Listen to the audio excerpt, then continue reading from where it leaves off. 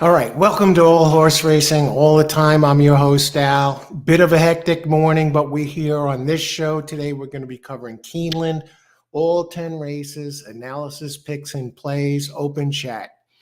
You know, as the races unfold, I've looked over the card and I see we're getting close to post time for the first race, but that's okay. So let's start taking a look at that. And I see we have some people here already. A little bit of a hectic morning today. Hi, Al. Elizabeth. Lisbeth. Hi, Lisbeth. Good afternoon, or wherever it is where you are. Hi. Welcome, and good luck today. Verdine, good morning, Coach. Off to a late start? Yes. Not handicapping-wise. There were some things I had to take care of this morning, and today it's going to be a bit of a... I'm going to be here. I went over the card. The scratches came in early, so I was able to take care of them. A friend contacted me, right? 12:53. We got 7 minutes, so I'll get this in. Friend contacted me, something really going on with him. He wanted to meet with me today and, talk about some things. And we are going to meet up, okay? I told him, well, I didn't tell him. I said, oh, yeah, that's fine. He knew I had a big show scheduled for today. I said, do you mind if I, step away, a few times? He's going to come by this afternoon. He says, do you mind if I said, do you mind if I step away just a couple of times? And, you'll get my most attention, but I want to get in my picks, people are, and get them out there because I went through the card. I made the adjustments after the scratches and they look great. And I really like this card. And he goes, oh, no, that's okay. Maybe, we can meet tomorrow. I said, no. And he says, oh yeah, by all means, sure. And he's happy to, he's fine with that. So there may be a few moments where I step away, but I got picks here today that I just absolutely love this card. I got the scratches in. I have my picks in, and, my winning contenders in order. And so it's going to be a full show. There just might be a few times where I step away, because he's going to come by and, you got to be there for your friends. And he was more than understanding. He was like, no, do your show. I was like, we'll get this in. So that's going to be the deal. And coffee of the day, Verdine. Coffee of the day today. Right. Today we're going with 8 o'clock coffee, original blend. And we'll get right at this first race. So that's going to be a little later on in the afternoon. But we're going to have picks for every single race, plays for every single race. And we'll get to this first race, but first coffee. And I think it could sum it up quick. And I'm going to give you my picks right away so you can get them, and then I'll talk about it. I'll give the picks first. Now, these are win contenders.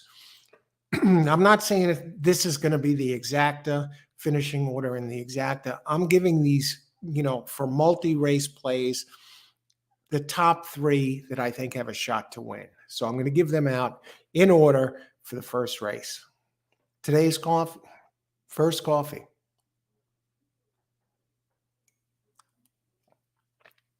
Excellent. It's a good, solid coffee. It's almost like going to Dunkin' Donuts, like that. It has the caffeine in there. It's not offensive. It doesn't overpower you. It lets you concentrate on what you're doing at hand. You're not sitting there thinking about the coffee. Like when you go to Starbucks, you take that jolt of that motor oil and, the coffee overpowers what's going on around you. That's not the case with this. It gets the job done, though. Okay, race number 1, my main contenders here, race 1. And I'll give you the plays because I went through this card and I put a lot of work into it.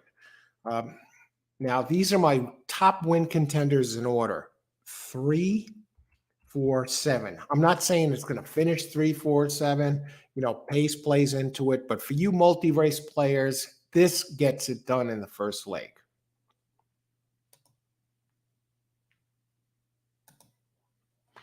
Let's talk about that first leg. We got 3 minutes to post, so we'll have more time to talk about the second race, but I wanted to get out here. 6 furlongs, claiming 62,500. So these are pretty good horses.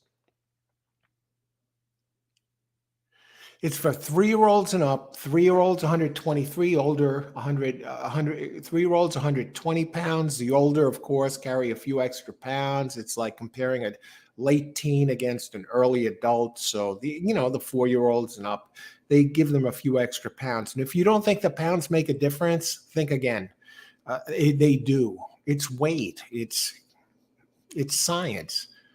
And they wouldn't even bother with pounds if it didn't make a difference. They wouldn't charge for pounds if it didn't make a difference. Let's take a look at the pace for the first race. And there were no scratches in this race.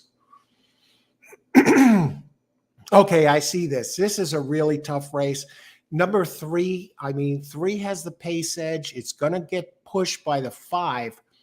But 3 I've seen enough of the stats that I can get this in without looking at the PPs. I remember this race vividly. Number 5 has good early speed, and I think it opens as the 8-5 favorite, if I'm not mistaken. Let me bring it up.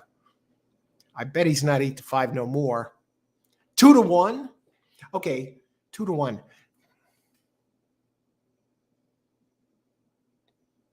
6 furlongs. I like 3 best because I think 3 will get a jump on number 5. And 5's numbers, buyer figures, etc., are faster than they look. Always gets a dream trip.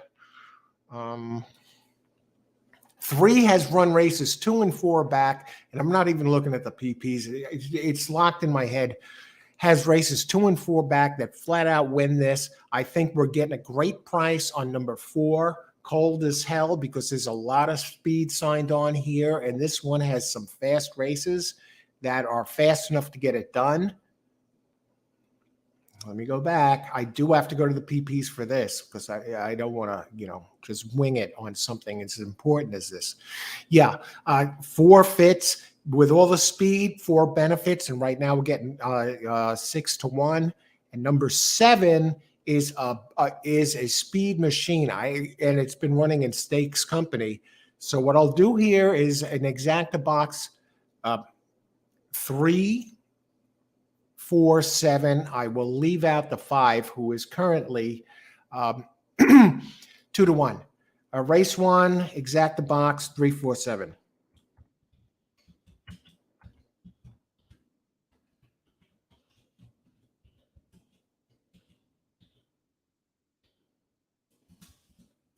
I think 3 is going to get a jump. Now, yesterday, those of you saw the show yesterday, saw we had a rail bias, and meaning a negative bias. Whenever the horses went to the rail, especially turning for home, and it was like they were running in quicksand. I think 7 is going to surprise. I'm surprised 7 was a long shot. Good luck, everybody. Enjoy the race. Oh, somebody almost fell.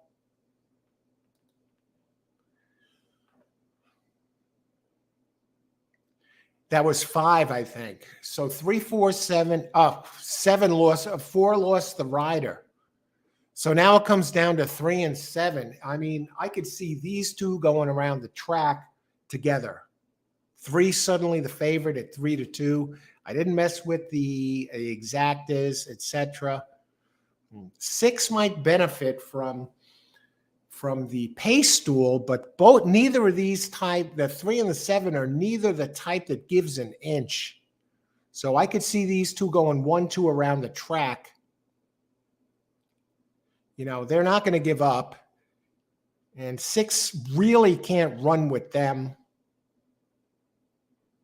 It's trying to. They're bumping. Now the 6. Now the 3 fights back.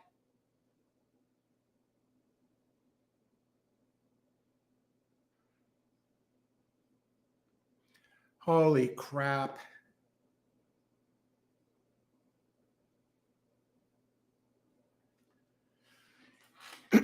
I think the 4 screwed, we lost the rider on the 4, who I like second best. Nothing you can do about that. They lost the rider.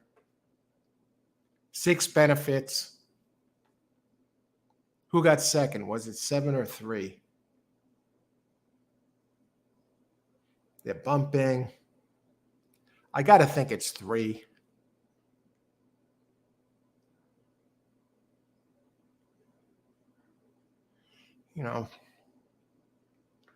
What are the odds on this? When this horse lost the rider, it changed everything there.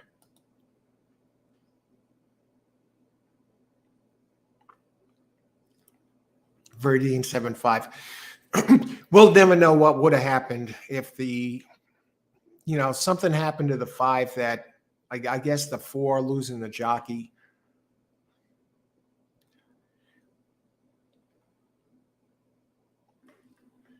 All right. 3 wound up. 3 wound up, when the gates opened. That was my top choice. It was, it dropped suddenly from down to 3-2. So the public kind of saw something similar here to what I saw. And the 4 horse never took any money. 7 stayed up. 6 was 7-1. I didn't see it. I mean, the 6 just benefited. I got to go back and look at the 6 for a second.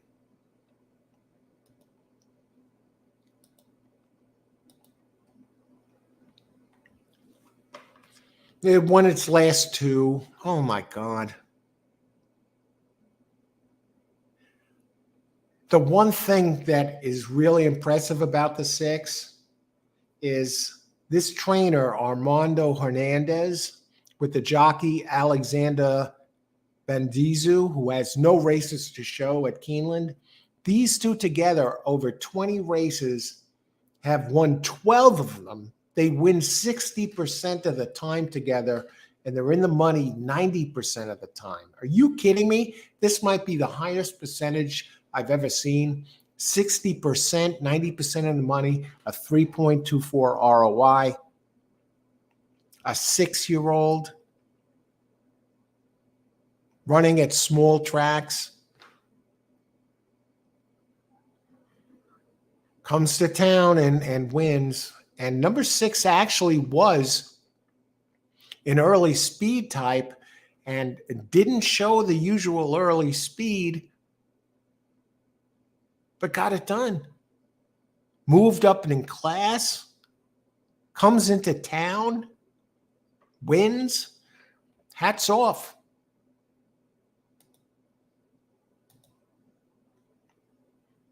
All you can say is congrats. I mean, thank heavens I didn't go for a pick 5 or something. Jeez. And I didn't like the 5 in there. I don't know if the 4 interfered with the 5. It must have, because the 5 usually gets out quick.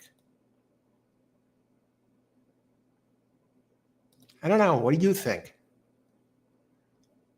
6-3, that's going to return.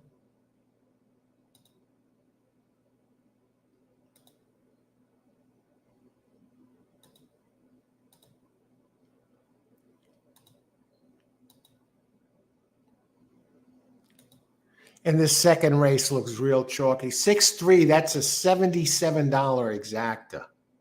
You see, 70, 38.54 for 2. So 77.08.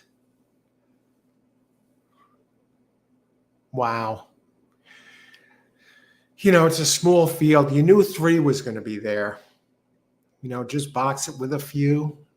I didn't expect 6, though. That's the thing. I thought 4. Something must have been wrong with the 4. Lost the jock.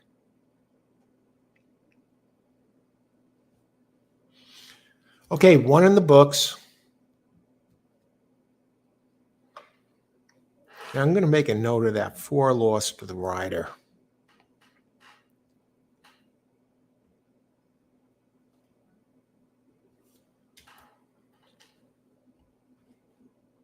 $8 coffee, original blend.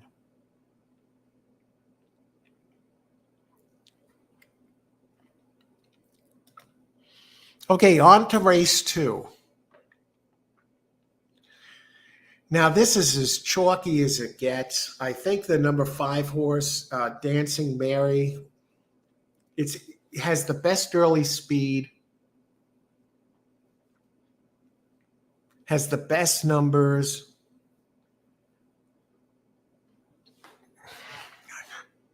I can see this going off at 2 to 5. 2 to 5 here. And I will take a pick 4 on this play because I like the 5 as a single.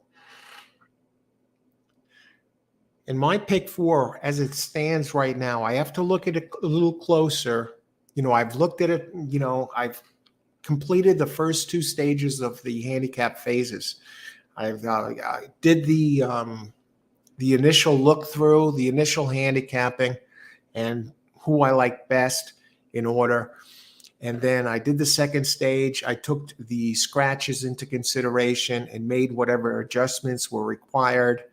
And now the third stage is making the adjustments again and adding the analysis, looking that you're getting fair odds at the board and the body language of the horses, and pick up anything else from the PPs and the data that we might have missed the first couple of ways, times through the card. So, but I see 5. I mean, if we got 4 to 5 right now, Dancing Mary, I mean, that's an absolute gift. I mean, the other one that I see that might be something is number 6. I mean, that looked like the second best.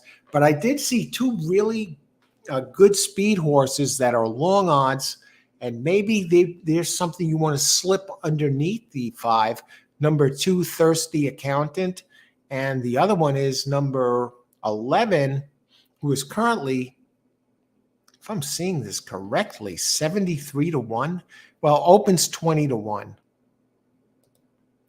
going to take a look at the pace here for race 2.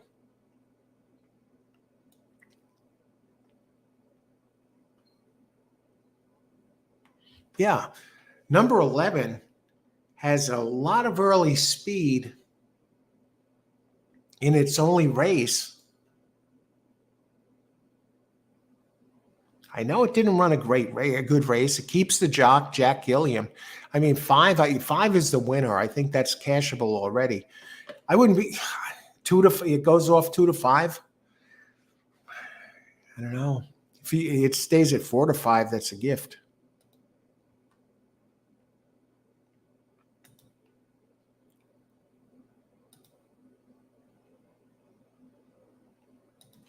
Who's Tayfun Taygan? Hello, teacher. I am Tayfun from Turkey. What are the horses you trust most today? I don't speak English. Can you write me? Well, I will advance. Welcome, Tayfun. Oh, you write English very well, but I'll give you numbers. Ice water in the veins, Verdine. What is this? I told my friend that.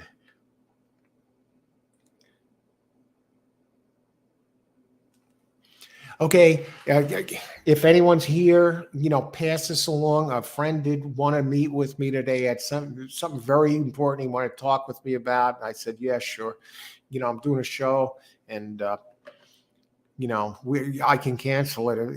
He goes, no. I said, well, do you mind if I step away sometimes and make sure I get my picks in? And he goes, oh, yeah, sure. Yeah, He said, we can meet tomorrow, but I said, no. So, but even if I step away for a little bit, what I'm going to do is keep the chat open, because I know a lot of you here like to swap notes and touch base with each other and share the picks. And it's not going to change anything with me. Maybe I won't give the stats as much, but I will get you my picks in place for every single race, on this card. So in this race, I like number 5.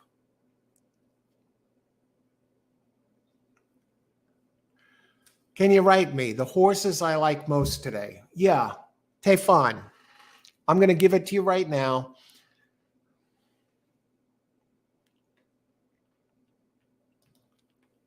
You don't have to write more than once. One time is enough. I've seen it.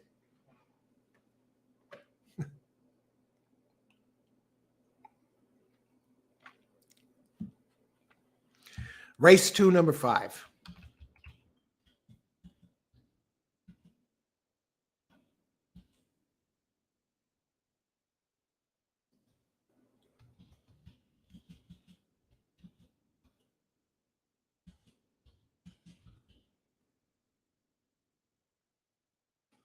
All right, now this might change. Some of these picks might change as we move along.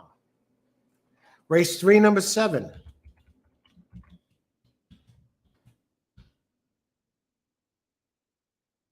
Yeah, yes. It may not pay nothing, so I may not do a win bet on it. You know what I mean? You got to be here for the whole thing to unravel.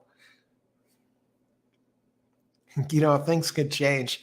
But now listen, anybody else, if I'm away from the screen, or Verdine, or some of the others who are here,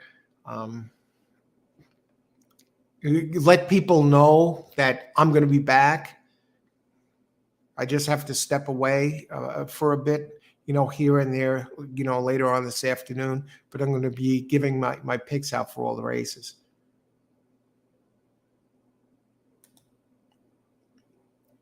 I can't believe number 5 is 4-5. That's almost a red flag.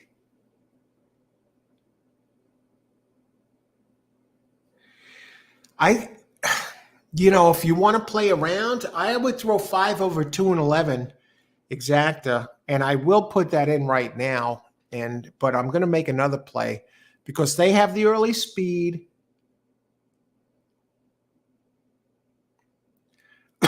Race 5, number 9. Race 5. Here are my favorites. Okay, fun for race 5. Race 5. Best win contenders in order. I put the work in already, hours into this card, so I'm not going to let this slide. I told my friend that. I said, listen, I put a lot of work into this. What's going on? He goes, I'll talk to you when I get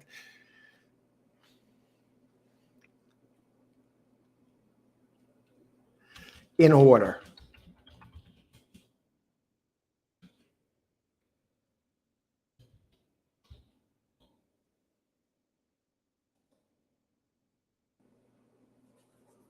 Race 5, best win contenders.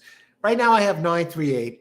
Now I did consider the scratches. I made the adjustments. I have to step away for a second. I'll be right back. How many minutes to post? Okay, we're 17 minutes. We're good. Be right back.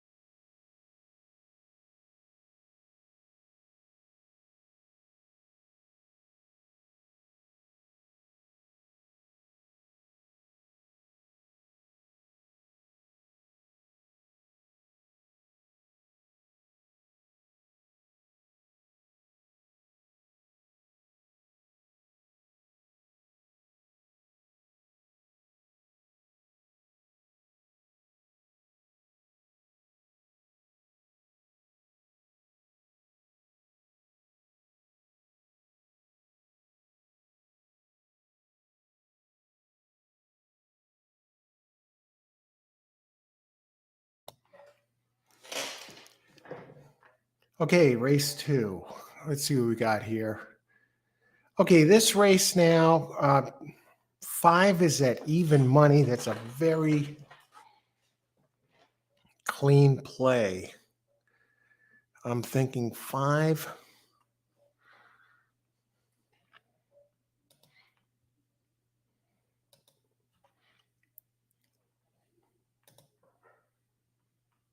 Get rid of this PP.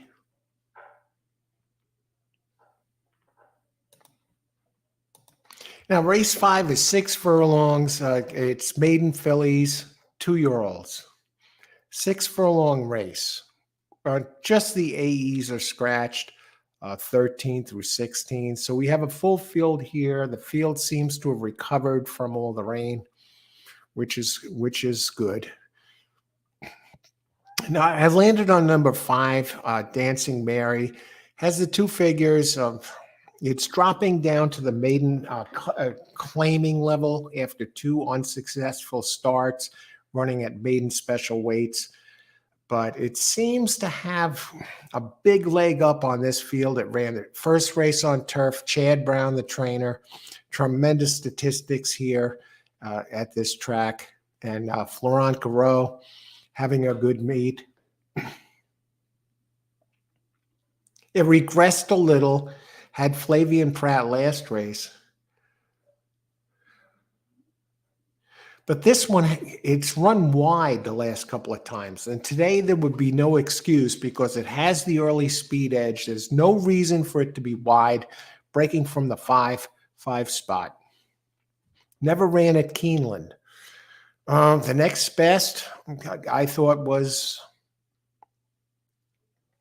number 7, actually, Red Sundress, making its second start, dropping from maiden special weight to maiden claim for trainer John Ortiz, 14%. Ricardo Santana Jr. up. He's 14% for the year, 14% for the meet. Worked out October 14th, 25th of 44 at 5 furlongs on a muddy track. 102-1, but fired a bullet at Ellis Park on September 22nd before its previous race, first of 20, working from the gate. Got out slow last time, but who knows? Look for improvement second out. Now, the 2 that interest me are number 2, Thirsty Accountant. Number 2 opens 30-1. I'm looking at the race 3 back. It's dropping from maiden special weight. It ran a 70 Brisnet 3 back at Colonial Downs in August and showed a lot of early speed. And to open 30-1, I believe 5 got this race, but here you're getting a price, jumps out there. This is a sprint, a pretty short sprint, 6 furlongs. If it has that burst, it didn't show the burst in its last race. I don't know what was up with it. It just ran much slower. The race before that was on turf, so we can throw that out. Maybe it wasn't feeling it that day. But if it shows the early fractions it did on August 2nd at Colonial, it can hang on for a slice, maybe second place. The trainer, 8%, Paul McEntee, and the jockey, low percentage jock,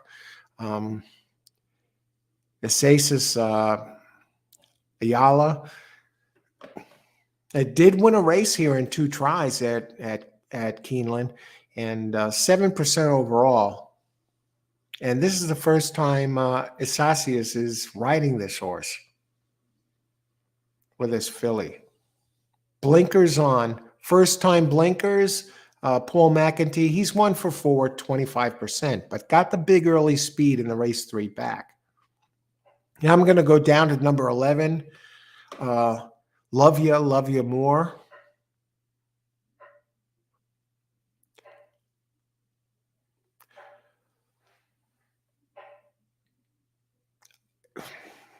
Drops in class today. Was maiden claim 50. Now, it ran at September 21st at Churchill. Drops in class, keeps jockey Jack Gilliam. 0 for 11 here, but 14% overall.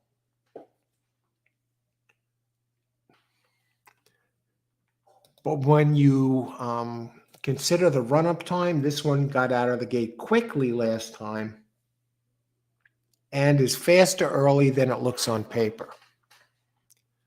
So I'm thinking an exacta of 5 over 2 and 11 and a pick 4 play. So I feel pretty comfortable with a single here of 5. 2 times 3 is 6. Pick 4 play. 2 times 3. I mean, I can cover the pick 4 for $9. It's not going to pay a lot because I believe the 5 is going to come way down. The question is, who is the one who is taking this mysterious money? Ready for trouble? Hartman, number 3. Let's take a closer look at this.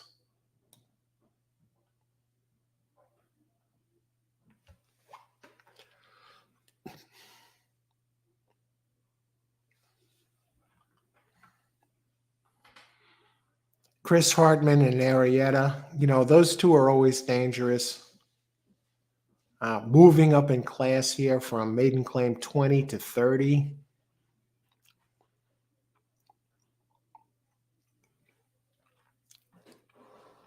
The one who's kind of dangerous, those two, Arietta and Hartman together at 21%.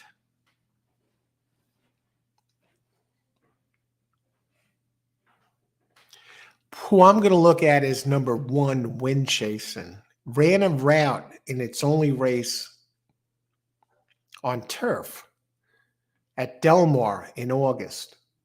Gets a solid jock, Declan Cannon, 9% here, or 13% overall. But the trainer, Quinn Howie, is 19% going turf to dirt. Let's look at the workouts of number 2. Number 1.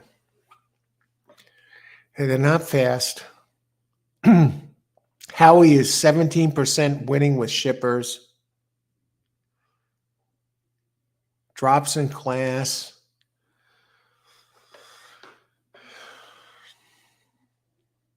Yeah, that's the X factor. But I don't see any X factor beating the 5 here in this race.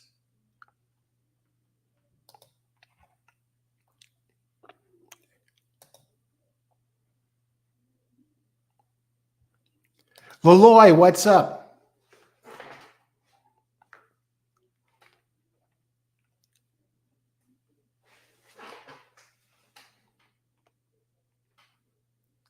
Good luck today. Good to see you, brother.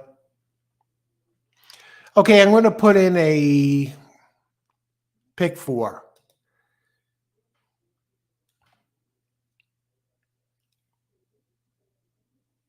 Okay, two plays. Race 2. Exacta. I'm looking for 5 to win and one of these 2 speeds to hang on for second. And they're both outrageous bombs. They're both 34 to 1, 36 to 1. 5 over 211. And pick 4 of 5 with 2-7. It's not going to pay much, folks.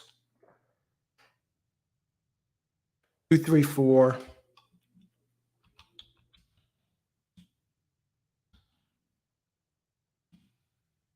And 3-8-9.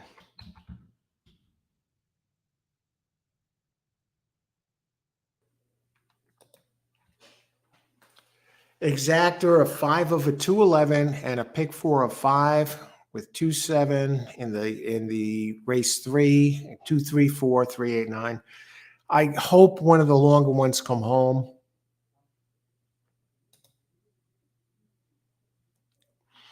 Now, who are the others in here who might ready for trouble? Let's go back to number 3. We got the Hartman Arietta thing going on. High percentage pair.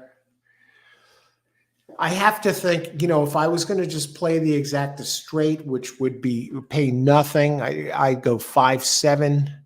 Let's see what that pays. Let's look at the probables. 5-7, 21.92. 5 is not really getting much respect. Unless something's wrong with it, I don't know why it's hanging around even money. I mean, that should be the easiest pick of the day. Okay, let's see. Maybe it regressed the second time out, and they're kind of worried. Chad Brown, Florent Garreau. 5 should win easy. Watch after the gate opens. This one's going to be 3-5, 2-5, number 5. They're waiting as long as possible until they drop anchor on this bet, trying to steal some money. That's all I can see with 5. There's no way this one's going to be even money. Watch the race. Good luck, everybody. Enjoy the race. Race 2 of 10 at Keeneland. Looks a little overcast, but the scratches were good to us today. And what do I think the exact is going to be? I think it's going to be 5-7, but I'm going to use 2 and 11 underneath in an exacta and look for one of those 2 or 11 to hang on for second. They're both big early speeds, but 5 got it over these. Good luck, everyone. Enjoy the race. Wow, 5 is not getting the lead. I'm not concerned yet, but I am a little concerned. I didn't think it'd be running 6th.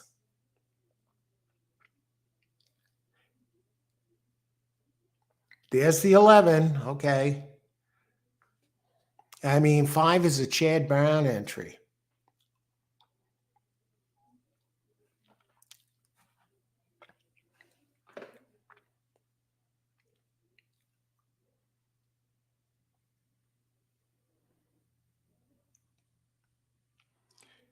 Now he has Florent Garreau, swings outside on the 5. He has a clear path to the finish line.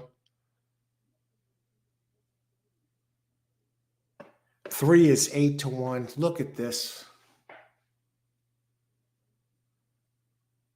4 is 18-1. 3 is 8-1.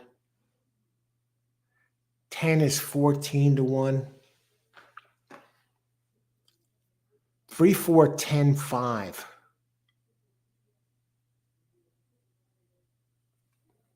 I wouldn't change a thing.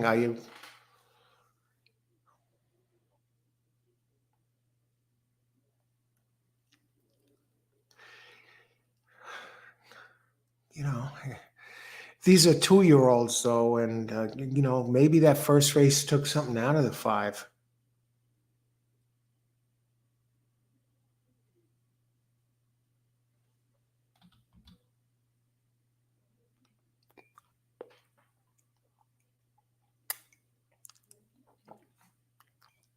An 8-1 over a 14-1. 8-1 over an 18-1 over a 14-1. Let's look at these payouts.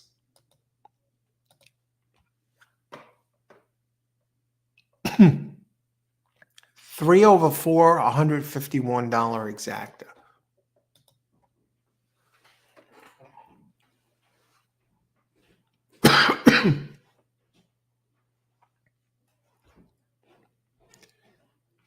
Verdine, daily double 5. I don't know how that 5 lost. That's.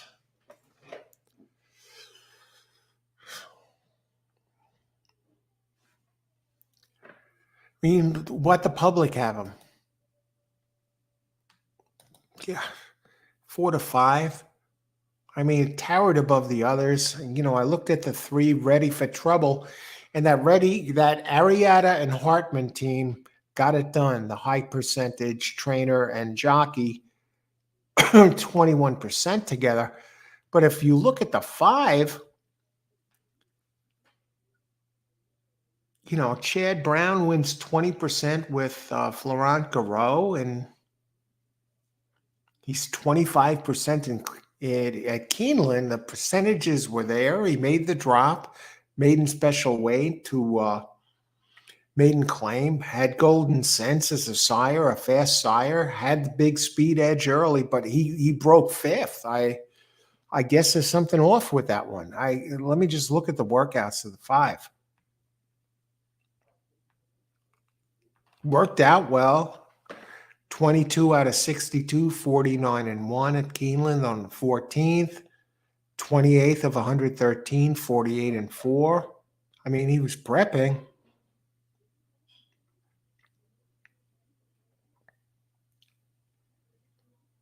His speed figures were quick early.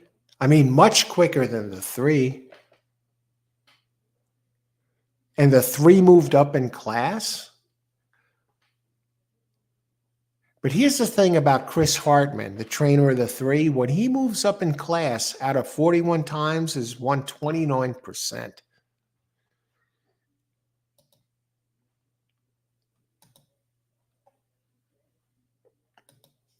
Steven, what's up? Keeneland race 2, 4-7-12 box.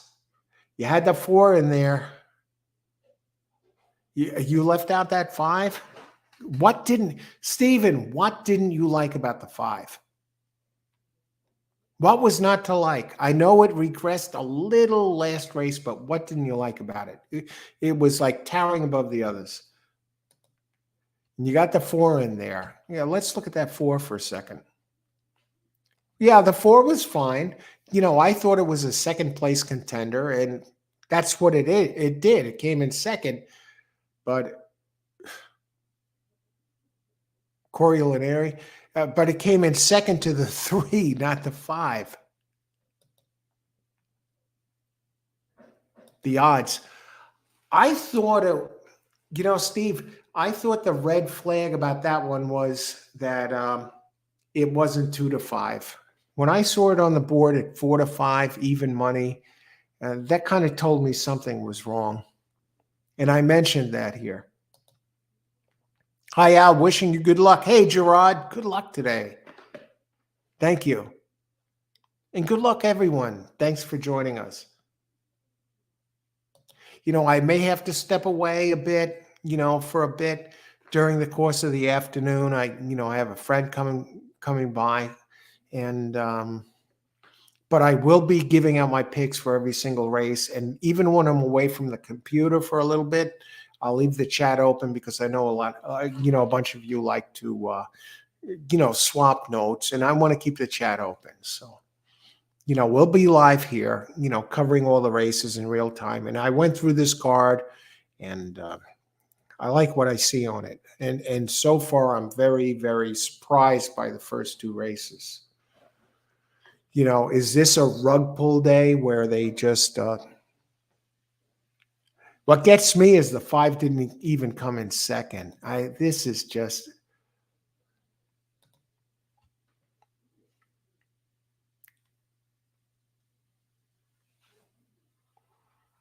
today's coffee, 8 o'clock coffee, original blend.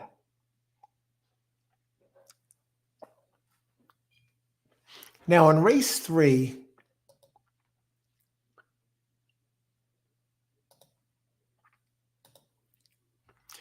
six furlongs, maiden claim 20K, purse 43,000. For maidens 3-year-olds and up, 3-year-olds 121. You know the deal, older 124. To carry a little extra weight, they're further developed. 9 was scratched, as is the 13 through 16 AEs. So this is 3rd of 10 here at Keeneland.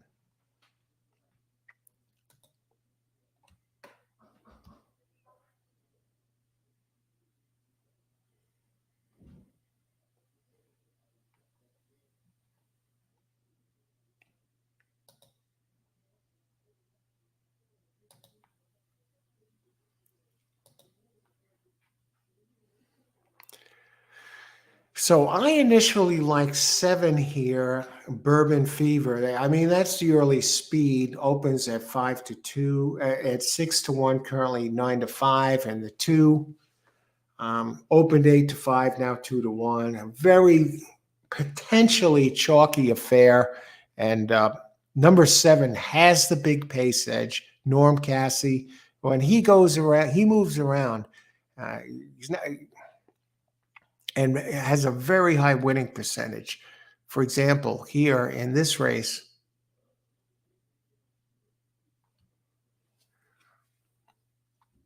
Norm Cassie, limited body of work at Keeneland, 95 races, but wins 22% with a 2.21 ROI. And he's teaming up with Ricardo Santana Jr. Now, we're talking about percentages. Cassie and Santana Jr. together, 81 races. They win 31% of the time. So it's not like 3 for 10, 31% for 81 races, and with a 3.18 ROI together. And this one is going to be blazing. Drops today, and Cassie dropping in class, 84 races. Wins 29% of the time with a 2.12. I can't see 7 in a 6 furlong race with this pace edge. Now it's a maiden race. They're dropping them down. That 0 for 4 is Bourbon Fever. They said, maybe this extra little turn of the knob will break the maiden, and I very good chance today.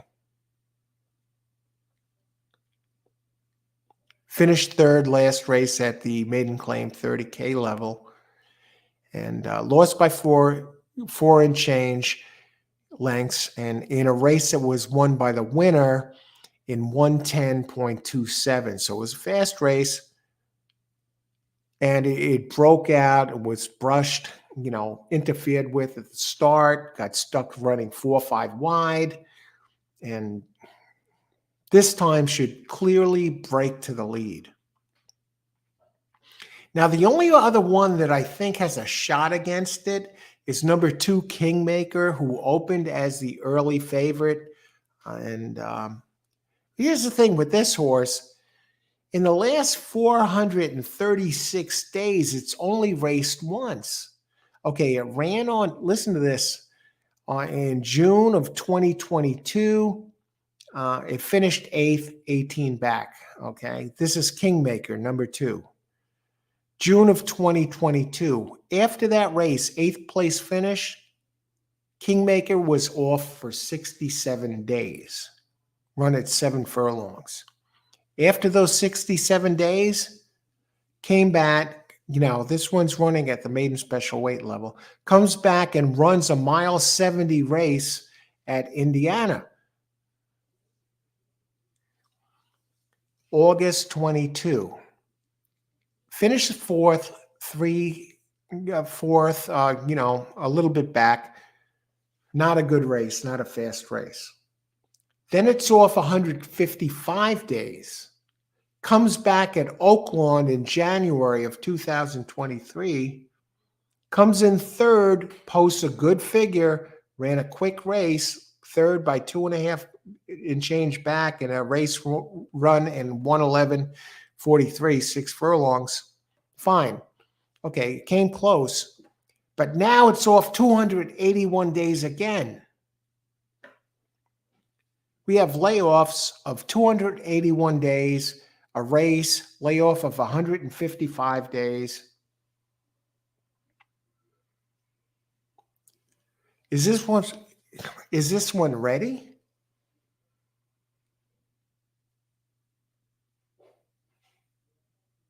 I mean, it ran well off the 155-day layoff.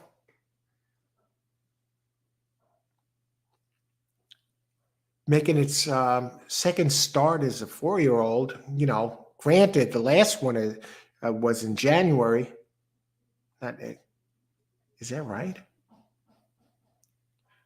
283 days, 281 days. Let's look at the workouts and then.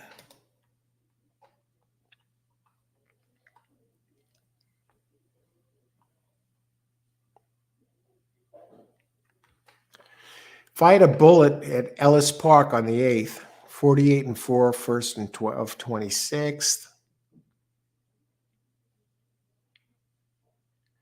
Now it's been working out religiously.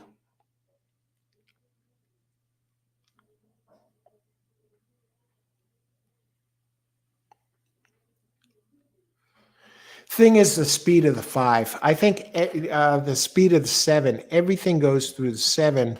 I box the 7 with a number of horses, and I'm going to, including the 2, 8-5 opening favorite.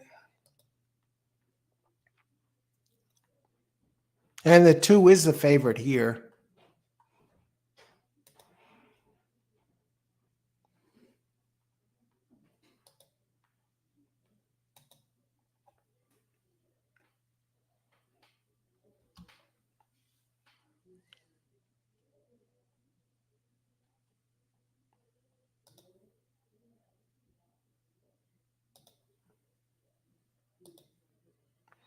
Austin's here. What's up, Austin? Big win bet, race 3.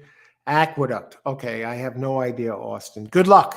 Good luck today. Good to see you. What I'm looking at is who I can box that 7 with besides the 2. I mean, 1 charted, John Court, the jockey. John Court, holy crap. 6% this year.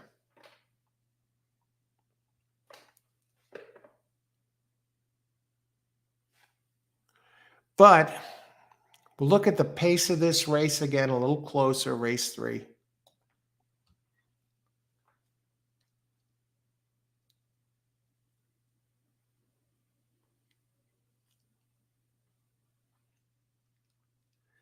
Mr. Commander, number 3.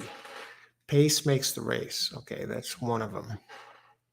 I want to box the 7 with a couple of them.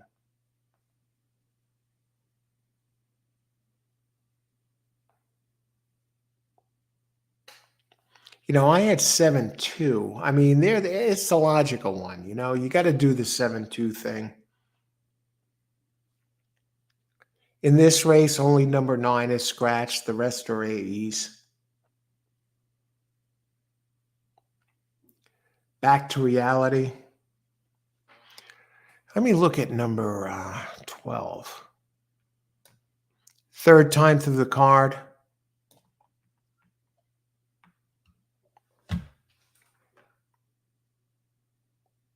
Chris Hartman and Torres.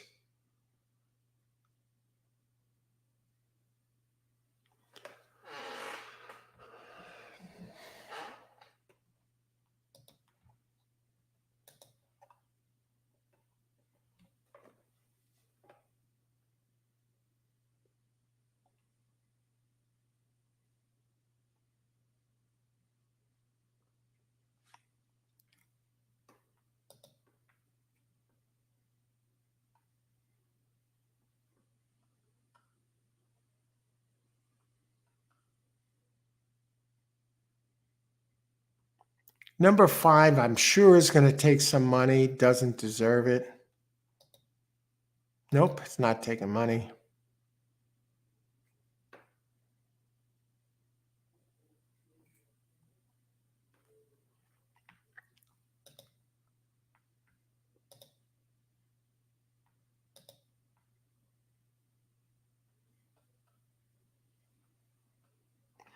I want to look at the pace of the 1 with John Court.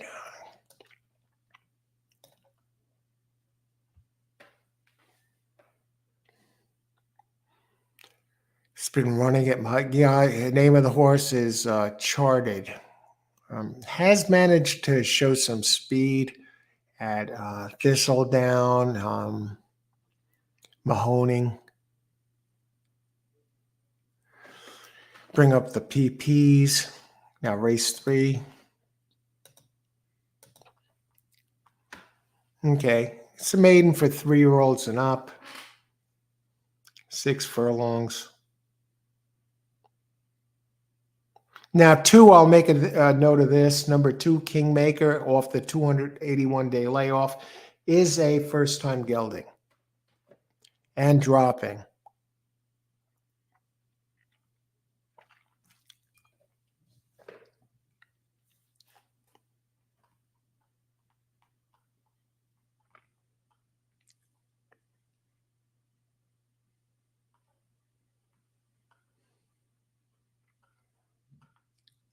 You know, everyone's looking at the drop, and it does have a couple of races that really look strong over these. The last race in January, 85 Brisnet, the race at Oaklawn in March of 2022 ran a 90.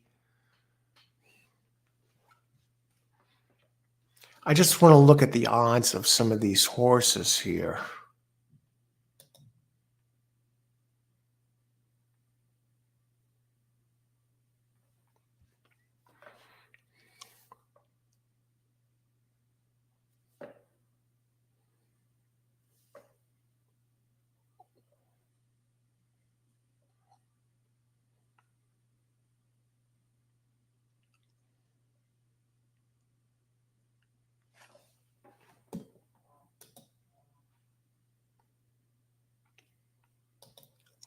Deanie Dwyer, Keeneland, race 3, 2 over 134. Hey, Deanie, good luck today.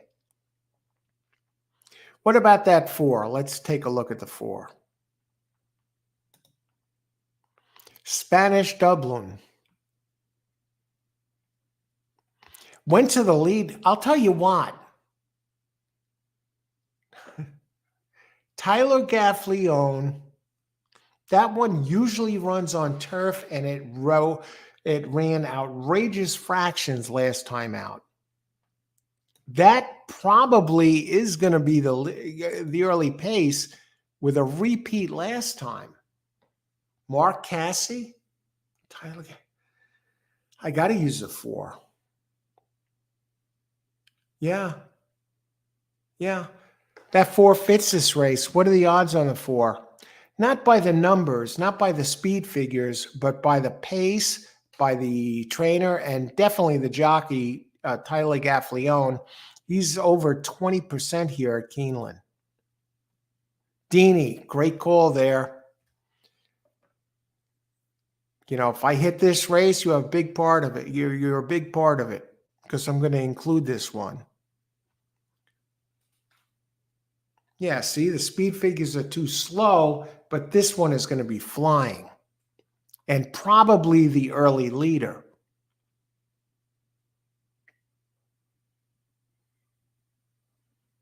Wow. See, very sharp crowd here. It's not just me giving out the picks. I've been a winning player since 2011, but we have a audience, participants, members, subscribers who participate and share their picks and their observations on the show here in chat. And Deanie just gave us a gold nugget here with potential, based on the early pace. This one really showed a lot of speed early last race, unlike not before. When you see a horse make a change like that and suddenly make a vast improvement in a certain area, that's very important. So be on the lookout for that when you look at the PPs. Spanish Dublin, number 4, open 10-1, currently 11-1. Mark Cassie and Tyler Gaffleone, the connections there. I mean, Tyler Gaffleone, I don't think any jockey here is doing any better than Gaffleone at this meet. I know it runs most of its races on turf, and now it gets back on the dirt. The last race came in 11th at the maiden claim 50 level at Churchill, 6.5. Now it turns back to 6. And when Mark Casse drops in class, and when he drops in class, this goes back 1,259 races. When Mark drops in class, he wins 21% of the time. And this is a sizable drop, 50K, maiden claim 50 to maiden claim 20.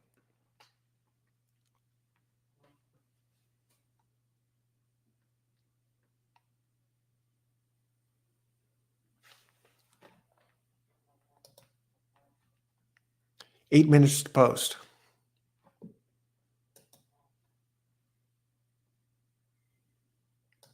Had to walk away from it. Yes.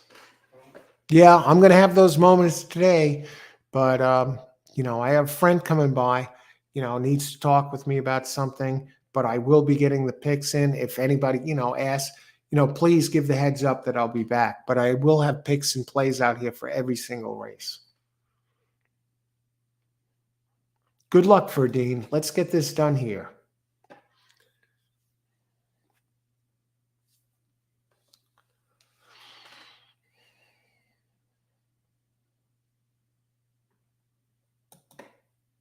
Seven minutes.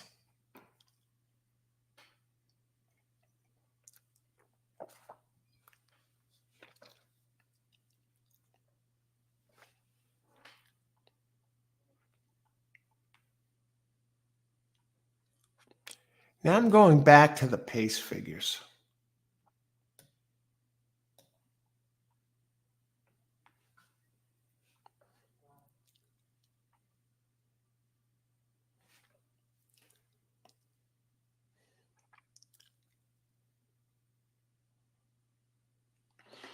Going back to reality, who's really showed a lot of speed last time, number 12.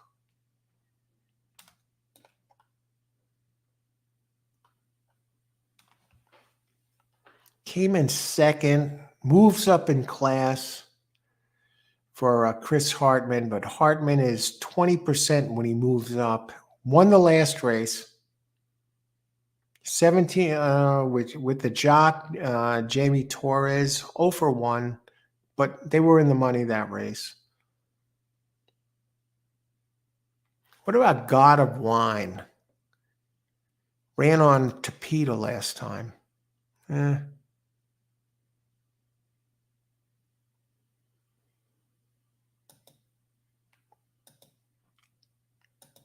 think I'm going to get the 3 out of there. Let me just see. Mr. Commander.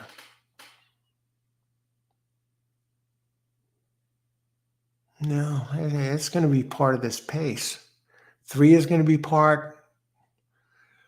We probably have a barn burner here.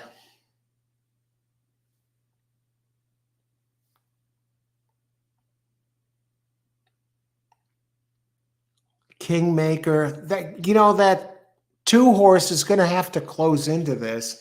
There are going to be other ones in here running light years faster. It's away 281 days. What's the beef with that?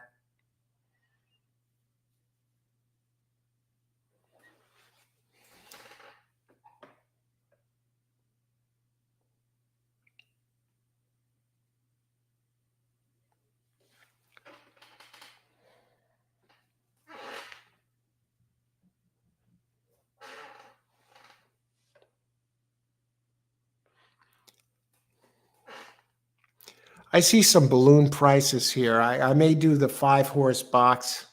We're opening the floodgates here a bit today.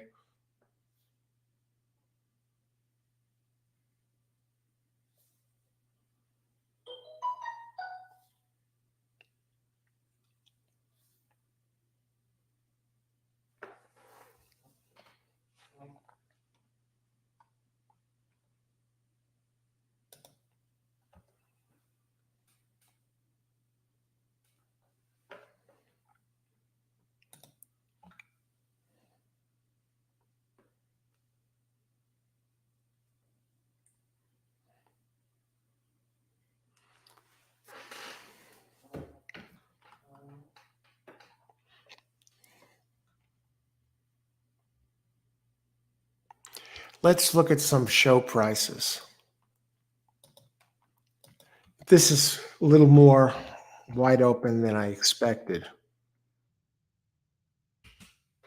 A lot of speed signed on.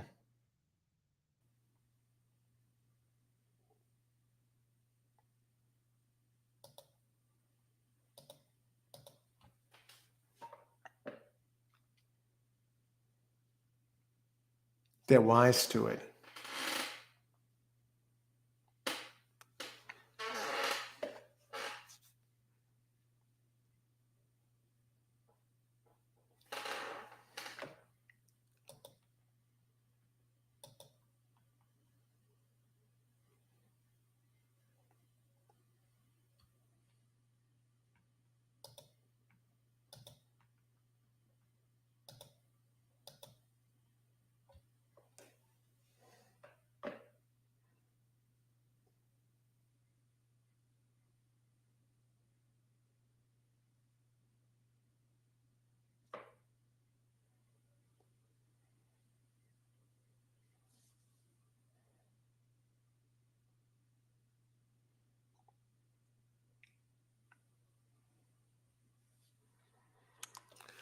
All right, here we go.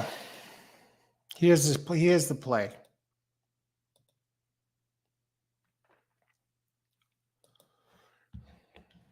Race 3, exacta.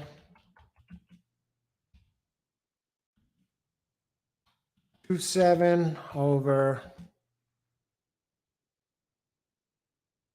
2-7.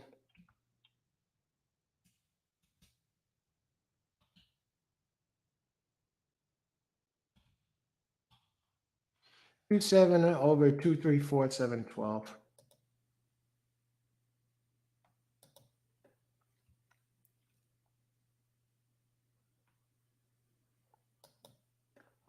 Steve, Asmussen claim 3, improving works. Number 5, Salivo. How many minutes to post? I don't know. Let's see if I have time. Number 5,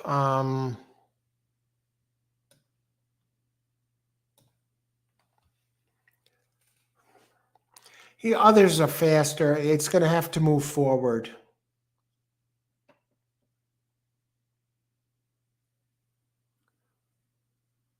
Moving up in class. I prefer others. First off the claim, Asmussen does win 19% first off the trader change. That covers over 1,700, but it's going to have to improve.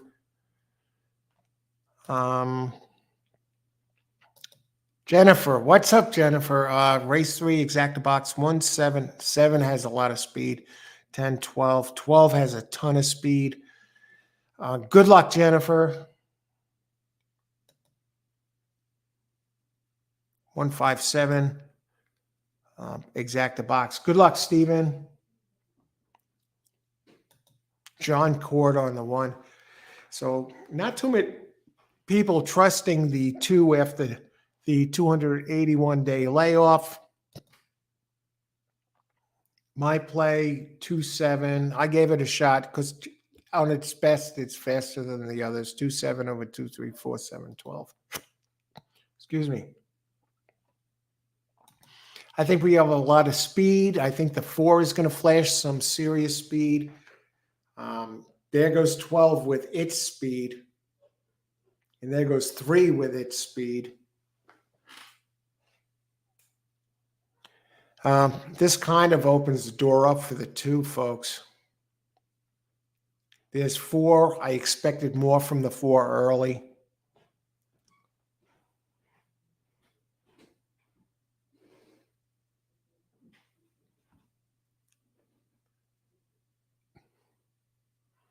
Somebody's circling the outside, the 11, looks like. At 7-1. That's the other one that looks pretty good. 7 takes over. Very interesting race.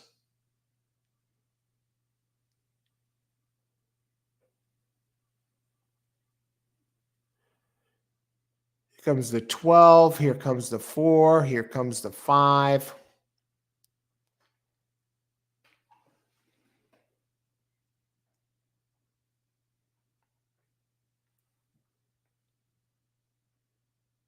7-4. We got the exacta. All right. 8-5 over an 11-1. It took 3 races, but we're on the board, folks.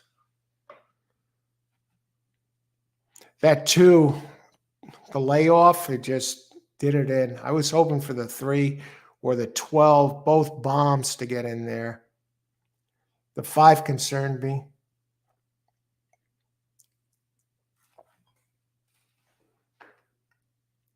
And that 4.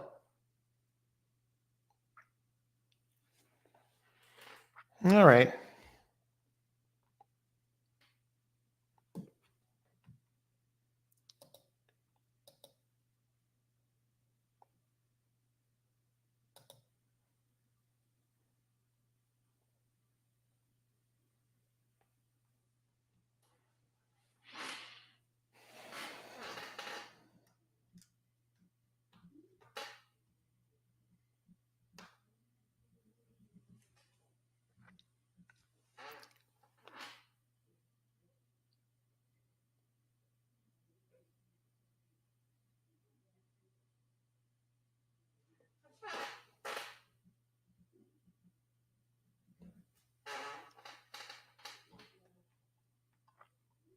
What do we got here?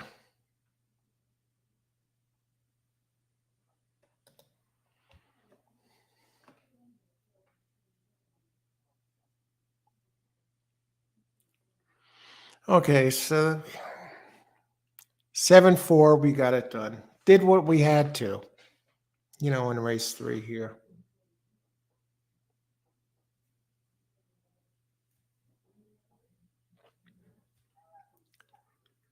And that's an $8 play. And this exacta, 7-4. That'll pay for $1, $24.80.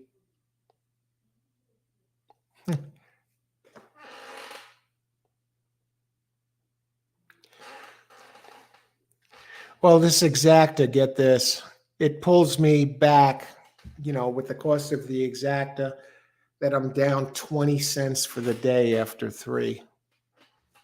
Total wagers through 3, $25. This will pay $24.80. If that 5 came in. Okay, let's see who got this here. 7-4-5. Let's go back. Cassie exacta. Can you believe that, Jennifer? This guy, the Cassies are just, they are they fly under the radar, but they're as good as any when it comes to the trainers. Tony Vasilino, Hayal, race 3, 2147. Exacta and try box. Who got third? Okay, you got the exacta and daily double.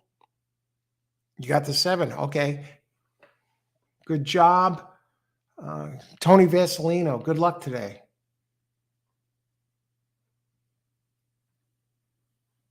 Steven. Good morning, Al. Race 2. Why am I...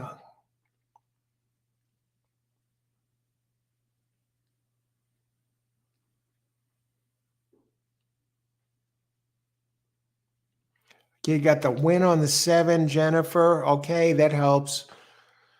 Oh, geez. That 12 was there. That 12 was there. That's the one we needed.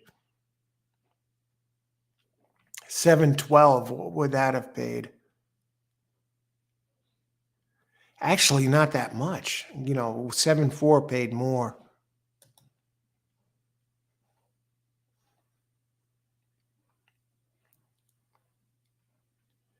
Yeah, it brought me back to about even, Jennifer. All the wagers. Last race, I lost. I lost 6 in the first race.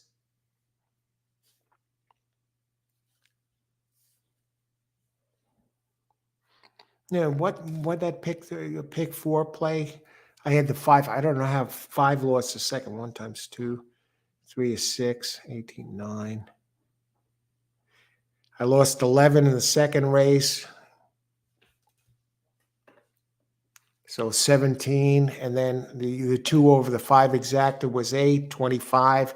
So I got back 24 and change. I'm actually down 20 cents after three races, but at least I, broke my damn,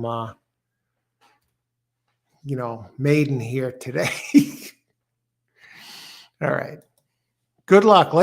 There are good races going forward. That too, man. Something's up with that horse. It definitely was the fastest horse in the race, but it has 280-day layoffs. Laid off, out of 430 days, it only raced once.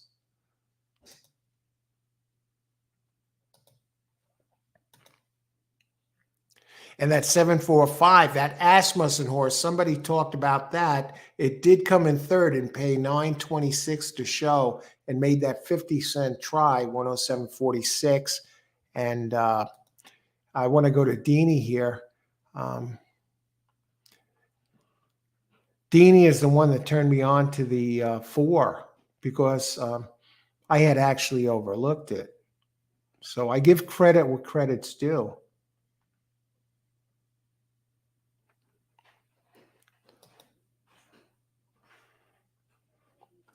It ran those really fast fractions last time. Okay, how many minutes? Race 4 of 10. I'll be back in just a few. We have a couple of stakes races today. All the races on the turf, not too many scratches. We have a graded stakes in the 9th, which should be a doozy. Okay, I'll be right back.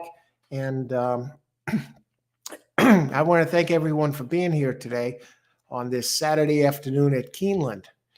God, I wonder what the track condition is like at Aqueduct. I didn't look. I mean, it was pouring even this morning and overnight at times. And yesterday, all the races came off the turf. I can't see them having a turf race today. Be right back.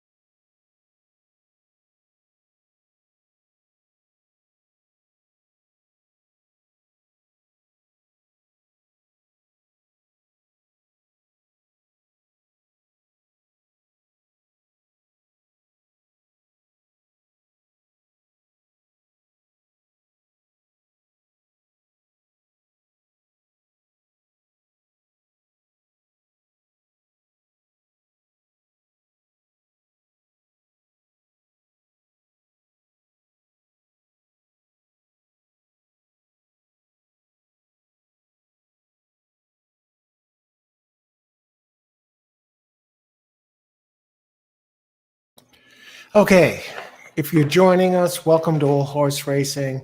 All the time, I'm your host, Al, or Coach Al, some of you know me as, or the King of Horse Racing, or Prince of Parks, Mr. Horse Racing, actually, not the King of Horse Racing. That'd be crazy.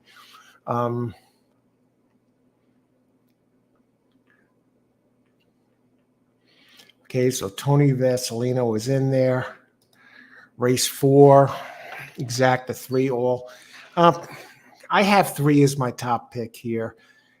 We'll talk about that in a second. The track's pure mud. Oh, that must be Aqueduct. Yeah, it's been pouring all day in this area, and just until recently. Now, the sun's not out, but at least it's not raining. I think tomorrow's card is probably destroyed there too. Exacta 3 all. Okay, let's talk about this race. Now, today I looked at this card. I looked at it early. I'm going to have to break away sometimes. I have a friend coming by and wants to talk to me about something. And, hopefully everything's okay. But I am going to be giving my picks for all the races. And I'll be in and out at times. He's not here yet, but you'll probably see a different wagering strategy from me today in some cases. I had a few off days in a row. I think the last 3 days I lost 40, 32, and 66. It's 138 over the last 3 days. Now, let's talk about that for a second. Am I panicked? Of course not.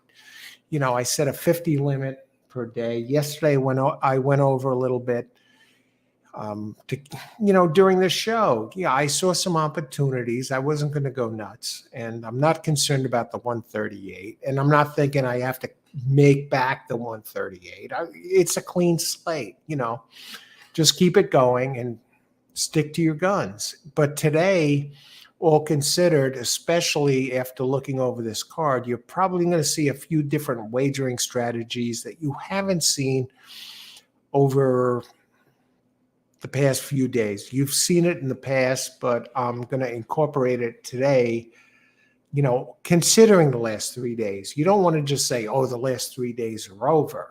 You want to move ahead and play within your means at the same time. Okay, race 4, Aqueduct. Now, this race got destroyed by the scratches. They're still on the turf, as far as I know. Okay, the turf is listed as good. So let's talk about race 4. Race 4, 1 mile on turf, allowance $140K. Wow, what a great purse for an allowance race. For fillies and mares 3 and up, which have never won 18,000 4 times. Holy crap. Other than maiden claiming. Now, there's a big description here, but on the handicapping level, you got to take these things into consideration, which have never won 18,000 4. And I'll be the first to admit, usually I don't, but I should. It's something I read about in one of Andy Byer's latest book. What is it?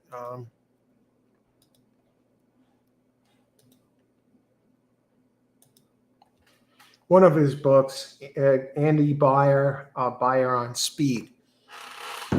Anyway, he talks about these types of races. I have all of his books. I don't have the book where, my $50,000 year at the races. That's a book where he went up to Saratoga, rented a place for the summer, and almost blew his whole bankroll in the first 3 weeks of the Saratoga meet. In the last couple of weeks, he made all his money back, plus another, 50 or so grand plus, and wrote a book about it. So if you lose a few days in a row, look back to the great Andy Beyer, one of the great handicappers and players of all time, if not the best. And you can go through a 3-week losing streak and lose thousands, lose your shirt, and still turn around. And there's always another race. Okay.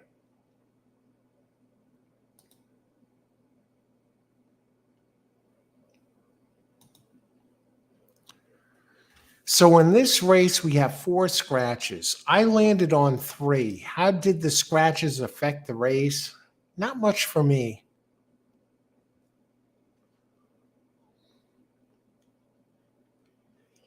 I mean, the horse that really jumped out at me was the 2. I placed him at third, my third choice in the win, situation, because this is a mile and the 2 is a sprinter, but every race is clean. My problem is the last race it ran on turf. It stretched out from its usual 5.5 to 6.5, and it won, but the speed figure was too slow.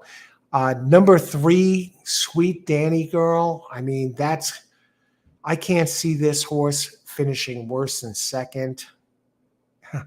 No way. What are the odds on the 3? I'm thinking maybe a crush bet place on 3. 4, Flavian Pratt and Clement.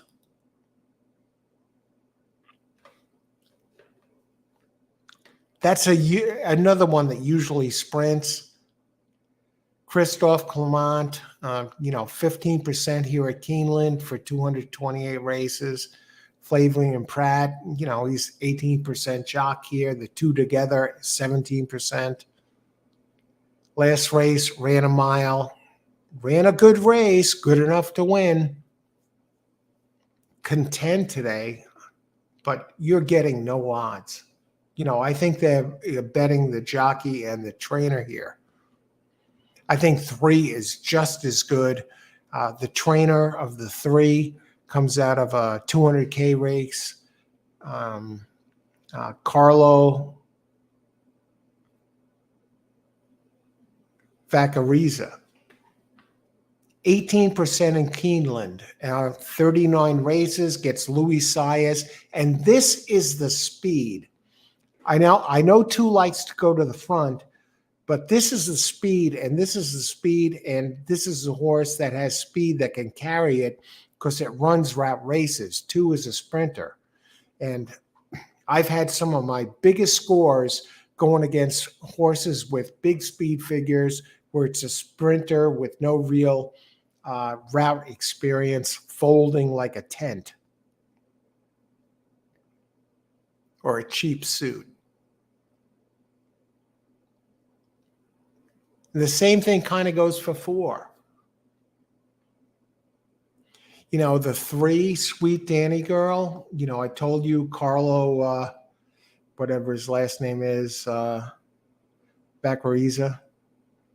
18% of Keeneland. That's 39 races. Well, it gets Louis Saez. Now, this is the early speed. Louis Saez, who is a early speed type guy, he's only 1 for 11 with Saez. Carlo is. But Louis is 19% here with a 2.05 ROI as a jockey. That goes back 225 races. And he's one of these that runs a really good race, a great race, a really good race, a great race, a good race. Now, last race was a good race. He finished 9th in a 200K race, but only 3.5 back. It was a blanket finish. The other one I like is number 4, Christophe Clement. Always,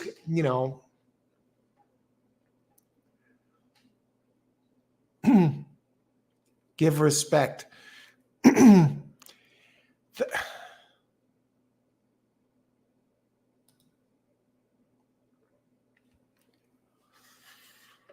3 is 5-2. 4 is 3-2. No way 3-2 on the 4. No way. Let me look at the place prices on the 3. I may crush it place, and that might be one of my more unusual bets.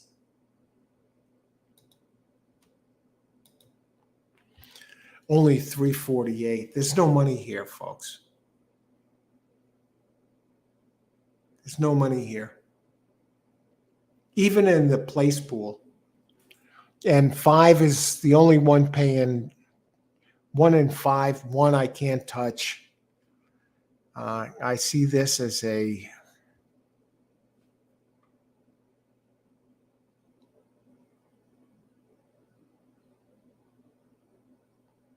it's beat the 4.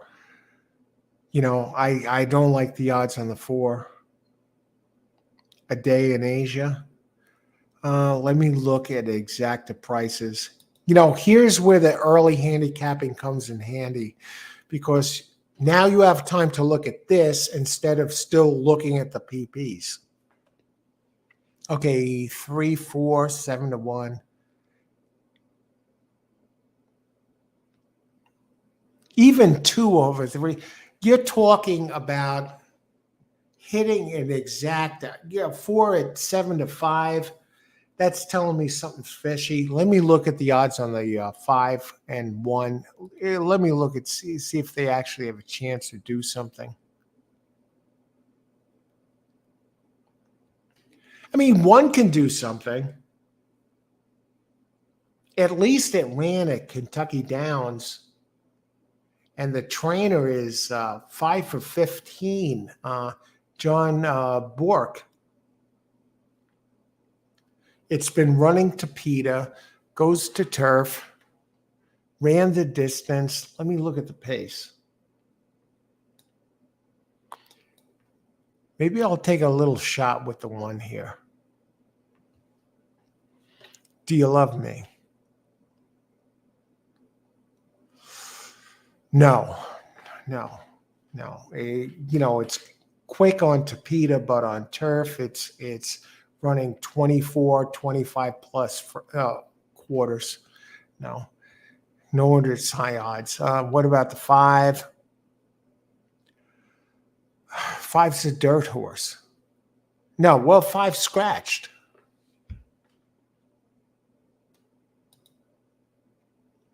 No, he's not. I showed 5 as being scratched. Okay, 6. 5 is a dirt entry. I can't go there.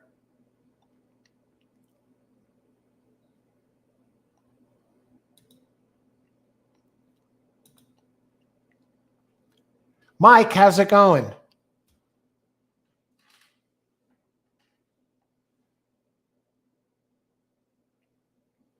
James White. Okay, I'm going to catch up. I may not get my bet in, but I will.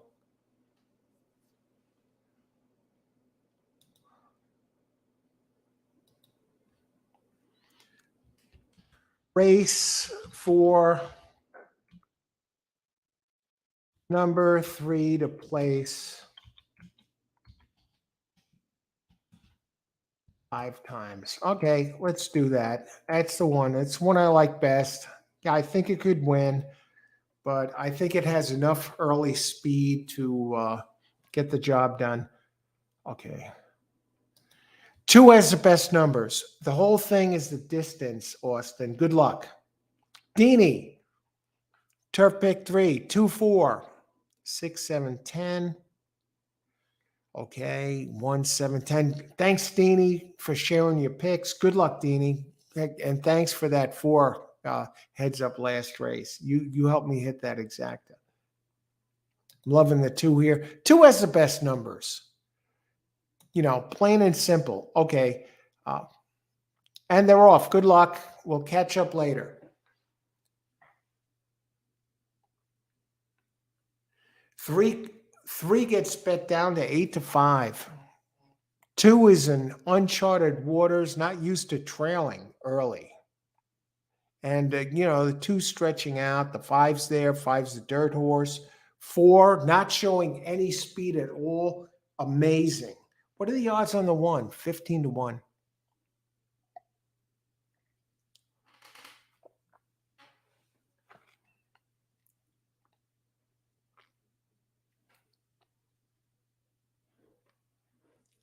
Now, three's coming after the one. I have to think he's going to overhaul him. Now, the one is not bad.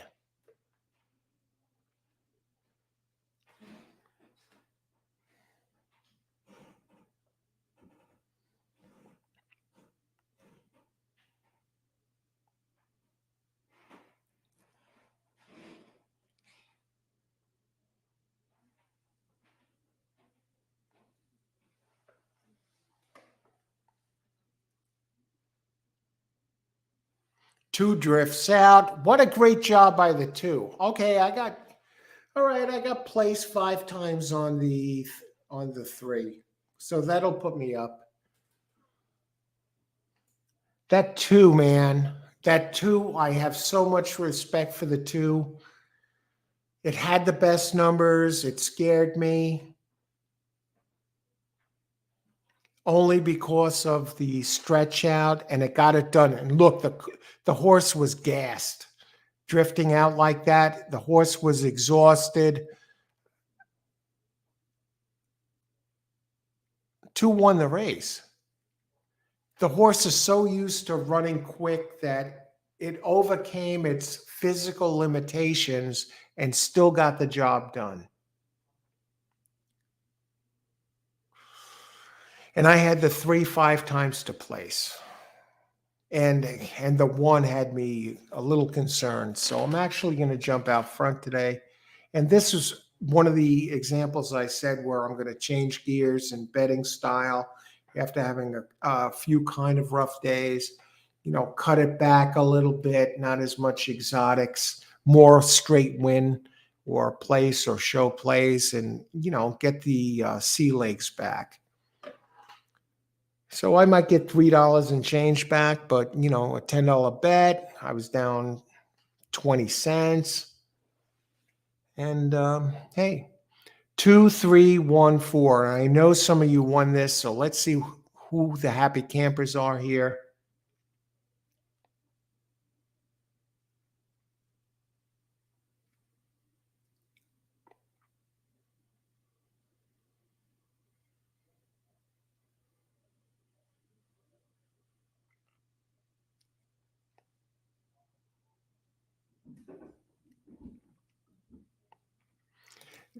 Deanie, great job on the 2. You got 5 to 2. You're alive with 3 shots in the next couple of races.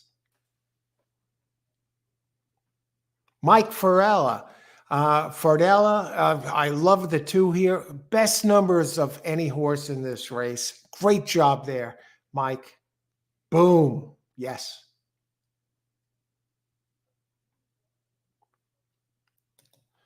Austin, good day, everyone. Playing 2 straight win bet race 4.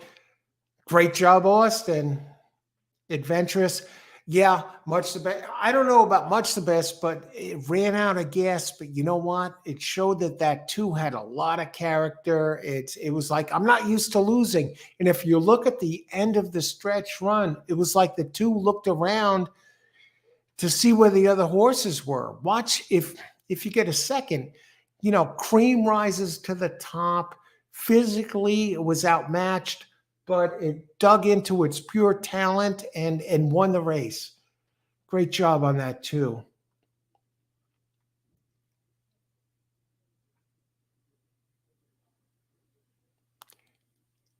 Daily double. Boom. Tony Vasilino gets the double done. Beautiful. Great job, Tony.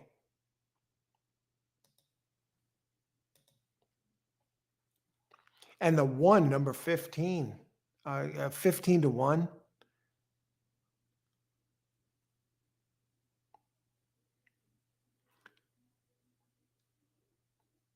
Wow, great job. Yeah, that 2 is, that 2. I know it's a sprinter, but how many times do you see a sprinter turn around and win a route like that? And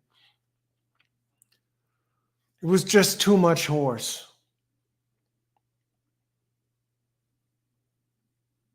Ovray, is that how you pronounce it? I don't know. Ran the 98 buyer, 2 back.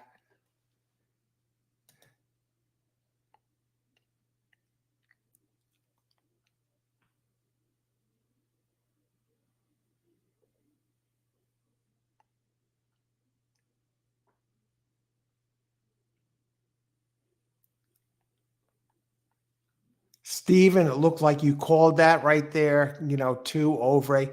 Its races were much faster than the others. I mean, hands down, that was the one. My only concern was the stretch out. Otherwise, I would have bet it to win. Uh, Well, I don't know about. My only concern was the stretch out, and I've had some very big hits with horses, just like Ovray, where I bet against and the horse, with the big numbers, but it was a sprinter, and I bet against and I cashed big by betting against, but I didn't want to bet against this one. That's why I went with the 3-5 times for the place. And yeah, race 4, number 3 to place 5 times. So I don't know what the place will be, about $3.50, 306. All right.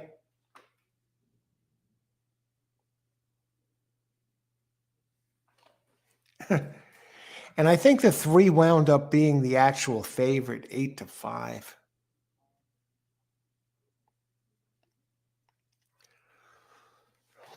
So now I'm up $4.80 after 4 races. Back-to-back winners after getting off to a bit of a auspicious start.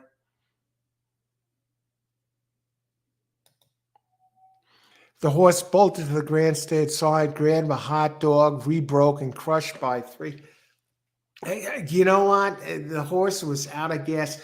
And Austin, did you catch how it looked at the other horses to see where they were? It was like, really, it did. It looked to the side and then started running again. That horse was gassed. I hope they give it at least 3 weeks off and keep it to sprinting. This horse is not, this was a mile. This is not a horse you're going to enter at a mile and a 16th. Keep it where it belongs, because when it sprints, it has big early speed. And this time it didn't take the lead early, which was smart by the jockey. Who's the jockey on that too? Corrales. That exacta 1750, but the try, would have liked the try a little higher with a 15 to 1/3. What were the odds? 5-2, and the 4 did nothing. There was no pick 4. Yeah, with, Super. Good job, Austin. Great job, Deanie. Steven, great job.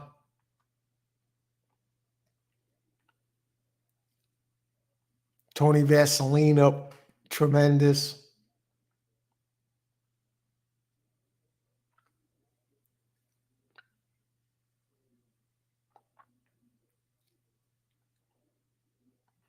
On the double.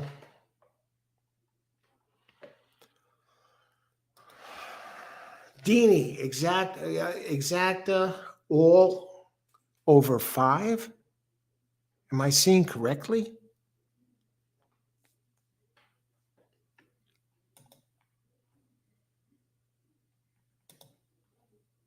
Okay, I can close these PPs down and bring up race 5. Race 5, 6.5 furlongs, maiden 100K, fillies, 2-year-olds. Okay, this is one of the tougher races on the card. And then after this, we'll be done with the 2-year-old races.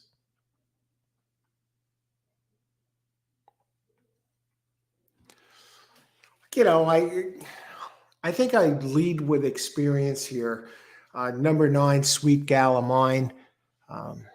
Michael McCarthy, a 15% trainer with Flavian Pratt up, over 20% for the meet. Big early speed. led in the stretch by 1 and lost by a neck to finish second.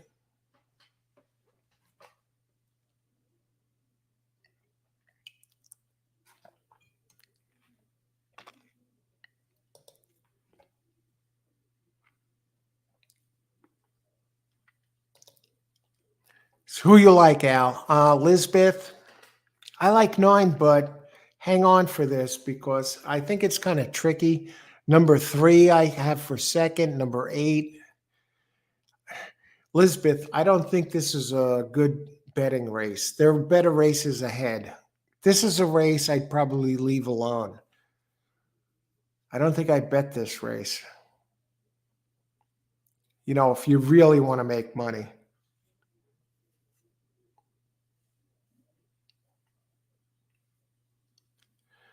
Because a lot of these horses in this race, they haven't raced before. I don't have the data really to go by. I mean, 9 is 9 and 3. 9 beat the 3 last time. But we have others in here. The 8, for example, from Brad Cox, never raced before. And this one now is a favorite, open 6-1, 9-5. Brad Cox wins a lot, and this has a great jockey. So, Elizabeth, I would wait for one of the other races. Who do you like? Here are my picks. I'll be right back. Preliminary. I don't even want to put this up here. I'm not going to wing it. I'm not going to pretend I have the answer.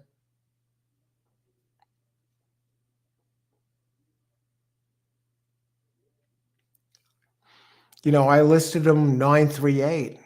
Yeah, it's wide open. W.A. DePonte, great to see you, W.A. DePonte. Yeah, you're exactly right. Wide open for long shots. Hit the all button. Austin, I know, uses the all.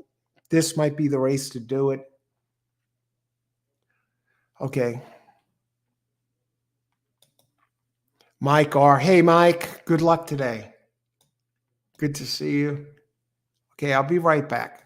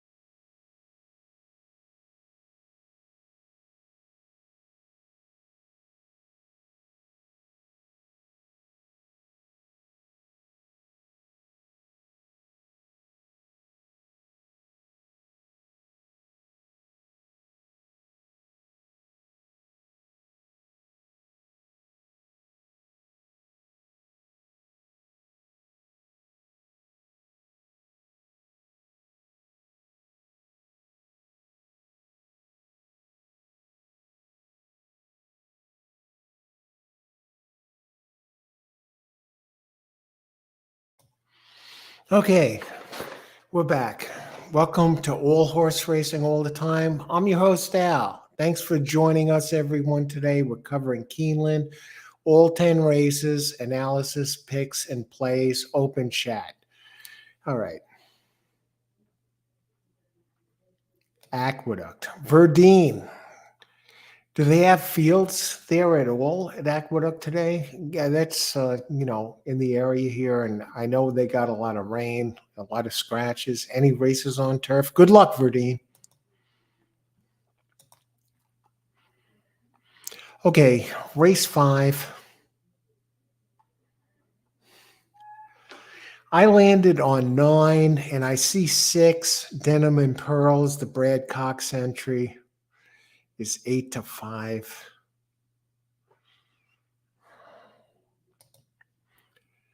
I'll tell you right now. I'll give you a heads up right now. I'm not betting this race. I'm passing, but I will give you my best selections. You know what I'll do is I'll give you a play, right? If my life depended on the play, what would it be? You know, that's maybe overly dramatic, but I'll give you my best pick if I had to make a bet. But personally, I'm telling you right now, I'm not betting this race because there are much, much better races ahead, and this is wide open.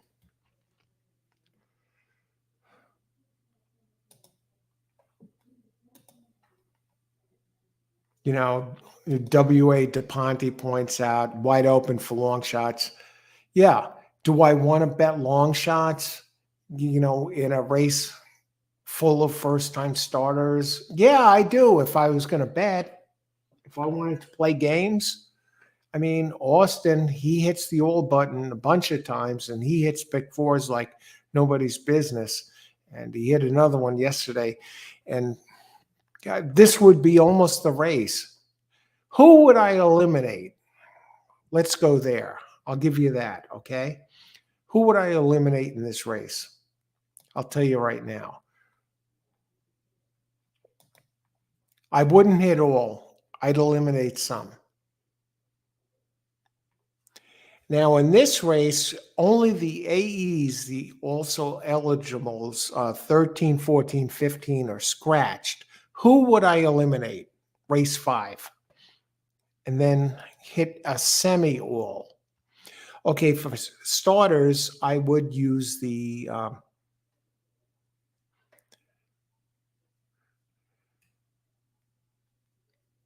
389, race 5. Okay, I'm writing it down. I'm a lefty writing. I throw the ball right-handed, bat right-handed, but I left-handed. That's okay. 389 are must use. The 3 and 9 both raced, and they finished, close to each other in the same race. 9 edged out the 3. Neither won. 8 is a first-time starter with credentials, and it's the current favorite. 8, Denim and Pearls, Into Mischief, great breeding. Into Mischief, number 8, Denim and Pearls, Brad Cox, the trainer. He's 26% at Keeneland, and that covers 547 races with a 2.04 ROI. So if you just bet every Brad Cox horse to win, you'd be breaking even. Just a shade ahead, which is a tall order, really, in horse wagering. And with Florent Garreau as the jockey, the two together are 27%. So 389 must use. What about the others?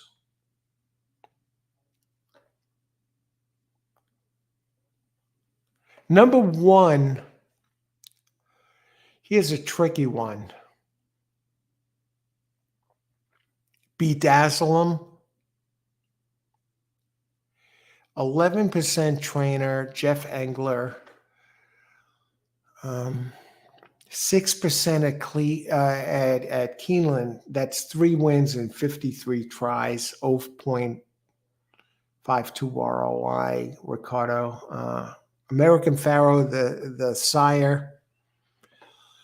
Just the sire alone.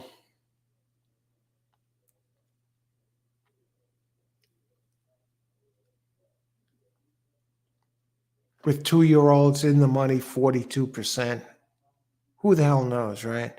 So if you're going to spread, you use the 1. Santana Jr., 14%. 2, best of all, Chad Brown. Yeah, you got to use this one. First time out, 17%. Tyler Gaffleone. Candy Ride, very good sire. 2-year-olds in the money, 42%. Okay. Who else? I'm looking for tosses. Toss the 4.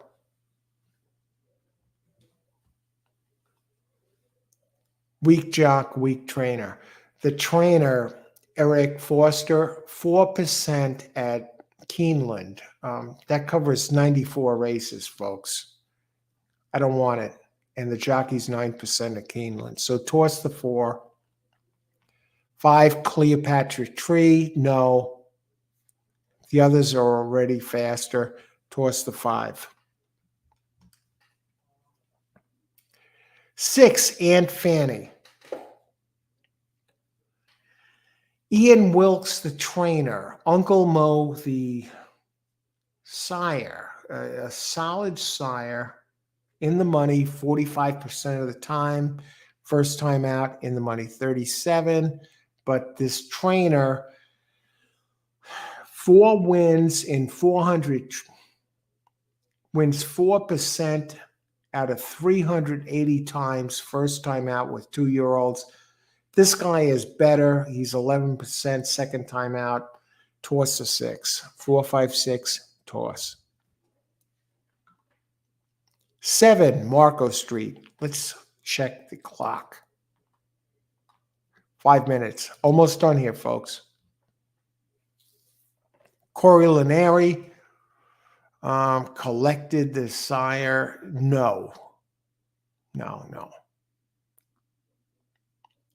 Others better. Toss 4, 5, 6, 7. 8, I said involved. Brad Cox.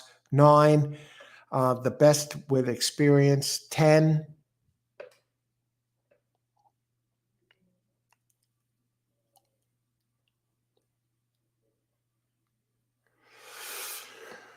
interesting. Ewing, the trainer, he wins 5% with first-time starters, but with a 2.05 ROI.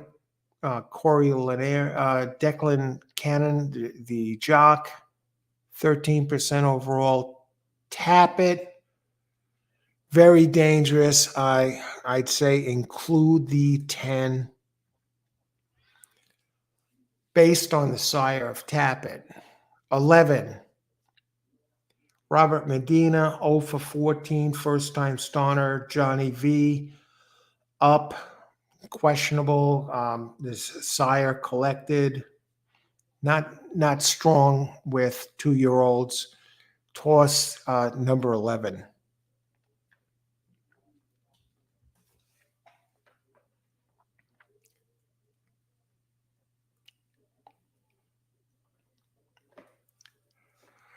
The other 12's been beaten by the other 2, so I'm going to leave that out. The trainer's 4%, so throw that out. So I think we could narrow this down.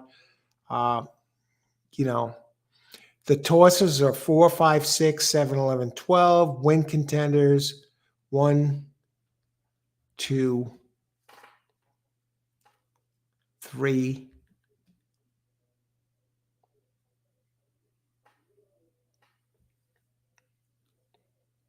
8, 9, 10. 1, 2, 3, 8, 9, 10. Winner comes from those.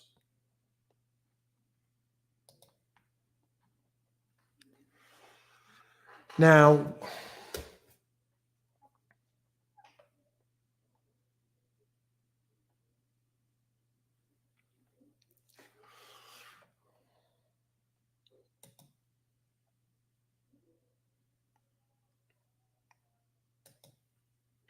Steven, race 5, 6.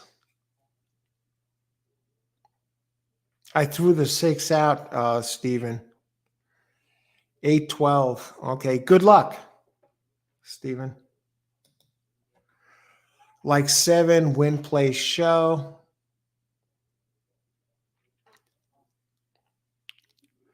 All right. Well, I gave out my tosses for the win spot. I think place show. I don't like the 7 or 4 at all, but good luck. You've done this before, Christopher. Jennifer, exacta box, Keeneland. I threw out the 5, and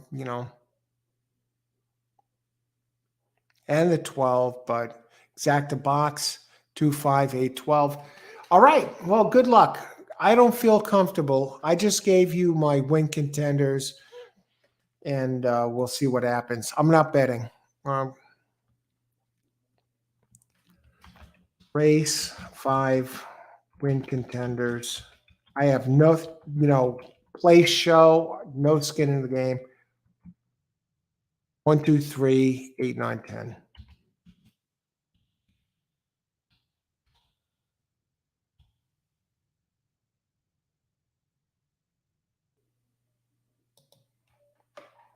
And you got some of these. You got the 8 in there and the 5, Jennifer, and Chris. You got the 3, Joe Talamo.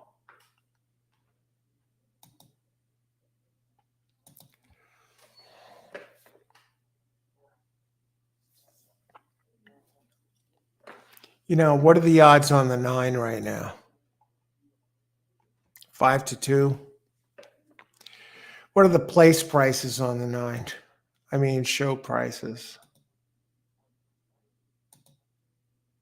Probably zip, right?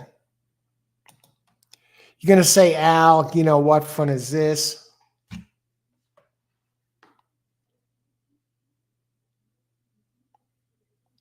I actually see 10 as a win contender at 37 to 1, believe it or not.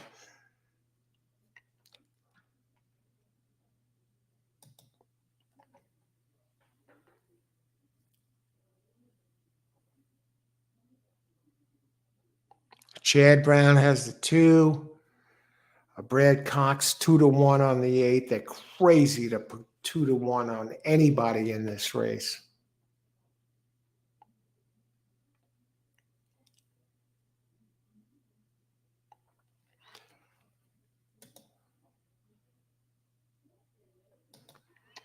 Verdine, race 5, $1 daily double, all 1. I have 1 next race, yeah.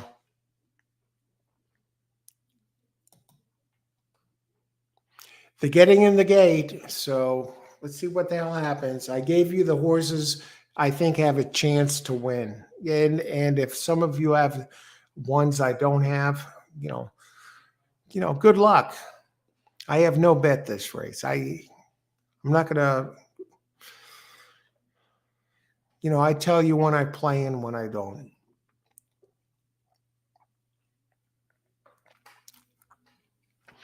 One, 2, 3, 8, 9, 10. I think 9 is going to be, if I had to bet, gun to my head, 9 to place. Terrible expression, but that's what it would be. 9 to place. Okay, let's see what happens here.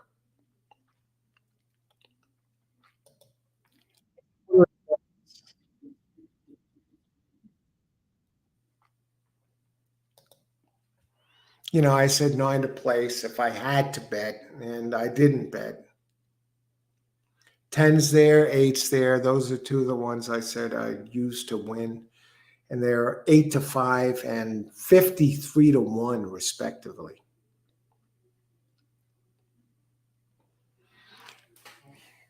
$12 is coming, 15 to 1. 9 is cooked.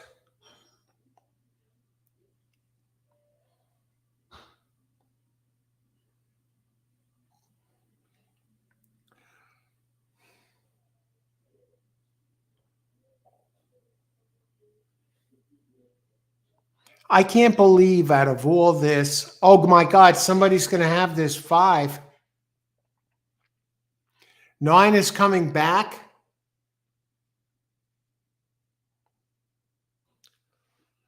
All right. I would have hit the bet. Gun to the head. Thank you. I survived. I don't know how that happened. I think it was 9-8. I said 9 to place.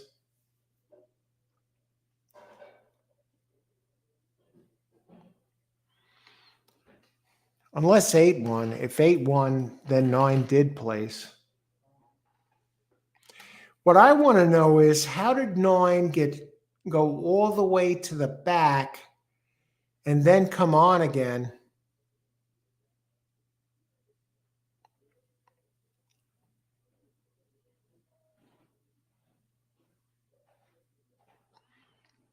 Very suspicious finish by the 9. And now I had no skin in the game. I did give out 9 to place. It did place. 8 did win. I didn't have the 5. 9-8-5, I think. No, it was 8-9-5. So I gave out at least a good win, a good play. I don't know what it pays for a second.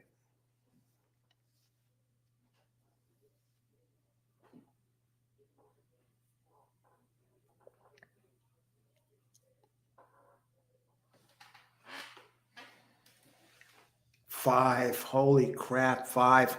Somebody gave out the 5 here, and that was a hell of a pick at 60 to 1. I tossed it. It came in third, but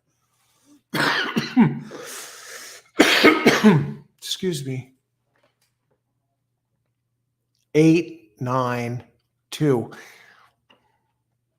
Last I checked, that 2 to place is going to pay that 9 to place $378. It's almost even money. That's not too bad.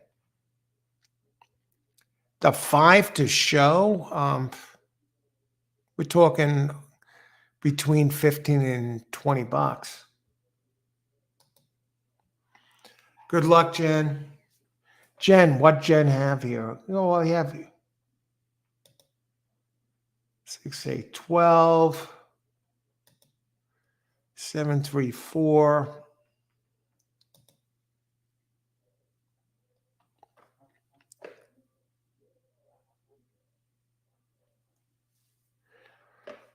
Close on that 5.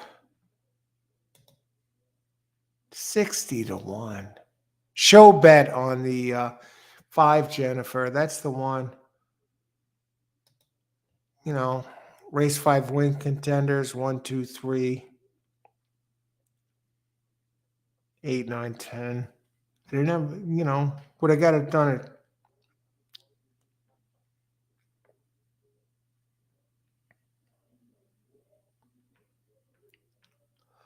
All right, Verdine, you got that done there. Fran. Well, I hope you had the exacta. Wow, that was close, Jennifer. Deanie.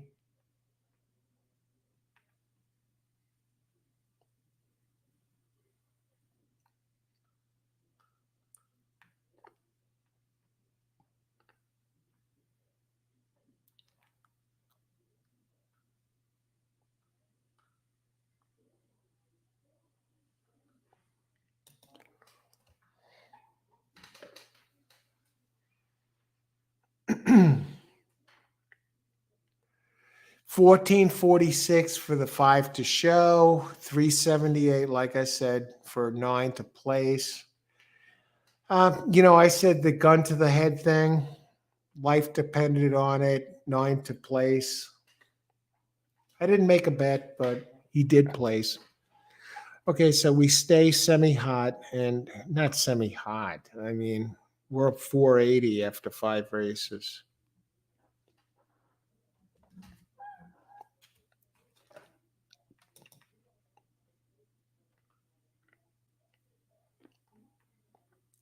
Hit the try. You hit that, Deanie?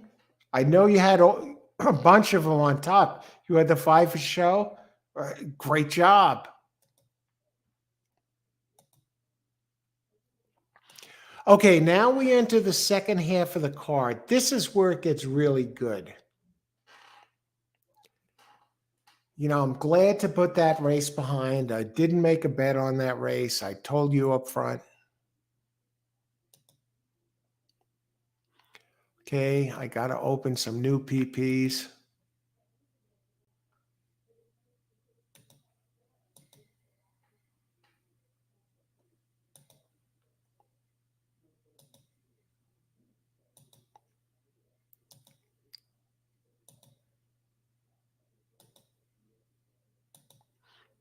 Okay. Okay, race 6. We got a stakes race here, the Perryville Stakes. That's a 250K stakes, a big stakes. It's not graded though. 7 furlongs. Oh, this is going to be a good one. 7 furlongs for 3-year-olds.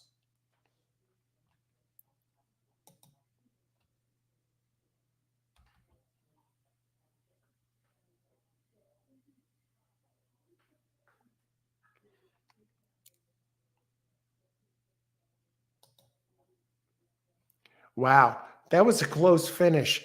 What I want to know is this. Now, maybe somebody has an idea, let me know. Why did the 9 drop totally out of the race and then come back at the end? Who was the jockey of that 9? Flavian Pratt and Florent Garreau, jockey of the 1. Why did the 9 drop totally out and then come back and just miss? When I see something like that, that concerns me.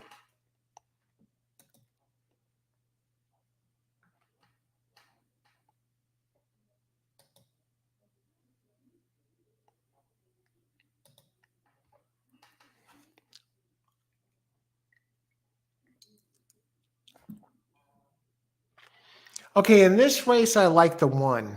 Okay, let's talk about the pace.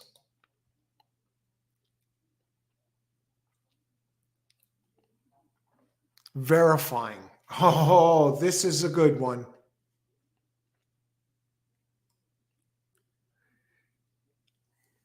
Brad Cox.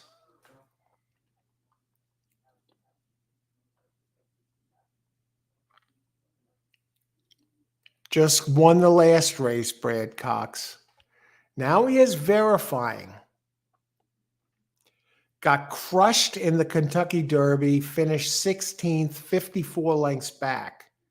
But since then, in a couple of G3 races, it finished second, first, and then last race in a G1 on a muddy track at Saratoga in August, finished second by a length and a half behind. Flavian Pratt rides. I mean, opens as the favorite. Is it a slam dunk? No.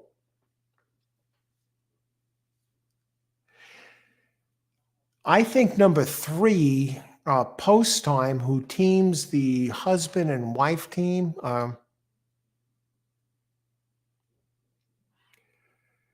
Sheldon Russell and Brittany Russell, who put on a show the other day at Keeneland, going 2 for 2, coming in from Laurel.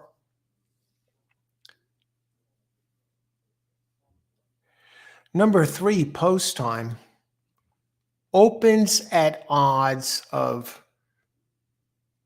15-1. It has a great closing kick. And the numbers of these two spouses working together are just simply amazing. And undefeated, number 3, Post Time, opens 15-1 and undefeated in 4 races. And it closes like a train. So I like 1 best. I like 3, Post Time. The other one I like a bit is number 5, Dr. Venkman, undefeated in 2. open lengths, winners by over 5 lengths, both races at Del Mar for Mark Glatt. Gets Johnny V up. Is it time for Johnny V to retire? Out of Ghost Zapper, winning by open lengths.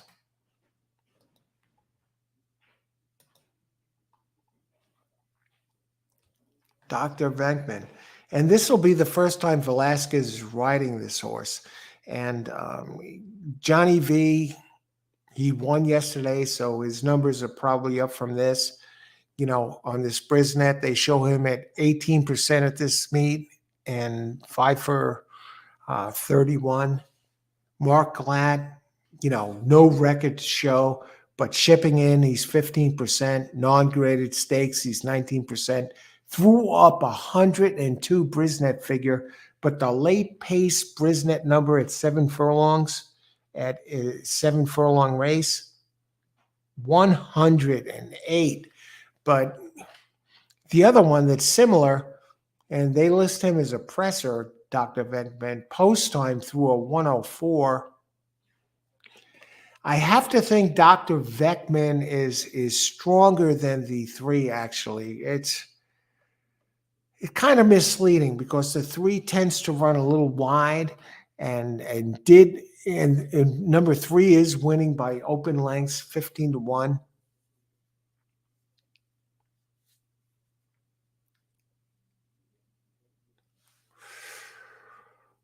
This is a great start to the second half of the card. W.A. DePonte. Yeah, you were all over that the other day on the show. You called them, and W.A. DePonte, you deserve the credit. You know, you were all over those, and you were all over today, and hopefully they come home. From your lips to God's ears. And yeah, your lips to God's ears too. You're the first one to talk about it. Lots of heat coming in on the news shooter. Money coming in on post time. A lot of times oftentimes that's trainer. Inside money. 5-1, I don't know about that. Verifying, you know, getting disrespected at the windows at 5-2, opens even money. And look at this, Dr. Venkman, 6-5. I think that's way too low.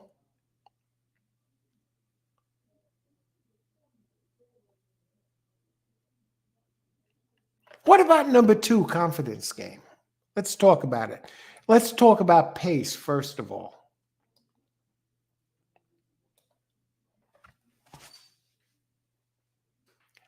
Dr. Venkman is the pace of the race. Yeah.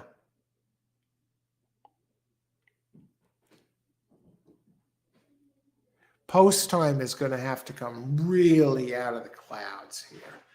And this is 7 furlongs. It's not like we're talking about a sprint. I mean, it's not like we're talking about a, you know, mile plus race. I think post time is really up against it here. You know, number 3. And Dr. Venkman, you know, in the wheelhouse, running the distance preferred.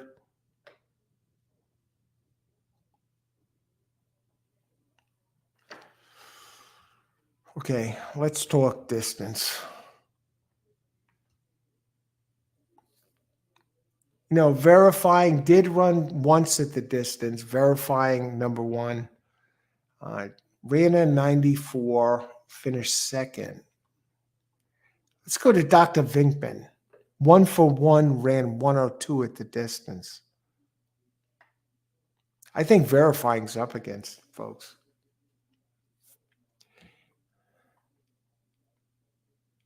Here's the thing, though. Verifying,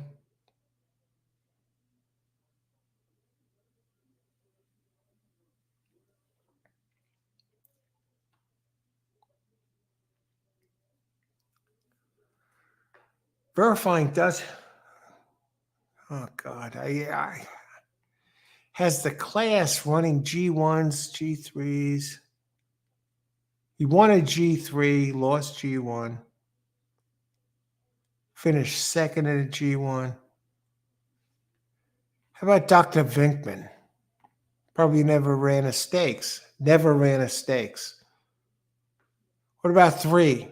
Never ran a, yeah, did run a ungraded stakes. You know, at this age though, 3-year-olds, some of these might not have run stakes yet. Confidence Game won a G2.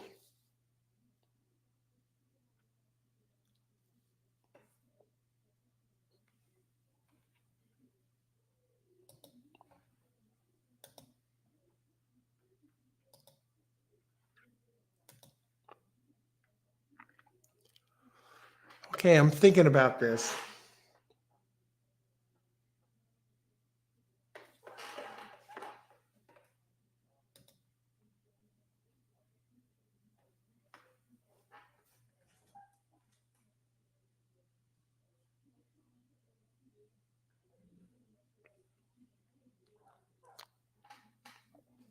I gotta think verifying is going to do something here.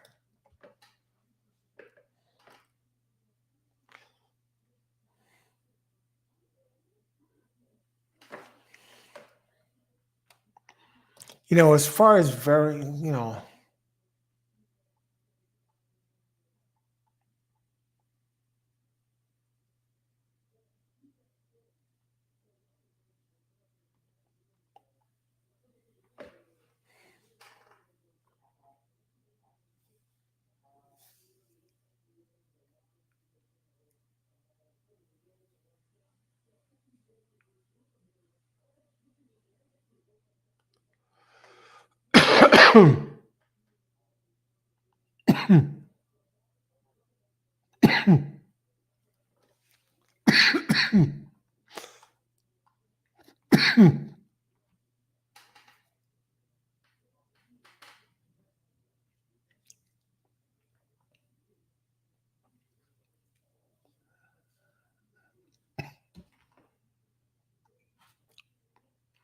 for all the hubbub, verifying it's only won one race recently.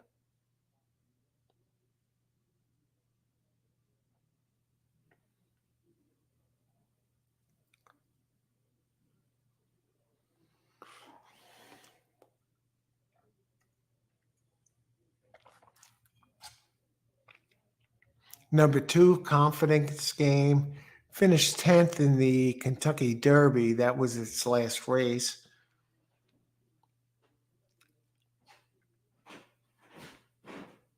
What happened there?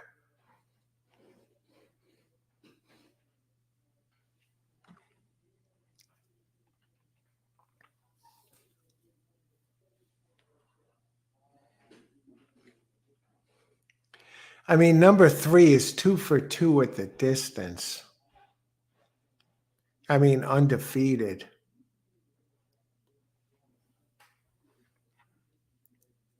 Number 3. Let's look at the pools.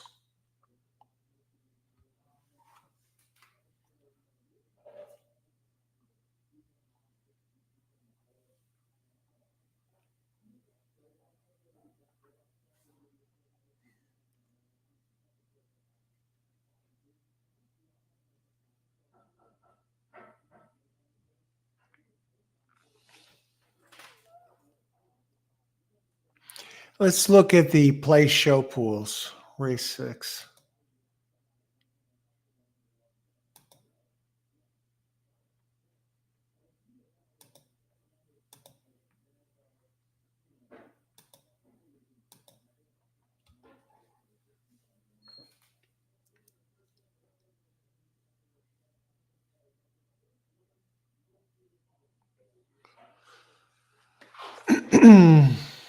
I think one's going to come down. I don't have 100% confidence in one. This might be where I change gears. Number 5, Dr. Venkman is taking the money, currently 7-5. That's fair. But, Johnny V, I'm not 100% sold on Johnny V.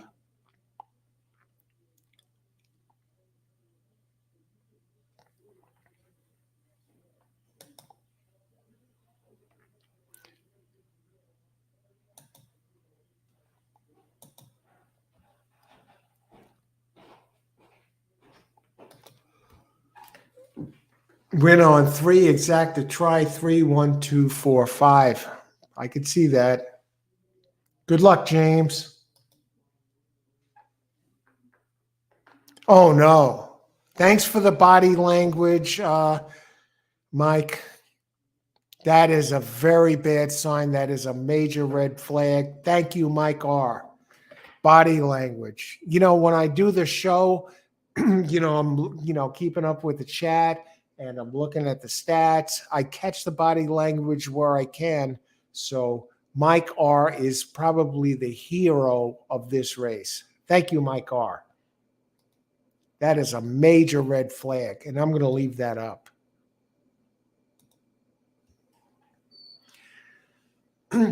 What is verifying to place? Let's see the payout for that.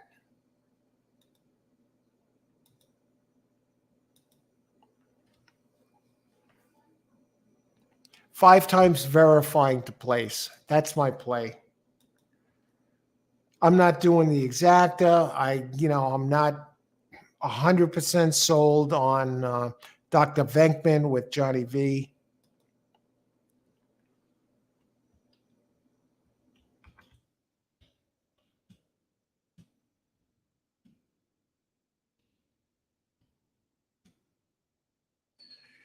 Do I really want to do this?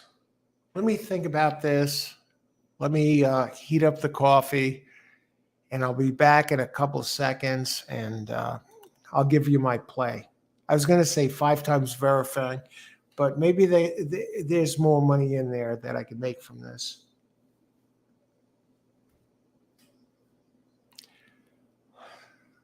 Number 5, Dr. Venkman.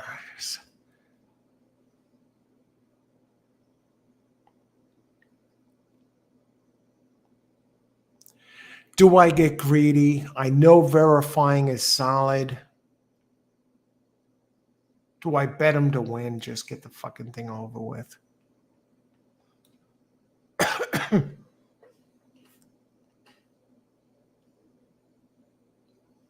Horse race.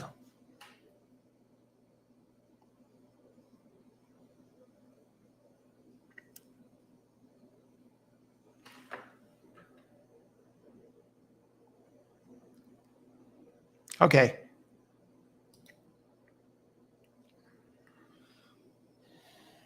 I'm thinking verifying to win here. The more I look at this, more I look at the class.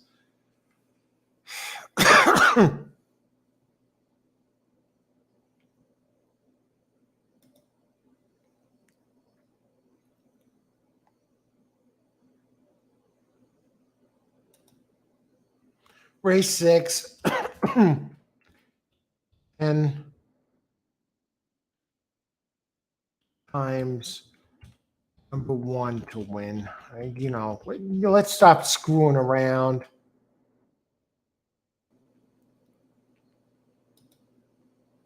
Okay, I'll be right back. If I lose this bet, hey, screw it. I won't feel bad about it. 1 is the best horse in this damn race. Let's not make any bones about it.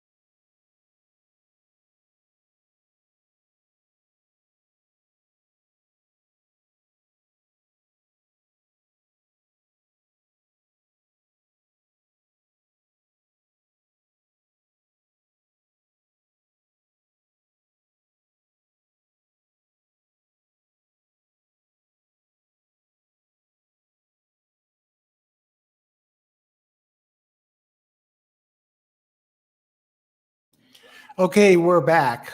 Welcome to All Horse Racing All the Time. I want to thank everyone for being here today. Make the show great. And 1 minute to post, verifying at 2-1. Dr. Venkman at even money. Anyway, I went 10 times on number 1 to win. Dr. Venkman, Johnny V. Got to beat Brad Cox. Is the public that good? I gotta think one's going to come down. Number 3, I kind of like the odds on 3. What are the place odds on 3? Jeez.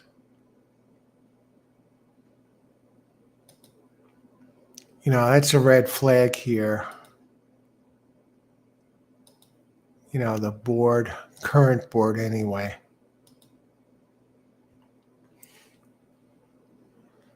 I'm going to sit tight. I'm not going to add anything to this. Jennifer, 1, 2, 4, 6, exact the box. Win 1, 2, 4, 6. Good luck, Jennifer. Verdine, try 1, 5, all 1, 5. I like it. Tony Vasilino, exacta 1, 4, 1, 2. Wow, we got a bunch of different angles. Verifying, coming down to 9 to 5. Venkman, 6 to 5, 5 and 3, 6 to 1. This should be a great race no matter what happens. Good luck, everybody. Race 6 of 10, Keeneland.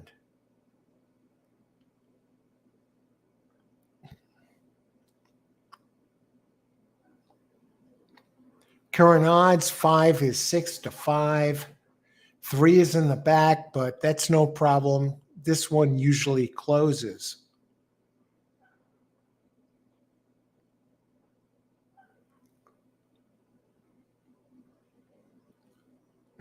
Fraction, 22 and 5.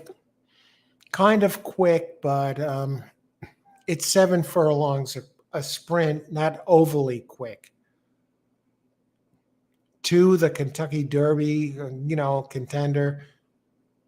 Johnny V, the Hall of Famer, coming out on the outside with number 5. Moving best of all so far. 4 making a move.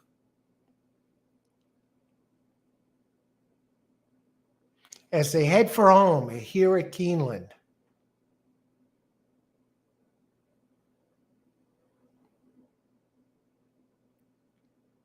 Look at this.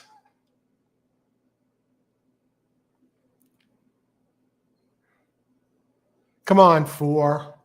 I'm rooting for the 4.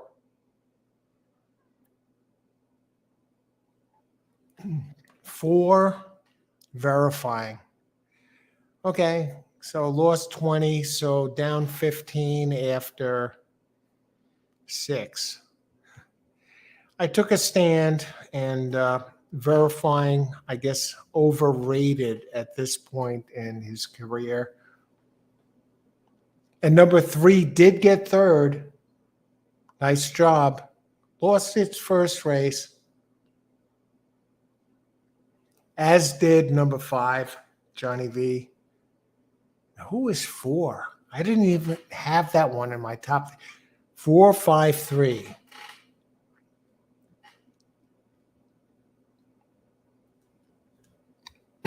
I'm almost honored to lose that race because at least I took a stand. Raise Cane. Let's bring that one up.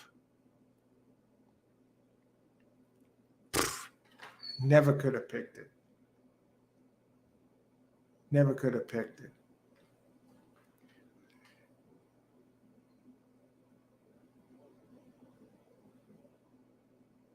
Numbers are too slow.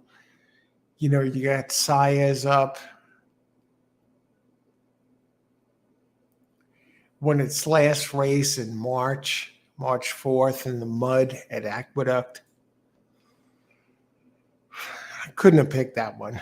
What are the odds on 4? 6 to 1.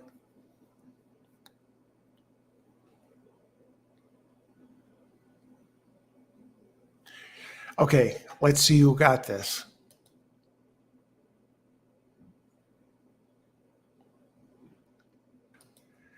Deanie, all over 4.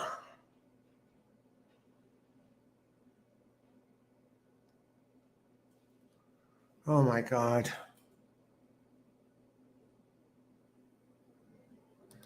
Jennifer, 4 to win. All right.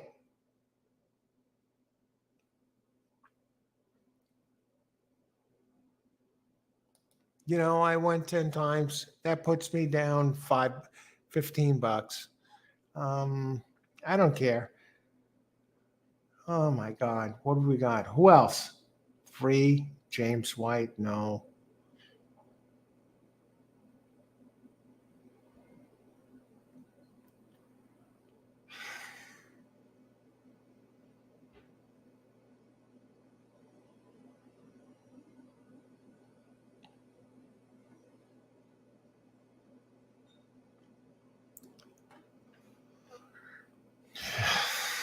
No one was on the 4.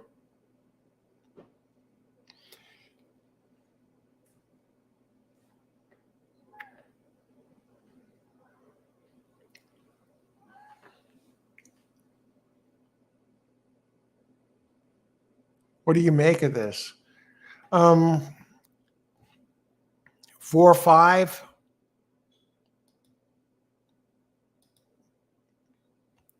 $34 exacta. It's not like you made a mint, but I could never have taken the 4. What about the running style of the 4? You see, notice this. All horse racing all the time. I go back. I'm looking at what happened, what could have happened.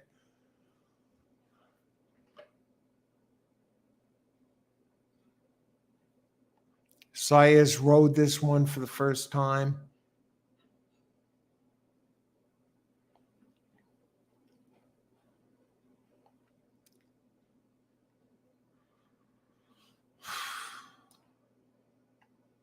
I'm not seeing it.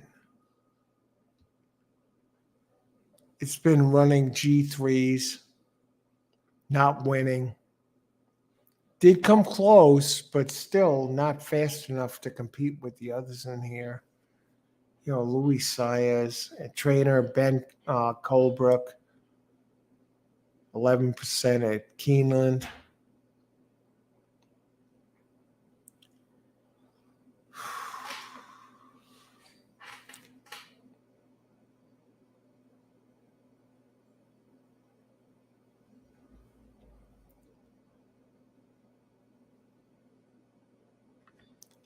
I have a late pick 4 play here coming up.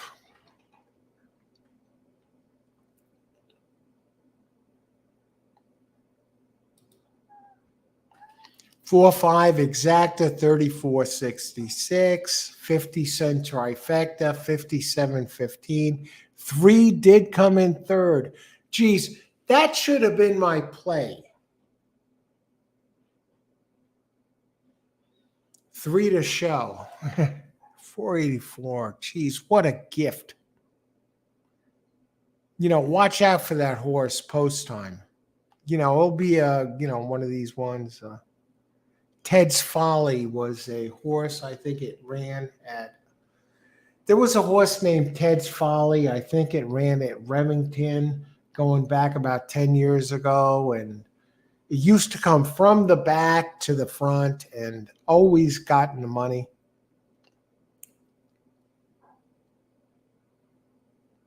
Post time looks like that type of horse. 10-cent super, 40.77. 6 actually got 4th. 1 missed the board entirely.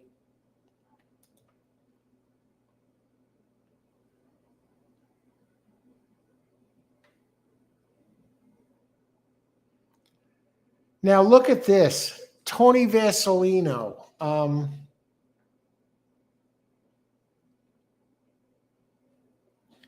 Exact. He has the 4.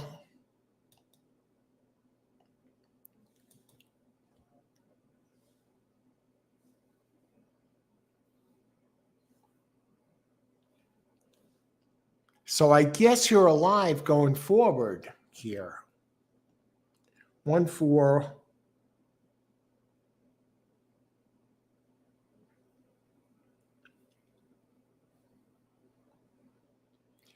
with 2-6-8. Okay, so Tony is alive with the 4. Great job, Tony.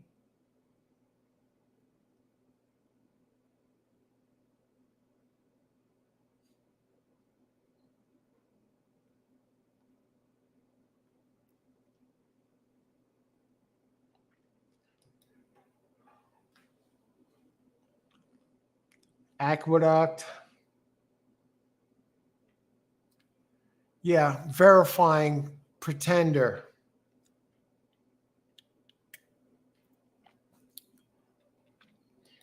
22-quarter burned out the leaders. Yes. That's too quick.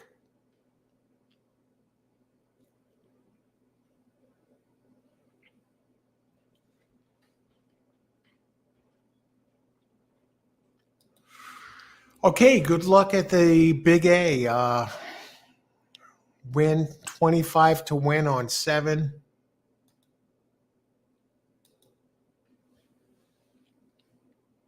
Is that Barron's legacy?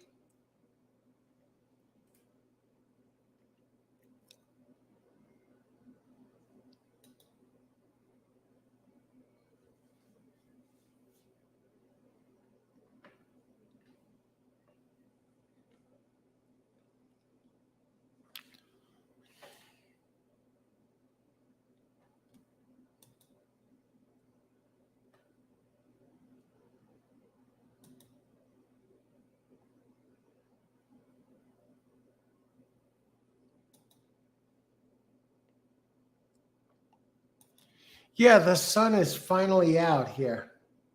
Number 9. Okay, number 9. I was going to say, I just look, you're going for a 15 to 1 shot.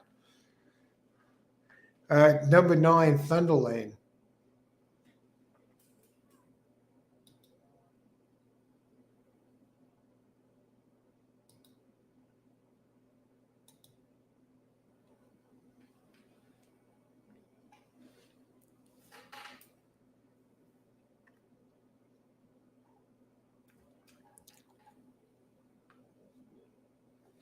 Okay, we go to race. We're down to the.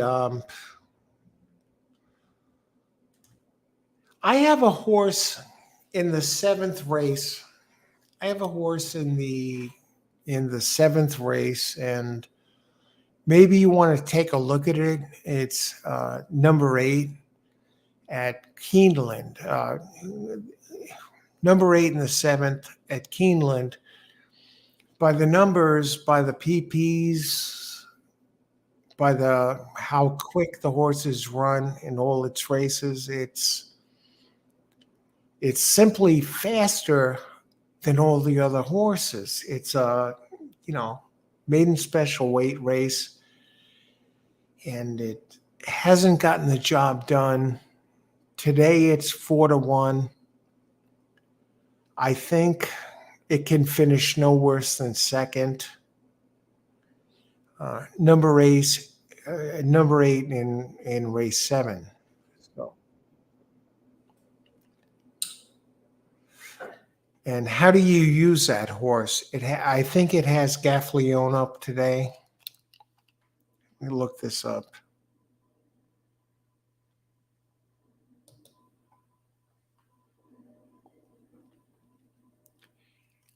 Yeah, Mount Craig.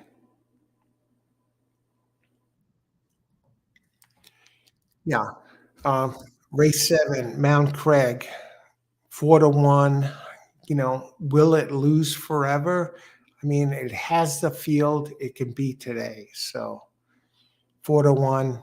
Use that, box that in exactas, or it should win, but no worse than second.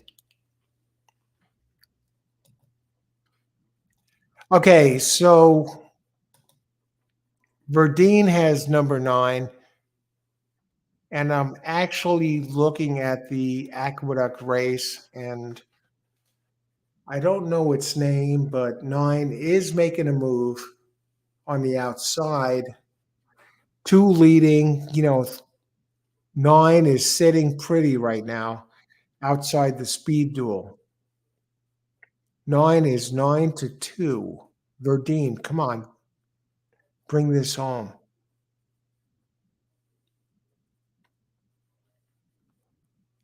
Thunderain. Now 9 starts to move.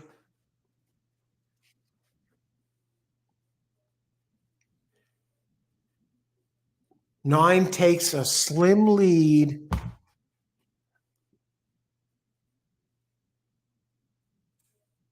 6 is there. It's 17-1.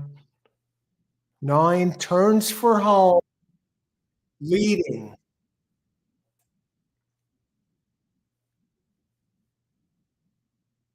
You got to hold off the favorite, Verdine.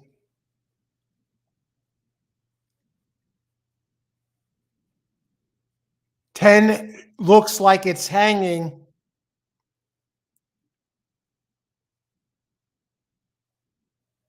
Verdine, yes.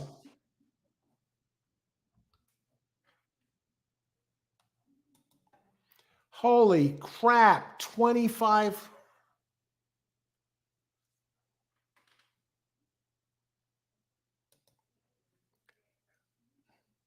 Verdine.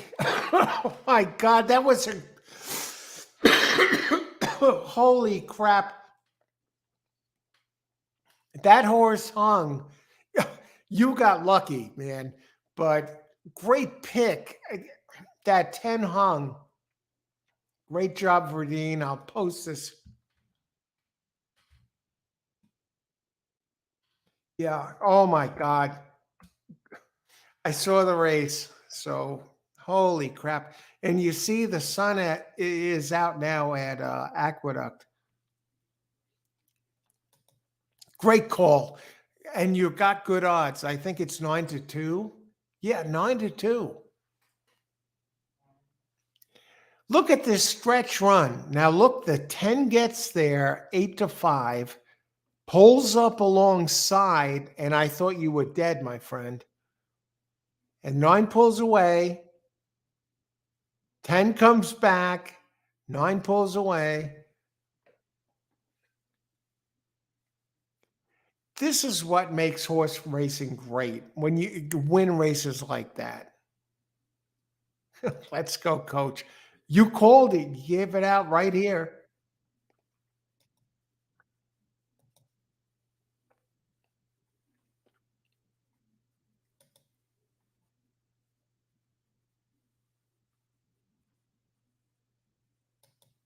Wow.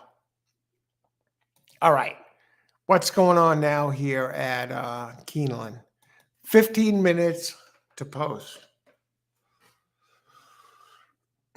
Race 7. Suddenly down $15. Up 5, down 15. I love the card. I'm starting to go, shooting more place show bets. No, win place bets here. Race 7, I landed on 8, Mount Craig. I was talking about this horse. It's been trying to break through forever. It's the fastest horse in the race. The fastest horse in the race. My contenders 8, 6 second, 2 for third.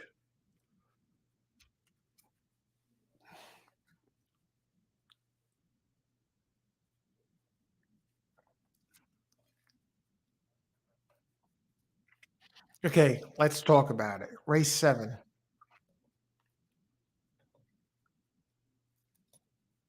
Verifying whatever this horse's name was. Mile and the 16th, 100K, maiden special weight. Maiden 3-year-olds and up. 3-year-olds, 121. Of course, the older, you know how it goes. Carry an extra 3 pounds. Let's talk pace. Race 7.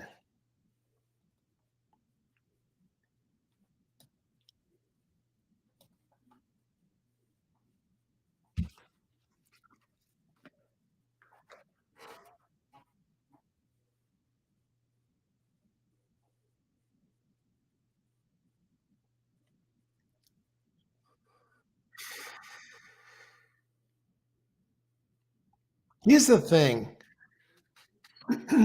The 8 is the fastest, but it usually has to work out a trip, covers more ground than the other horses, and loses. And that might be the case today. I think number 3, Dissolved, ran the last race. I mean, this one might run off and hide. Lightly raced.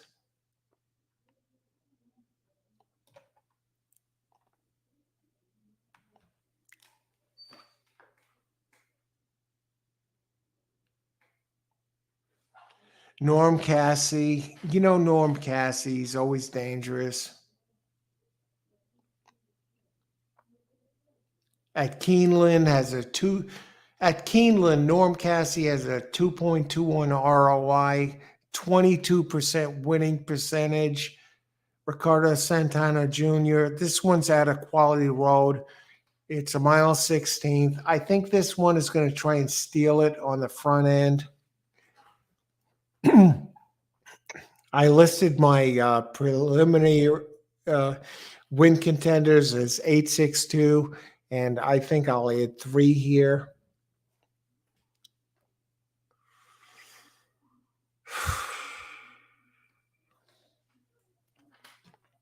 Eight has to be used.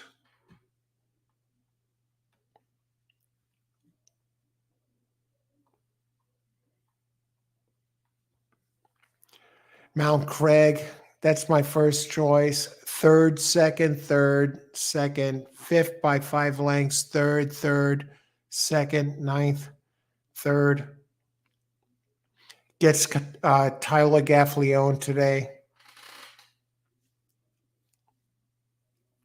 It's kind of a wide open race. I can get this exacta if I pay for it. Yeah, pay for the exacta. That's what you have to do sometimes to win. You got to pay for the race, cover it the right way, and that gives you a shot to win. 7, you can throw out Royal Court. 11 is kind of scary. No, not really.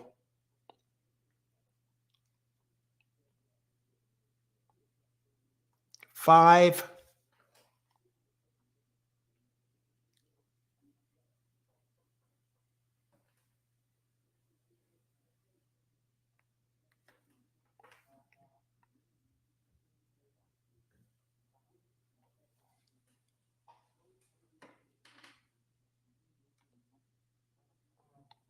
I may do a massive crush play on a place or show here just to, make some noise.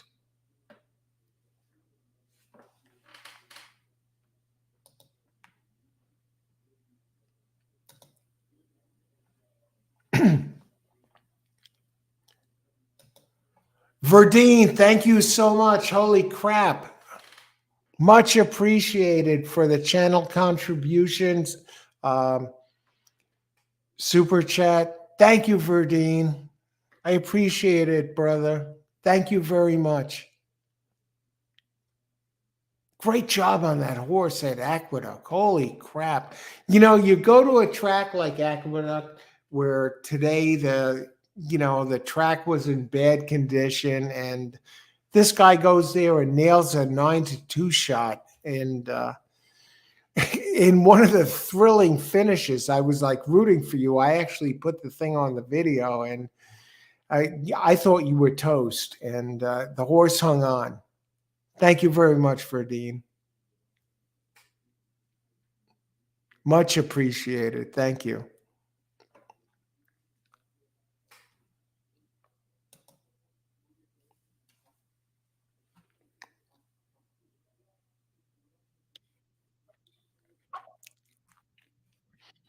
Yeah, I'm trying to figure this out here.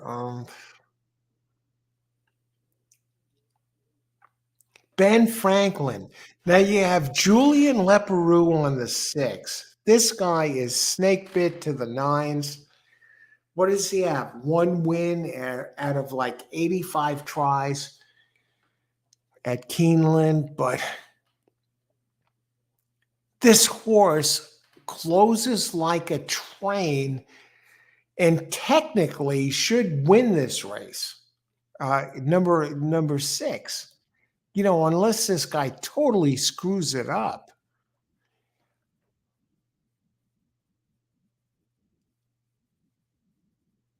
Kenneth McPeak, the trainer, second out. Now this one came in fourth, but lost by less than a length. Leparoux, one win all out of almost 100 races. He must feel snake bit. But the horse probably will improve.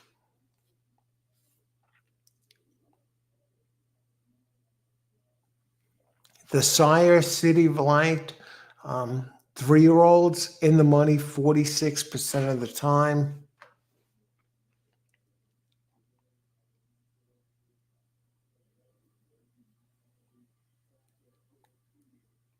No, 2 jump way forward. No, 5 jump way forward last time for Ken Sweeney. 0 for 15 at Keeneland. Oh, God. 2 is really moving forward.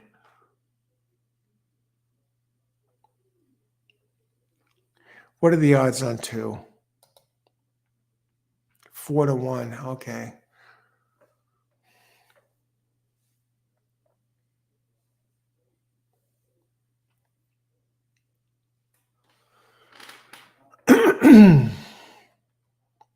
Got to look at the odds on number 3. The workouts. Okay. 6 of 51, 48 and 1. 14th, 30 of 40.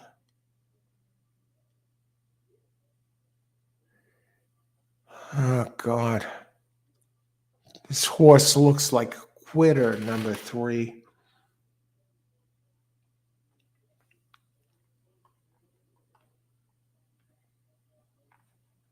What about odds on 8? What about place play on 8?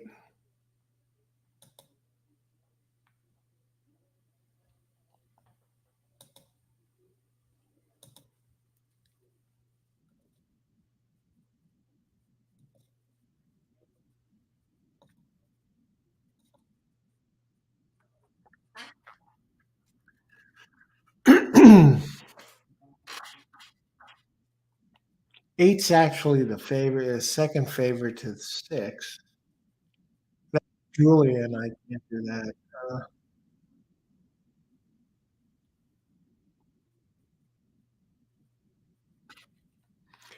2.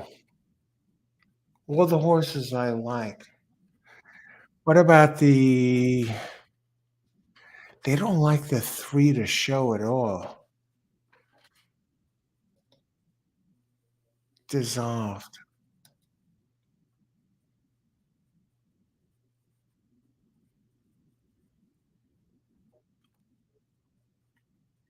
I think we have a horse here, number 3 to show, who has great odds.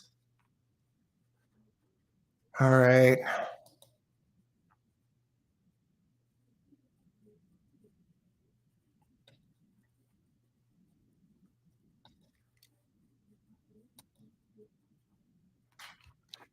10 times number 3 to show. Race 7.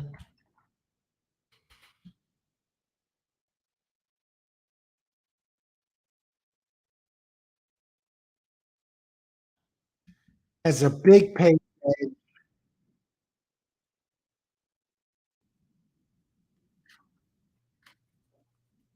Ice water in the veins for Dean. Thanks again so much. Very appreciated. I'm glad you enjoy the show, and Thank you so much. Race 7, 10 times number 3 to show. I'm getting $7 as of right now. It has a big pace edge. Now it just came down to 9 to 1, down $15, but we're battling.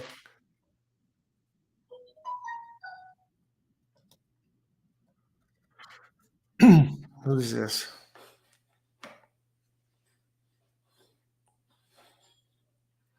Okay. I mentioned earlier my friend's going to drop by. He asked if I could talk with him about something that's important to him. And all right, come by.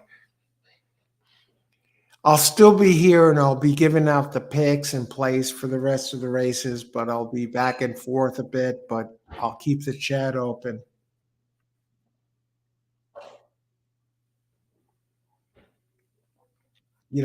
Unexpected, but you got to be there for your friends. Okay. Hopefully everything's okay, but okay.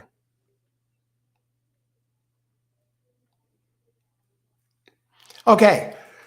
2 minutes to post. Okay. The 3 is 9 to 1. I want,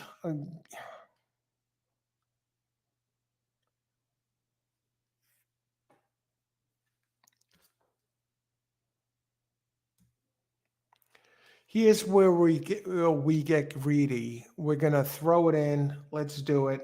You know, Race 7.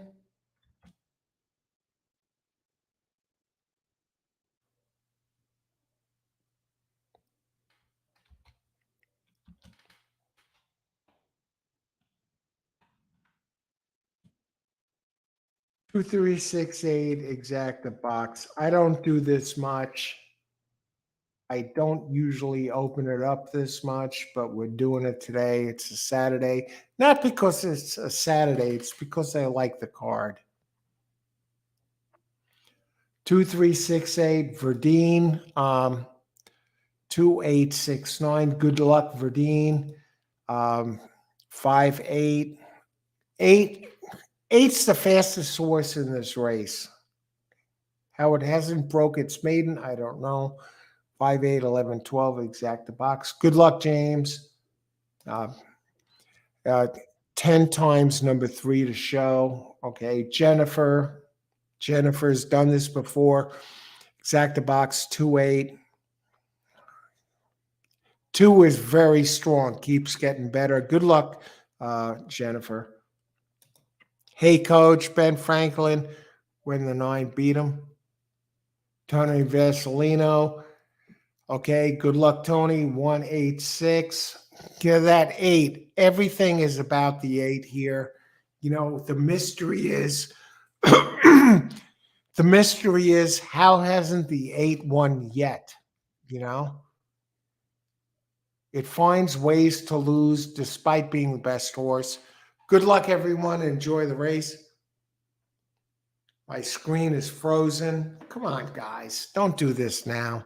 Must be overload here. Okay, and they're off. Good luck, everyone. Ice water in the veins. You lose your house in this race or you win 20 grand. You want someone coming up to you after the race, put a cell phone in your face, take a picture. There should be no difference in your expression. Ice water in the veins.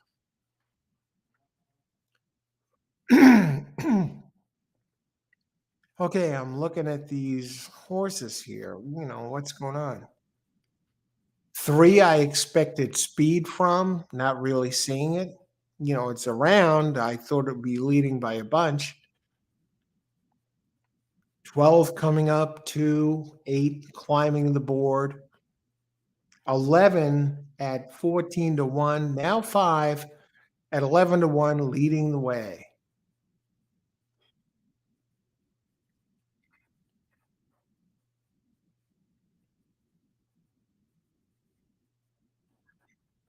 Yeah, the horse race is on, folks.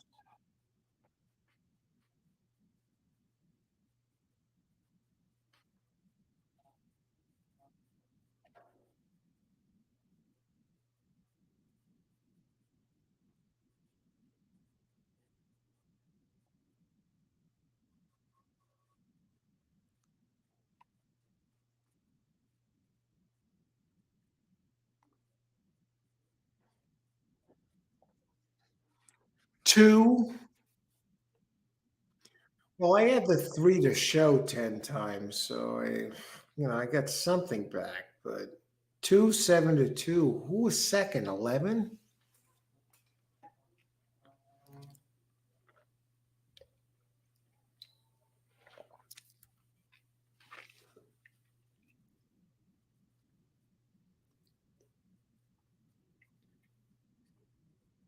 Two caught the 11? Wow. Okay. I don't know. I think 11 might have it. Let's watch this.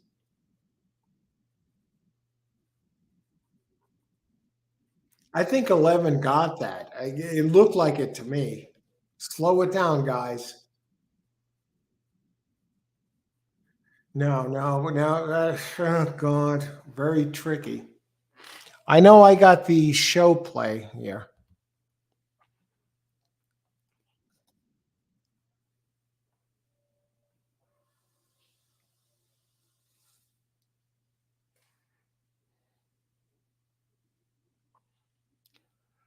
Okay, I lost 12 on the exacta box. So that puts me down 27.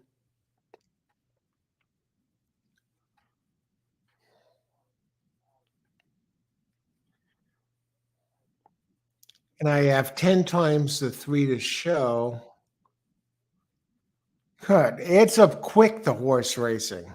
Um, that puts me minus 47. So now I have to go 10 times whatever, 10 times whatever three paid to show. And hopefully it's like $5. 11 lost by a nostril.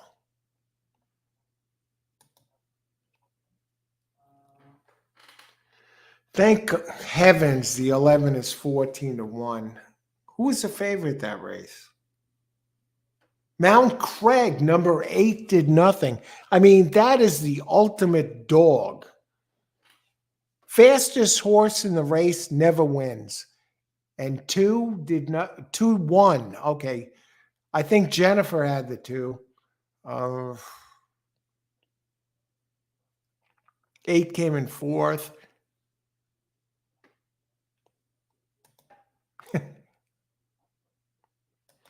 Congratulations, Coach. Nice win. Thanks. Yeah, on the 3.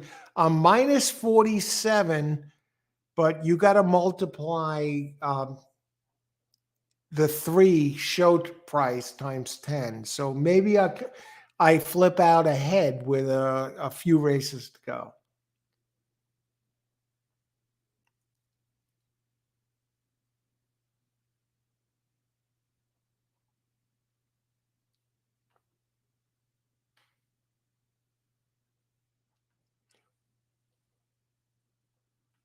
All right, Jennifer, you got the 2 in there.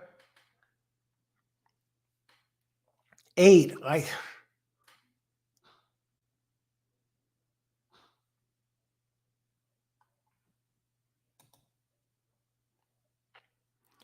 I'm curious now, where I stand. I'm minus 47 for the day time, but 10 times number 3 to show. Now, don't show me like 350, show me at least, $5 to show or something.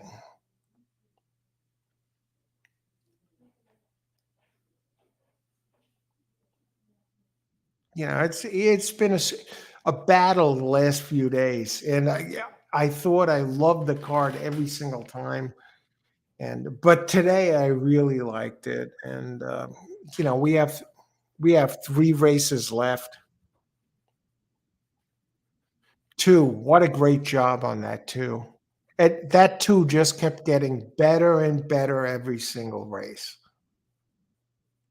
And Julian Leparoux, I don't know who should give this guy a mount? Oh, 608 to show.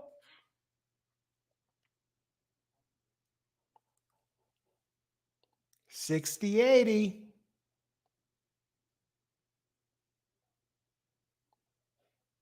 Ice water in the veins.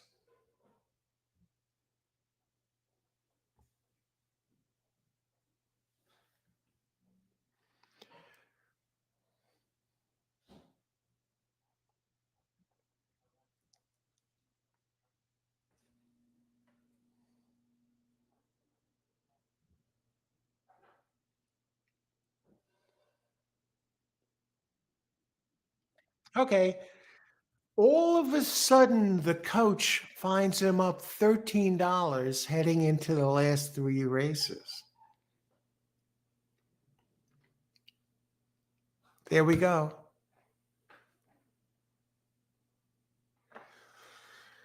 All it takes is one, a good show bet, and bang, we're back in. After all these, heartbreaks, we enter the last three races, plus 13. You think okay? So let's go. See what the hell is happening. Ice water. We're up $13 after seven races, and basically, I didn't do nothing except just try and adjust a little bit and tighten up the screws. Okay, 13. Al, if it's two, I have double cancy prices. At number two, 914 to win. Um, Tony, and 482 to place and 356 to show. Tony Vasilino, great job. Ice water, James. Yeah, you see me losing the last 3 days, and it's like you couldn't tell if I was losing or winning. But there's still three races to go, so it's too early. You know, it's race by race. Let's see what happens. I think seven is the slam dunk here. Beer on coach tonight. Yeah. Won $60 on that race. Well, if you take the 20 out, I won 40.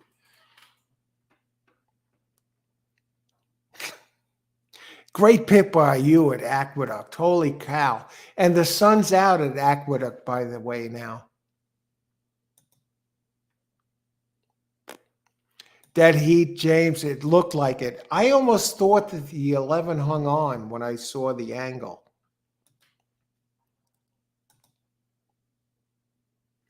And that 211 exacta, $109. And the 50-cent try, 222. That 8 did come in third. That 8 is the ultimate rat. A horse that's fast enough to win and always finds a way to lose.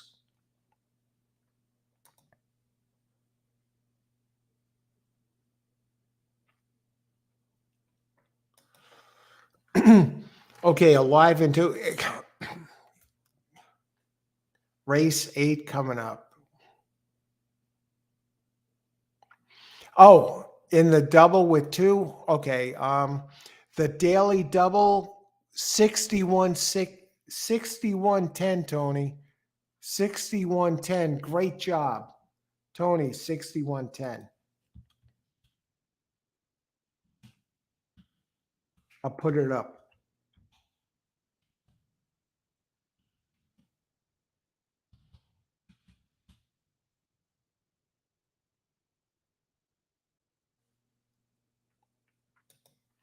Okay, I'm going to step away for a minute. I'll be right back.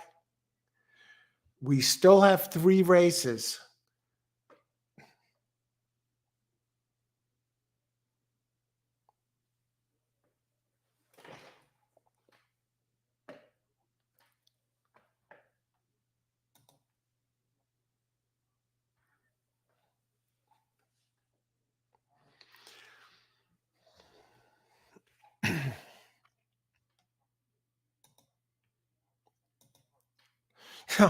Suddenly, 3 races left. I'm losing all day, and I find myself up 13 with 3 races to go. And I'm going to have fun with this one.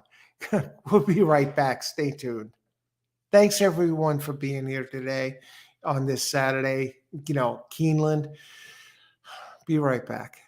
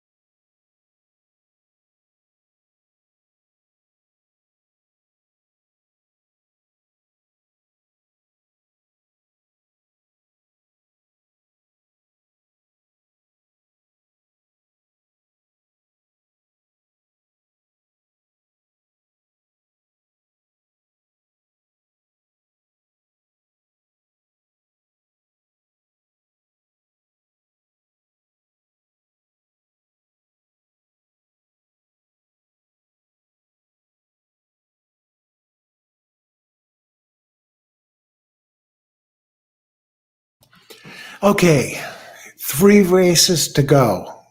Let's get it done here at Keeneland. If you are joining us, welcome to All Horse Racing All the Time. I'm your host, Al. We've been out here covering all the races in real time.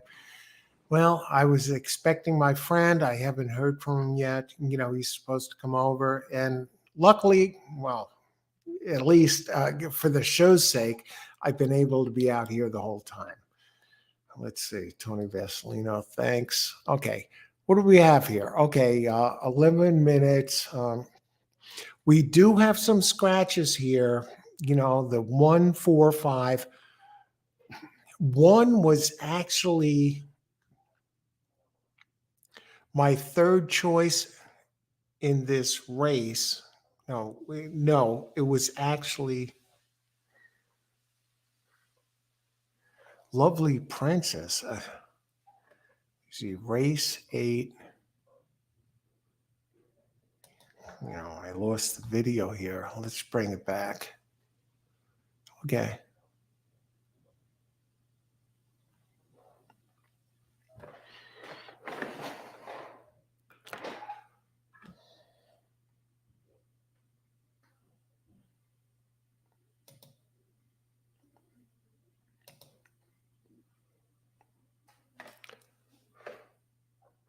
I'm torn between the 3 and the 9, Austin.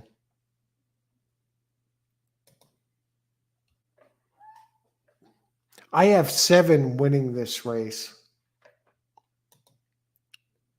There's a problem with this website, DRF site.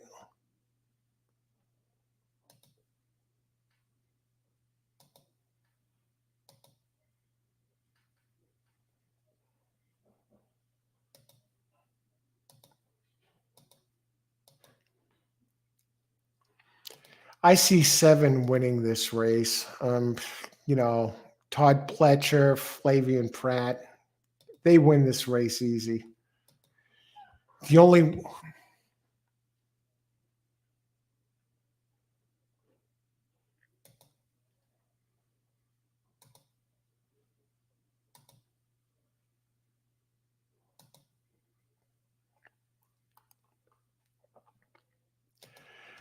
Okay, apparently the DRF site has been is too small or too slow.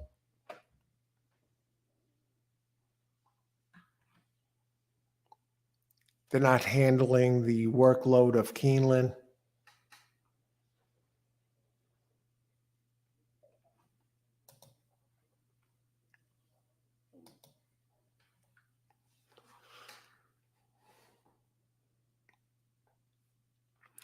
First LASIK, great company lines and Shad. Okay, let me bring this one up.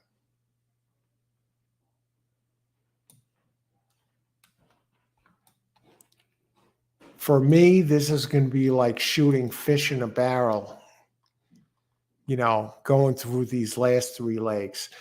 1 16th on turf, allowance, 130K purse. What purse is here at this place? For fillies and mares, 3 and up, which have never won 18,000 3 times other than maiden, claiming, starter, restricted. Who looks this stuff up? I mean, I guess you get an edge if you look at the classes and the 3 times, and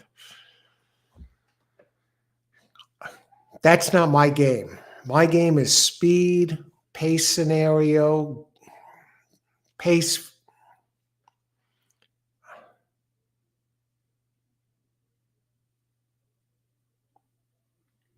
Three-year-olds, 122 pounds, older, 126. Lovely Princess would have been a great horse for this race, race 8. Scratched out. I mean, the race number 2 back at Lovely Princess for McPeak, fast enough to win this race.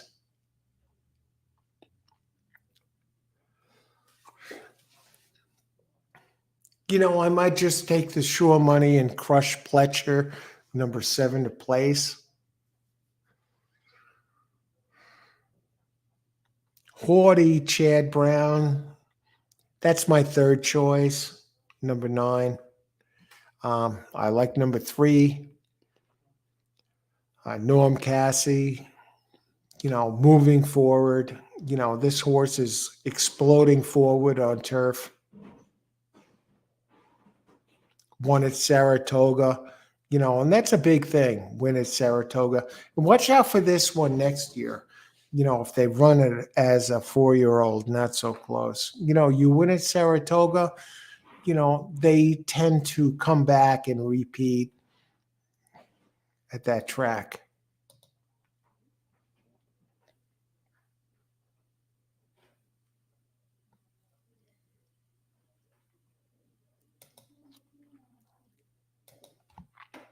I'm trying to bring this track back. Okay, I got this. I got my regular screen back.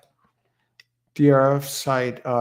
Everyone's saying number 9, Haughty, over number 7, really. No one likes a 5. Well, the 5 was scratched.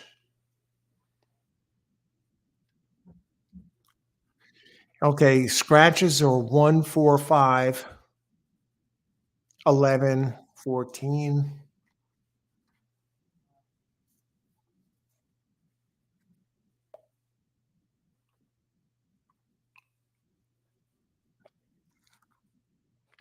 I was actually torn between the 3 and 9 in this race.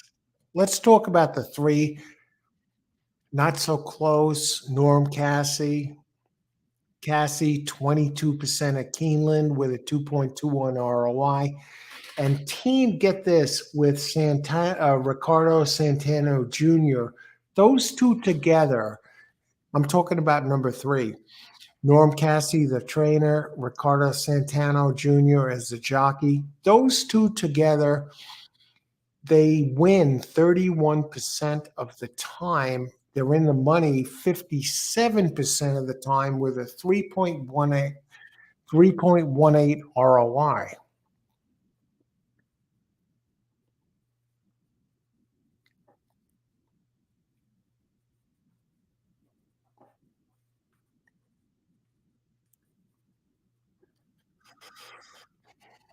If I had to look out for a long shot who could sneak in there, who would I pick? I'm thinking a show bet here again. I'm not going to try and thread the needle. James win on 2-8, exacted 2-8 all. Let me look at 2 and 8.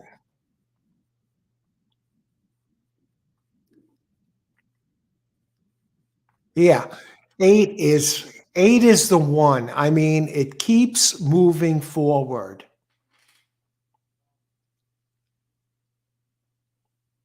Kentucky Downs first. Safi Joseph Jr. and Luis Saez. I could see 8 getting in there, and grabbing a piece, not winning. 2, I don't like the 2, but the 8 I do. Tom. Hey, Tom. Good luck. And good luck, James. I like that one horse having a shot. James. Tom, like 3. I love 3.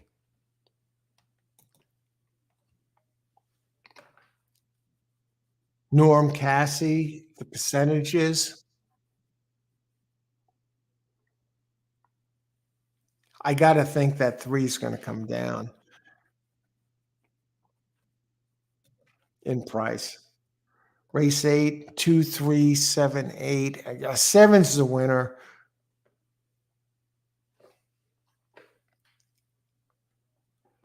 Exacted try box. Good luck, Tony. What are the odds on 7 right now?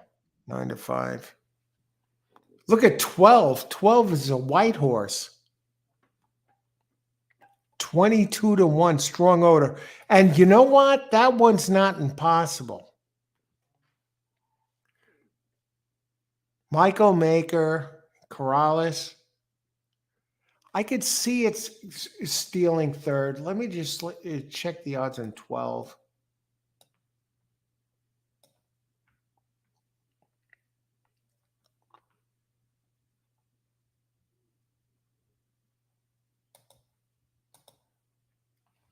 $22 to 1.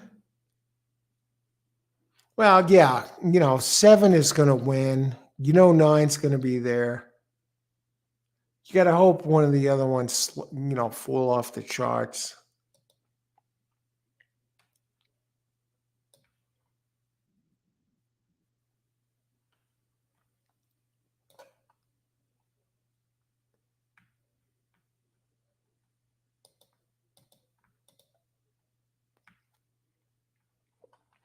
Okay, $10 on 3 to show.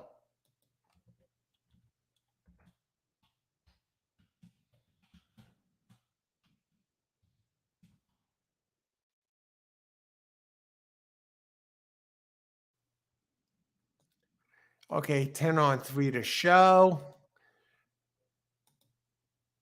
Jennifer, 3678, 3679, 3679.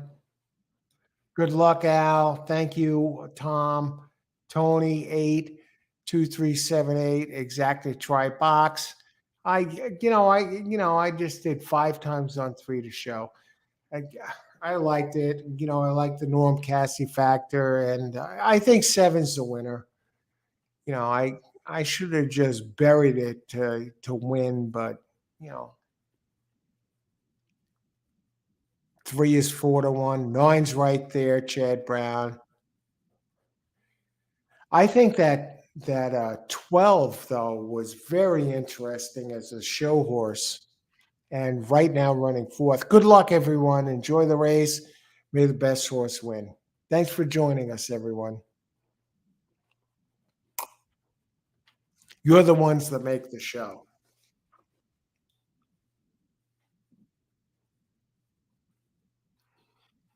Okay.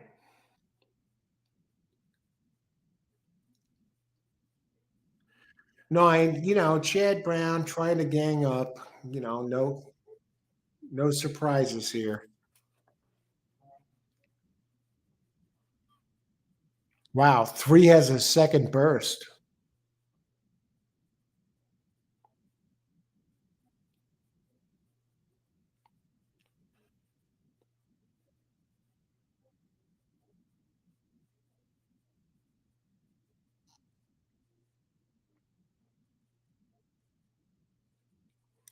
Three's going to get nailed, folks. And 7, Chad Brown.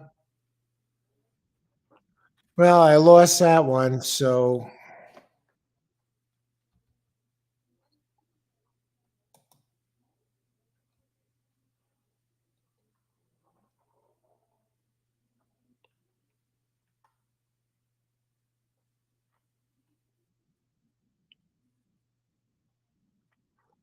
very quietly now I'm up +3. And, this was a case where I should have just bet the favorite with the 7. Pletcher, easy winner. And let's look at the finishing order. 7-6. I like 7 to win. I like 7 best. Okay, and so I'm +3 with 2 races to go. But God, what that 7 that 3 faded. Okay, 7-6. Let me see what we got here. 7-6-10. Okay, let's go back and see who has this.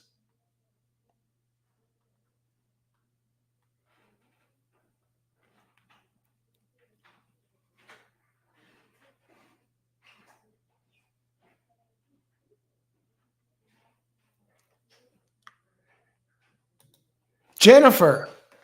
She's done it again. She's done it again. Jennifer, great job. Exacta box 7-6. What is that going to pay? 11 to 1. You're gonna get a price.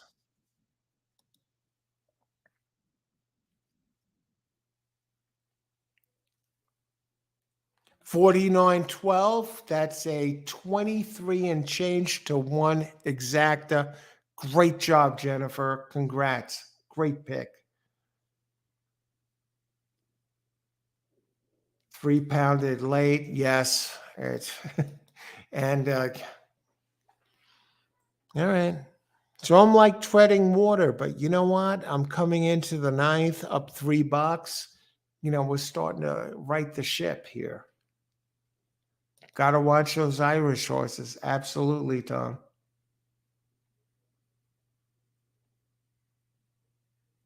Going back to see who else had this.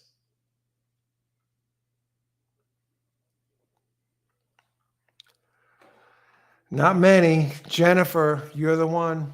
You're the one. Great job, Jennifer. Show us the way. Hold that torch. All right. 2 races left. I called the 7. My mistake. This time I got a little too cheap. At 7, the Pletcher was the clear winner with the scratch of the 1. My mistake, but I'm righting the ship. And that's okay. I know this deal. I've been playing the horses for years. I've been down this road before plenty of times and kicked total ass.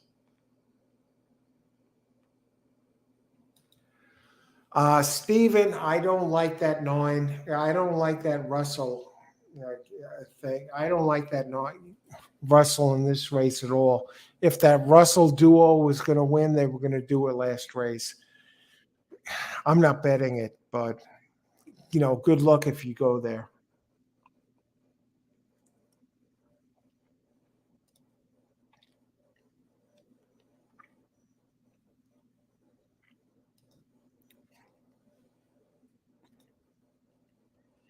All right. They're taking the pictures. This is a graded stakes, and this is a good race. And I think I'll tell you what, I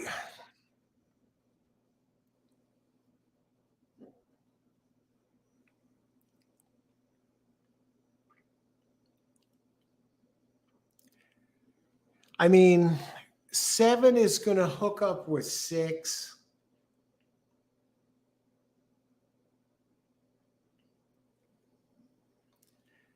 I think 4 is the one that benefits from the speed. Vava. Yeah.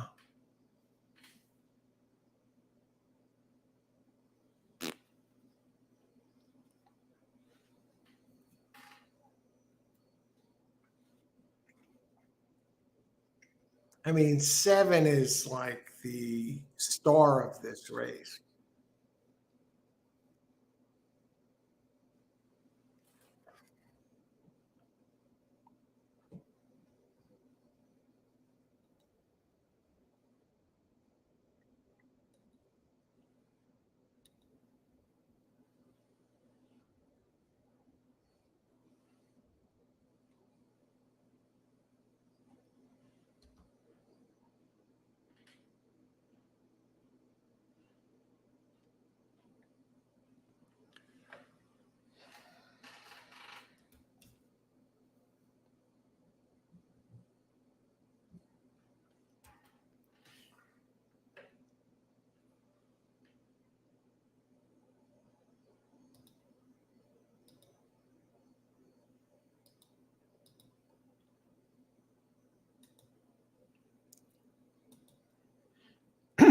Hey, I want to thank everyone for joining us, for the show today. My friend, I haven't heard from him yet. And, who knows? I checked the phone a couple of times, but that's fine.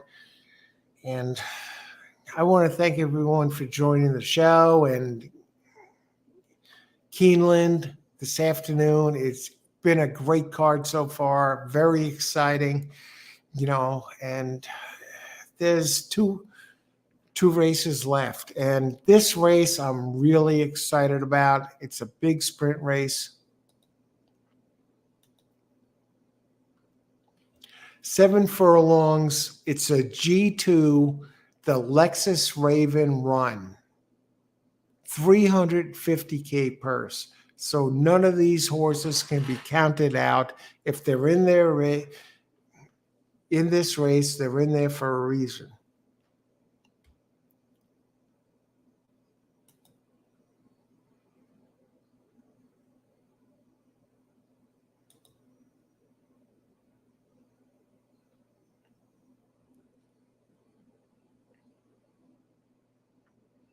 All right.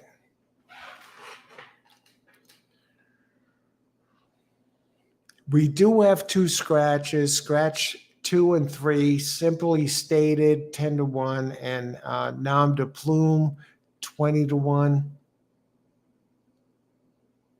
You know, it's all going to be 7. 7's the best one in here by far. I mean, 4 needs to win by a total pace meltdown. And, you know, that's its only shot. And remember, the 7 did beat the 6 in the past.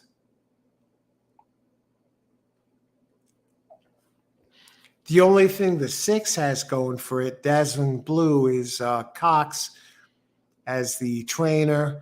It has a solid jock in Garreau, but 7 has Brinkman. Cox tops Brinkman, kicks his ass, but Gaffleone and Garreau, that's almost a virtual coin flip.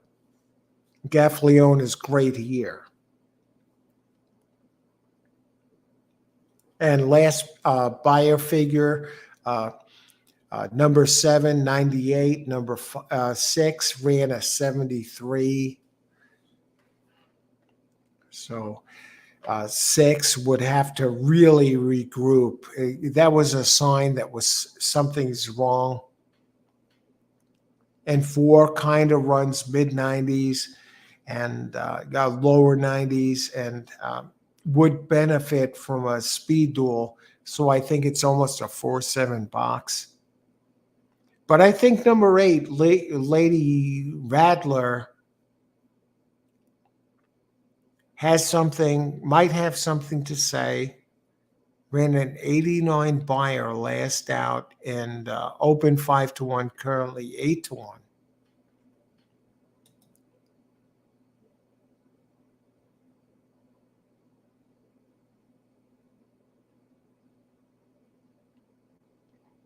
Okay, I'm going to step away for a second, be right back.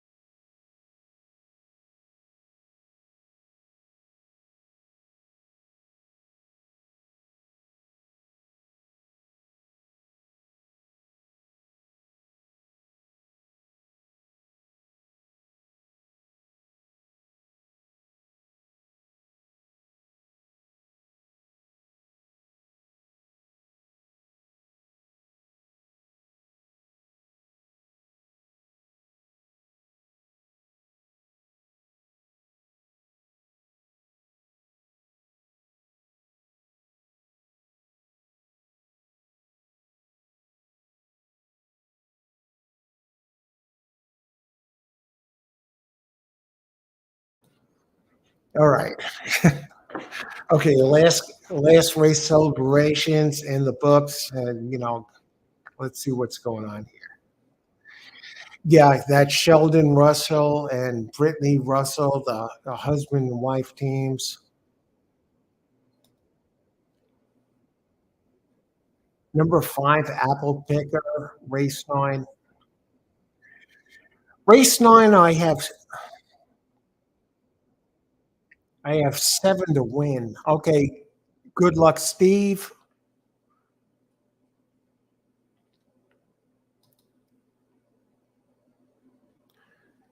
Race 9, 20 on 9. I don't even have 9. Let me look that one up.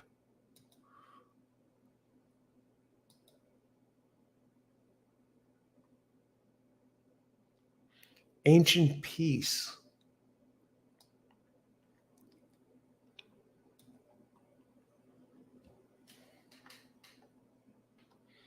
No.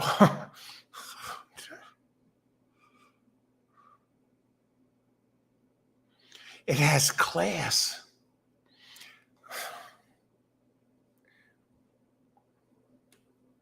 Now, that 7 looks like it has it all over this field. Okay,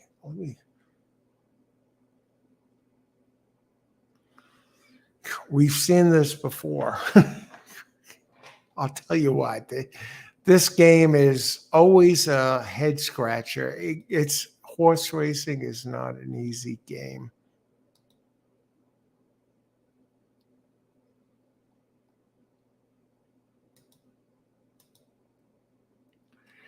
You know, 7 furlongs. It's the Lexus Raven Run G2 race, 350K. So this is like best of the best, near best of the best. G1 is the best. What about that 9? Ancient Peace. Oh my God.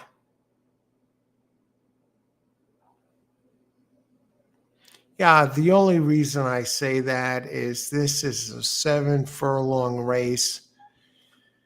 And if Ancient Peace runs those fractions it ran at Remington last race, September 24th, it will wire this field. It will wire this field.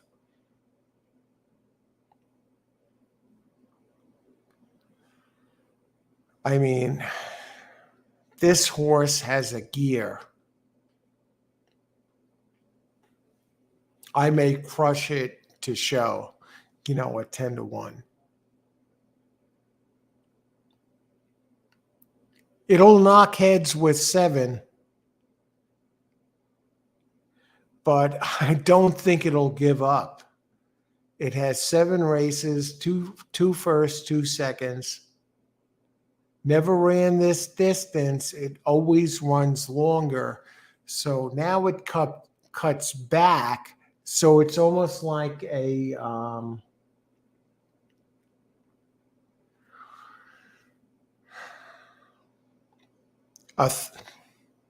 thoroughbred going against a quarter horse. It's been running it came in second in the G2 at Santa Anita in June.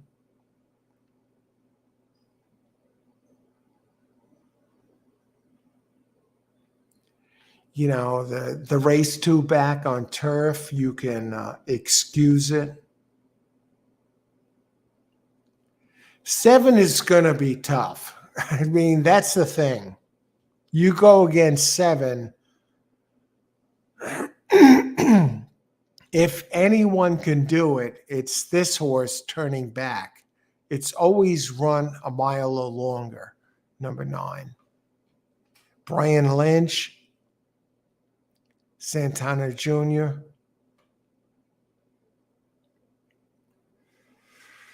Very interesting angle. It's opening. This is the one that's actually going to challenge for the lead. 170K earner in 7 starts. Wow. Um,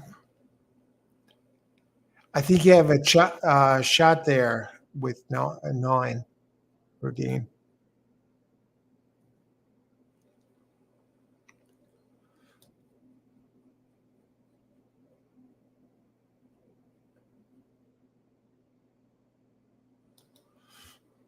Okay.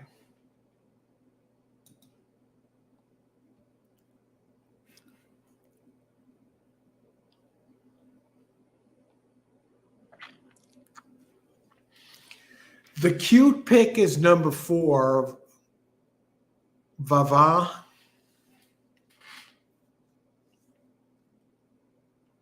It depends, Cherie Deveau, depends on either, the speed's breaking down. Do I just crush that 4 to place? Do I make a win bet?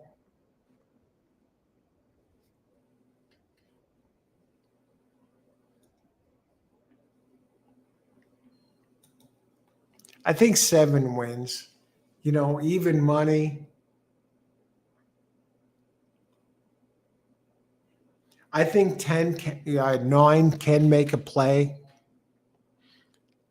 My picks were 7-4. 7 first, 4 second, and that pays nothing.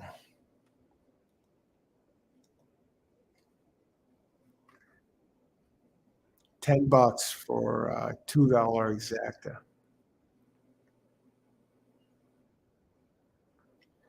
As far as the 4 goes, if you want to play it to place, if the pace breaks down,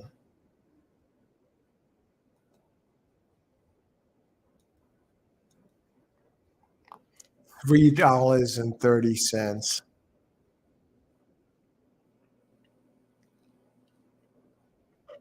I'd say number 9, Ancient Peace.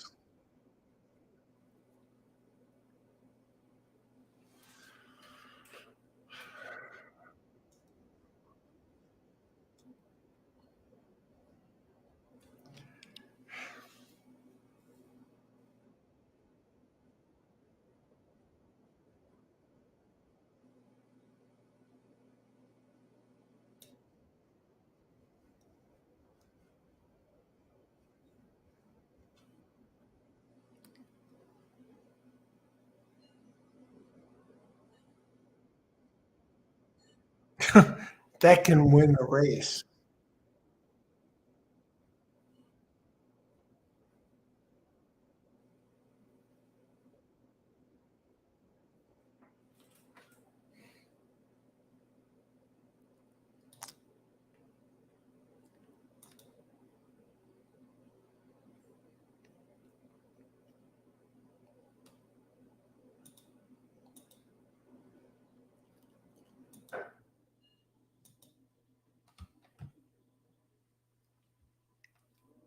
Seal, what's up, Seal? How's it going?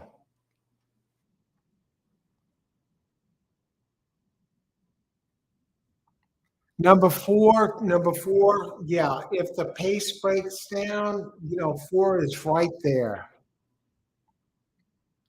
Number 8, win play show. Christopher, always have to, pay attention here when Christopher talks. That's a great hit yesterday. Holy crap.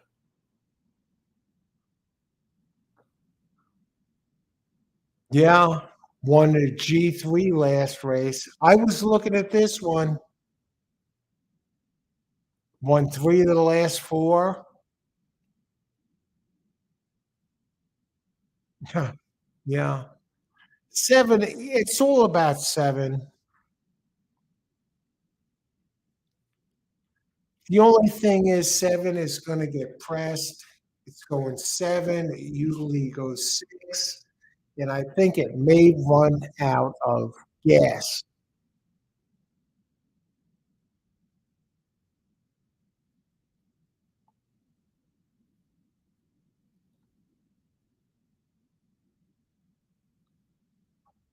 Okay, what's poppin', gang? Yeah, we're going there.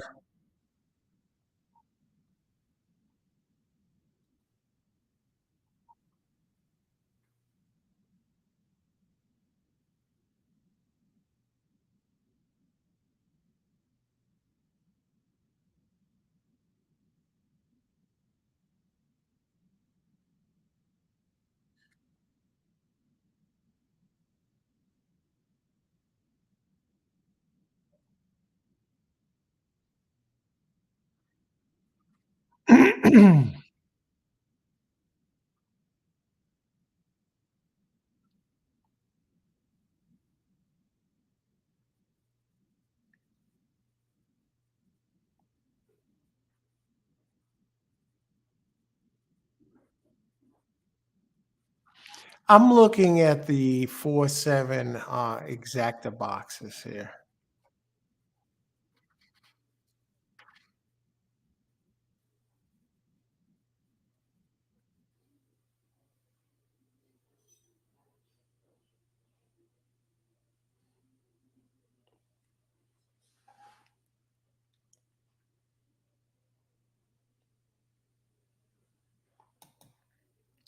Okay, work on the 5.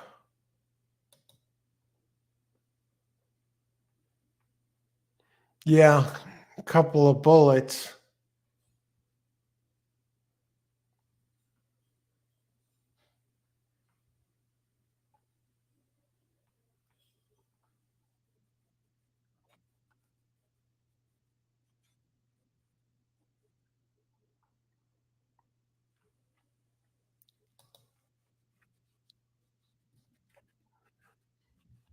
10 time.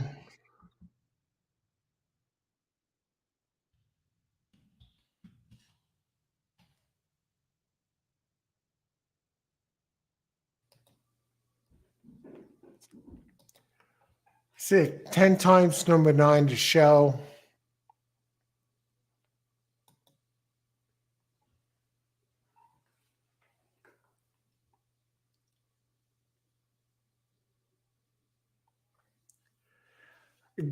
This is a case where 9 is not as good as 7 or the other favorites, but it's a shorter race, and this horse is fast as hell early. I'm going 9. Pace makes the race. And this horse should have plenty of, pop to get the distance.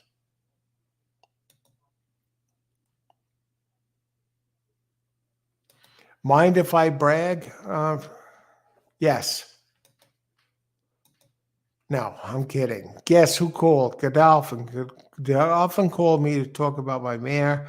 I inquired about her breeding, but to call, they like my horse. They might do that for everybody, but damn. Wow.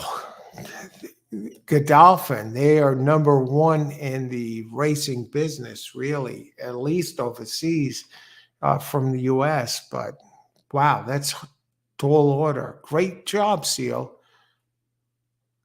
Good luck with that. Wow, Godolphin.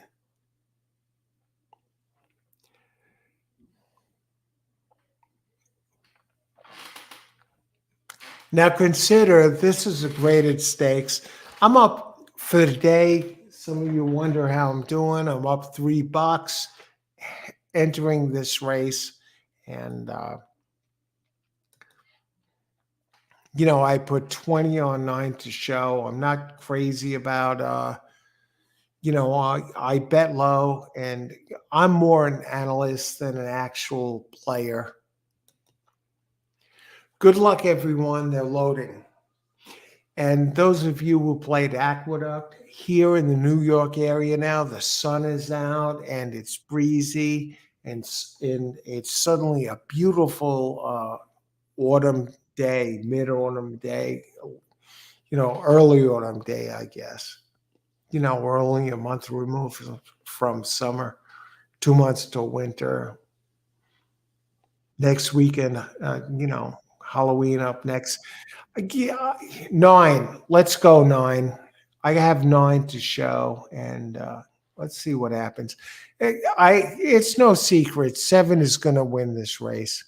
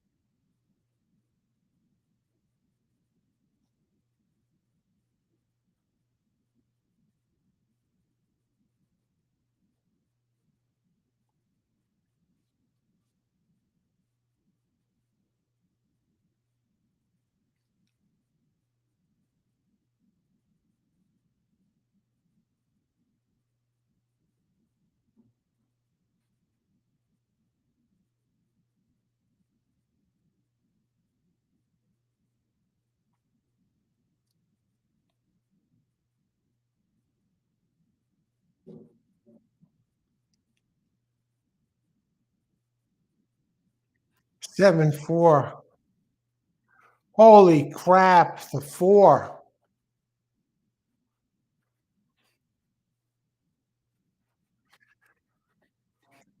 I gave 7-4 as my top 2 picks, and they came in. So I didn't have it, but I gave it out. So,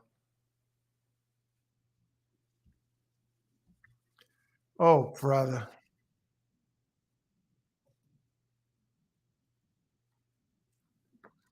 So I'm minus 17 coming into the last race after being up 3 here, and I gave out the winners and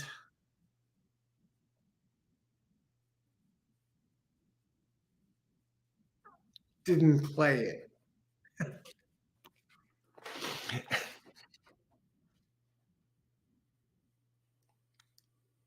Johnny V.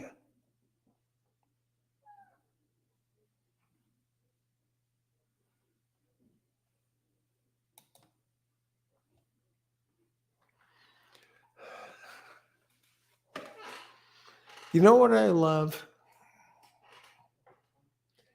When I give out the horses that I like best before the race, I change my mind before the race goes off and put in a different bet. And my original bet would have won.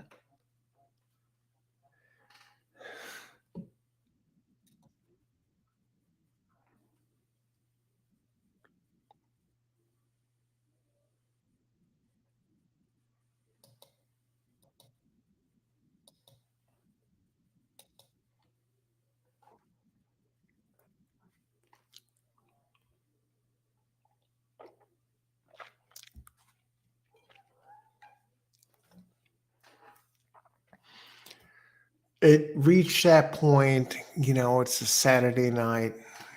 What I'm going to do is unload. Okay. On a bet this race to make this a winning day. Not like a fucking try box or something like that or some kind of exacta. I'm going to, be very direct in this next bet in the 10th race. And it's going to be a bet that's going to cash. And I'm going to be all over it and make this a winning day. And if I lose, big deal. I'm not going to lose much. I'm down 17, one race to go. And let's see what we have coming up here in this next race.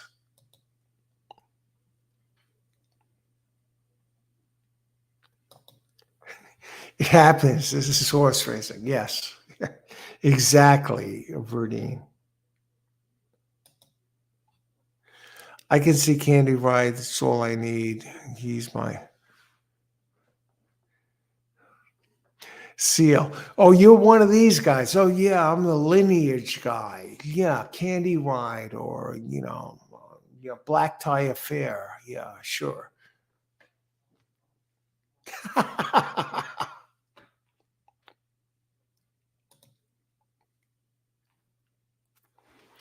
Okay, we have one race to go.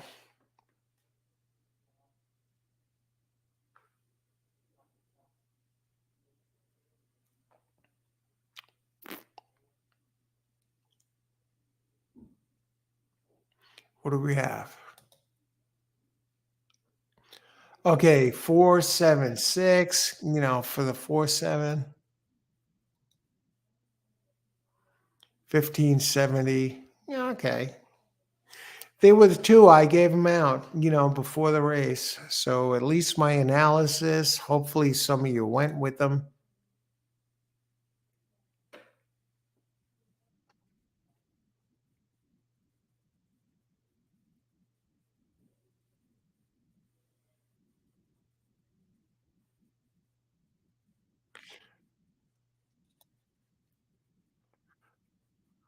Okay, we reached race 10.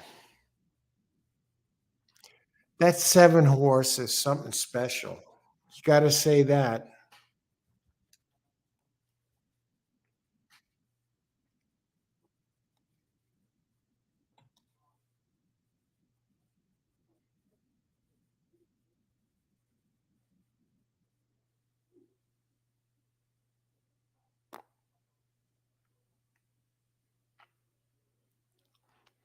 Okay, be right back.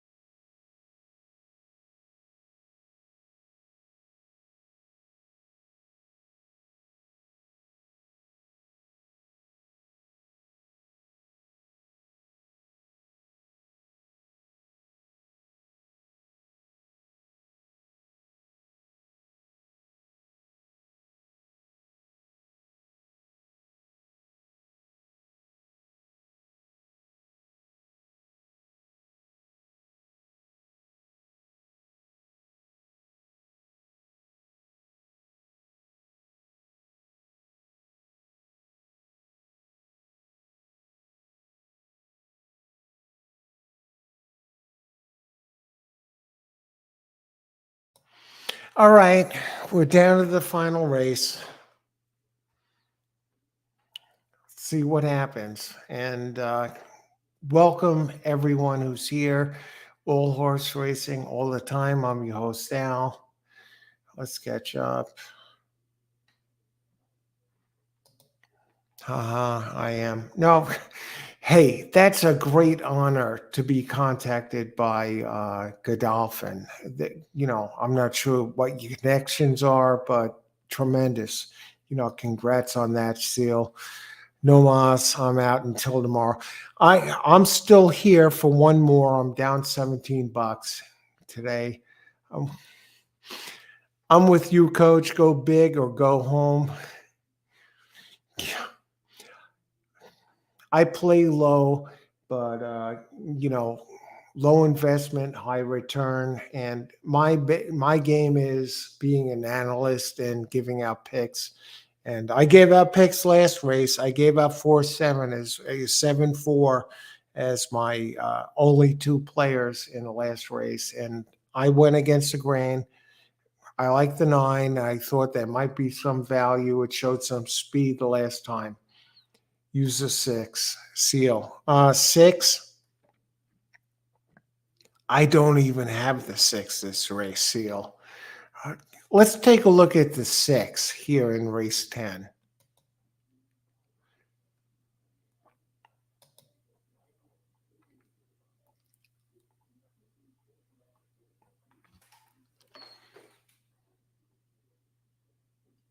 It looks too slow. No, no, no. What do you like about it? Okay, of the moment. I mean, it was laid off 339 days, ran on dirt on the 27th of September. I have to think that was just a glorified workout. Had a couple decent races. I mean, this is a 5.5 furlong turf race. It won by a head at Indy at 5.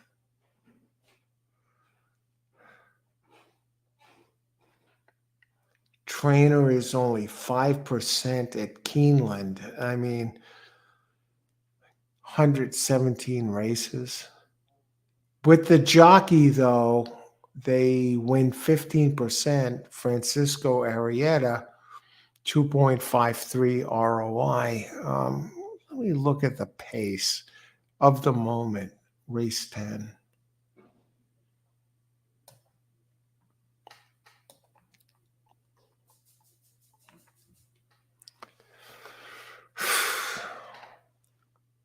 That's going to be the pace of the race. That horse is going to be out front. Seal, yeah. That's the fastest early horse in this race.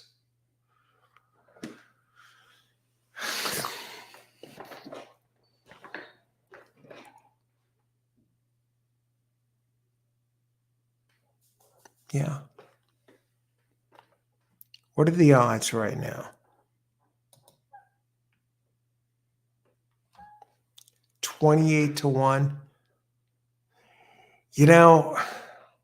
I may take your horse and punch it on a show bet because of its early speed.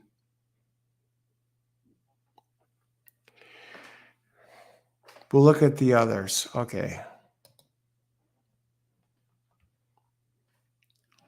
I may punch that horse. The thing is, it may hang on and do something here.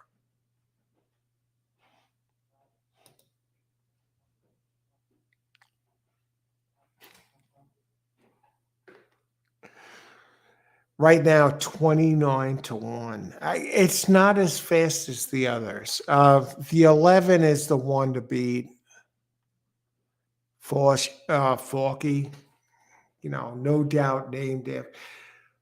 I thought the 10 is dangerous, and That's bet down, that kills the odds. My my choices were 11, 10, 5, and right now they're 72, 3 to 1, and 2 to 1. I hate the odds. That 6, though, 29 to 1, and it has the pace.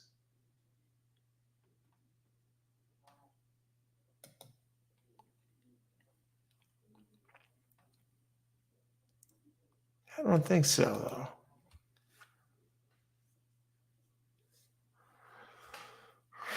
What do you think?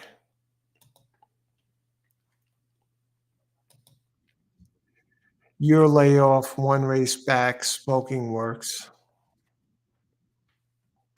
Let's look at the works.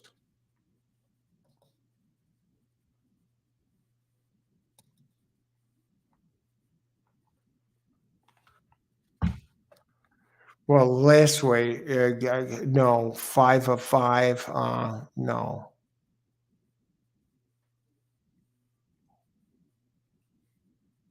not no, I don't see smoking works. But what I do see is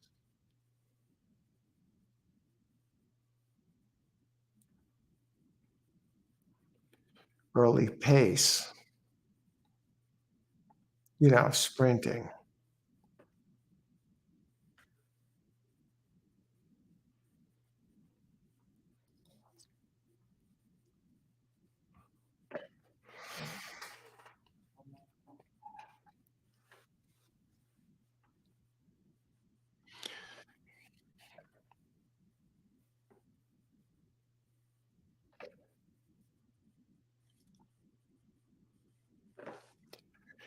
I'm gonna go a different way, Seal.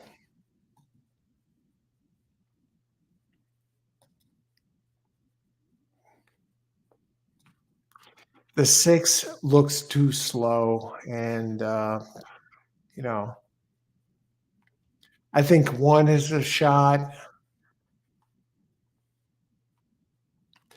5 is the likely winner.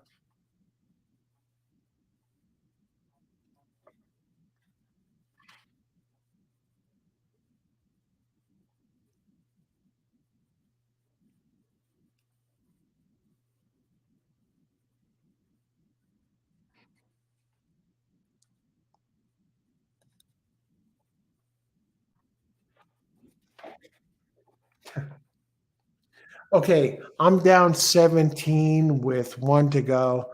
I I've bitten the bullet. I know this is not gonna be a big day, but it will be a winning day with the play I put in this race. Race 10, 12 minutes. I'm watching the board. I'm not gonna release my pick, but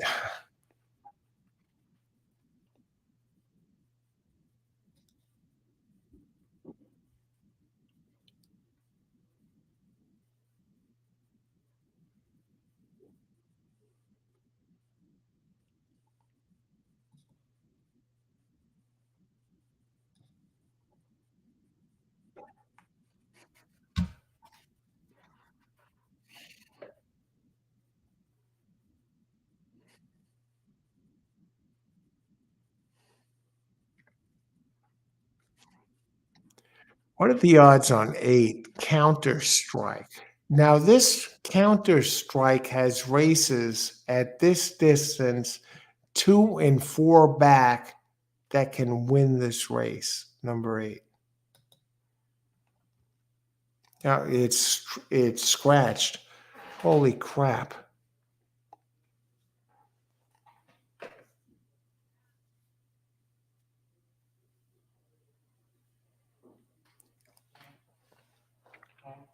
I'm not sold on 5. Uh, Axlum,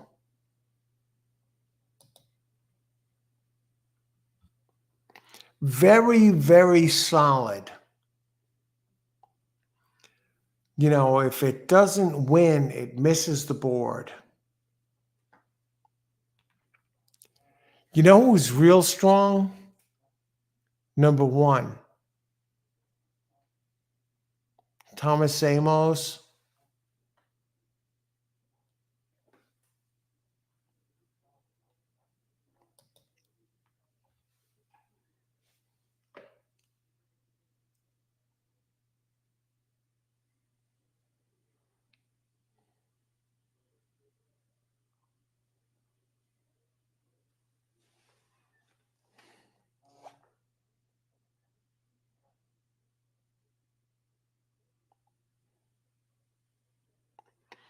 Number 10 is dangerous.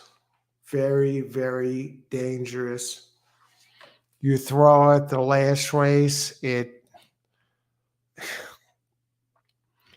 throw it the last race, it's right there.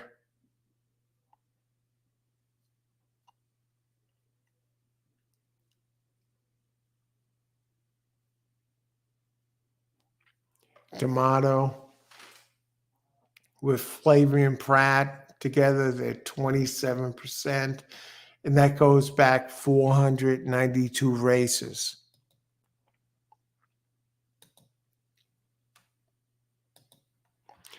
Verdine, 7, 1, 10, 11. You got to use it 12. Holy shit.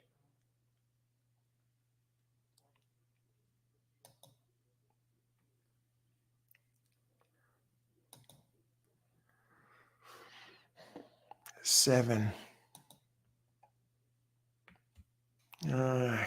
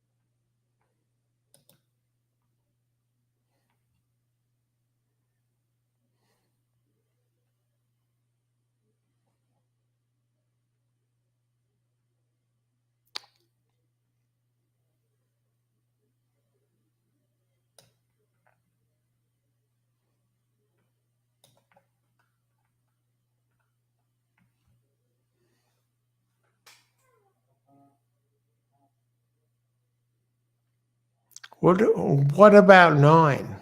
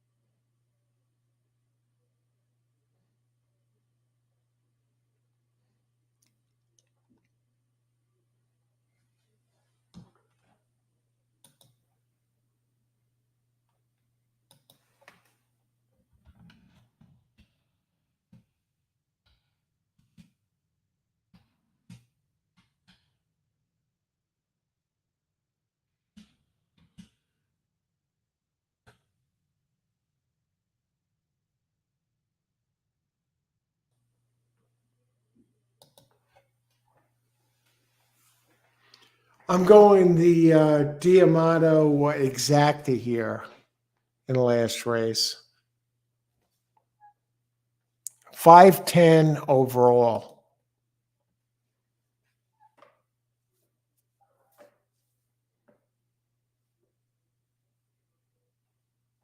Well, not the Diamato 510. It's 510. Yeah, those two look like the most dangerous considering pace.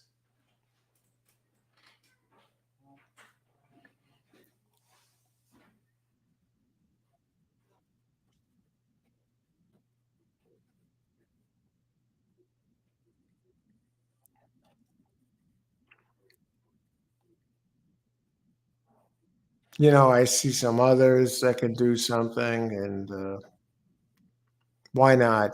I think one of these two win.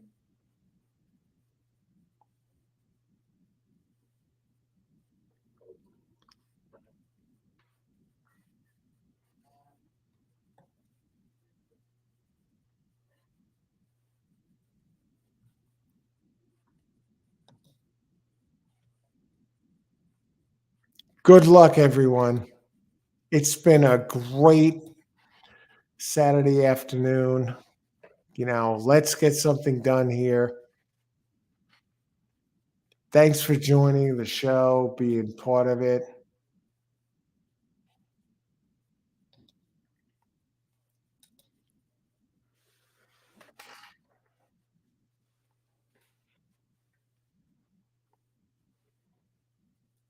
My jockeys, Sayers and Pratt, Flavian Pratt, Jesus Christ.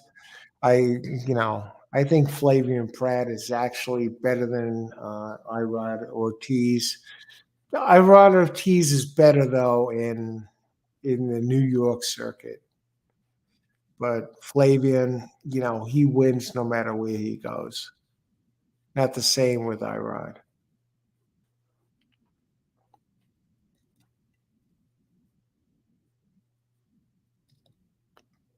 Steve, race 10, 5, 1, 4, exacta. That works for me.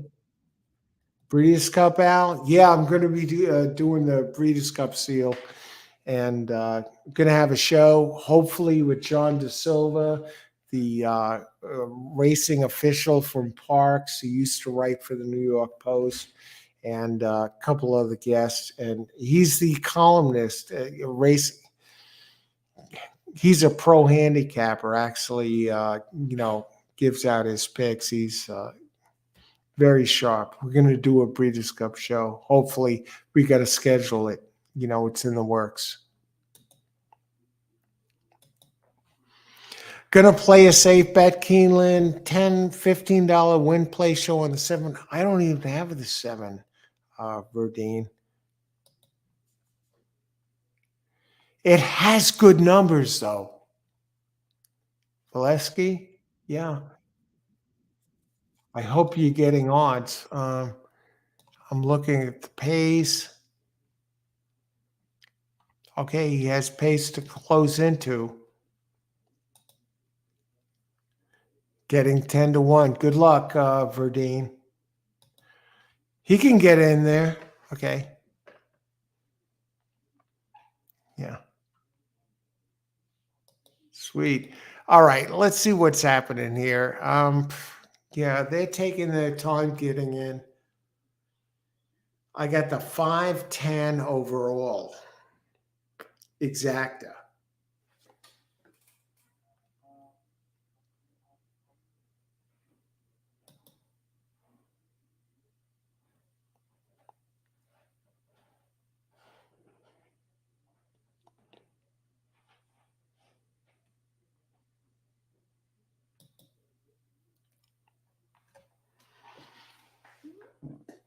You know who I think wins this race if I get beat? Number 11, Falke. That one has really nice numbers. Tyler Gaffleon. I'm rooting. I need 5 or 10 to win, but I have a funny feeling number 11 will give me a hard time. in this finale.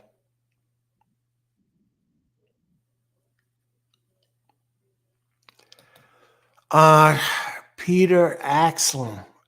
No, I don't. Six is at 41 to 1. Stephen, I don't remember him. Six is at 44 to 1. Let's go six. You gave it out here. Well, I'd love for him to come in second between either the five or the 10.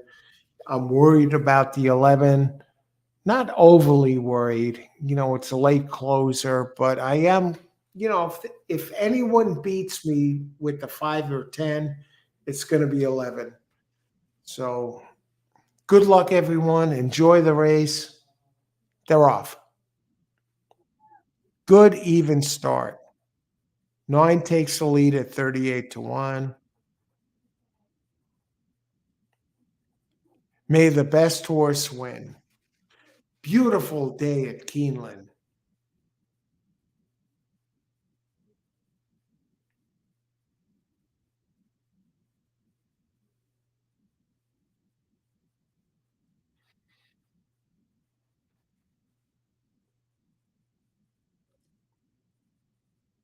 I'll tell you what, this three is running like crazy.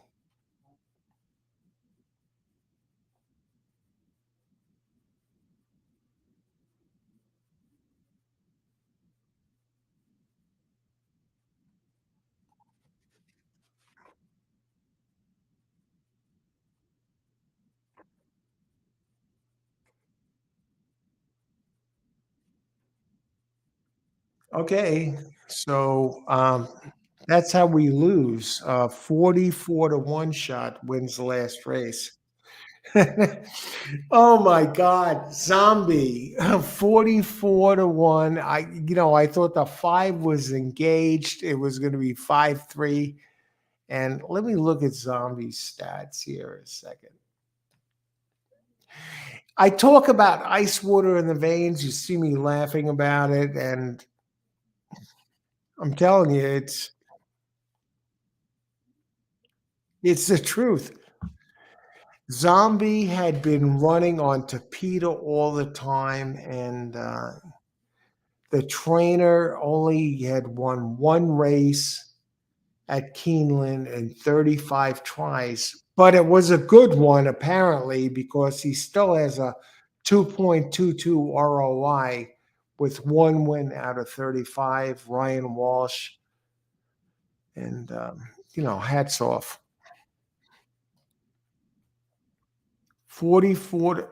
Oh, it wasn't even 5 second. It was 3-1.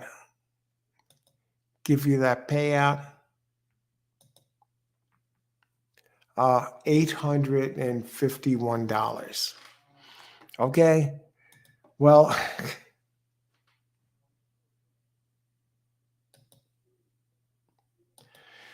okay, everyone. Have a good night. Enjoy your Saturday night. Thanks for watching, and stay tuned for tomorrow. I'll let you know if I'm doing a show. And what a fun day of racing. And enjoy your Saturday night. If you're playing tonight, best of luck. Bring it home. Ice water in the veins.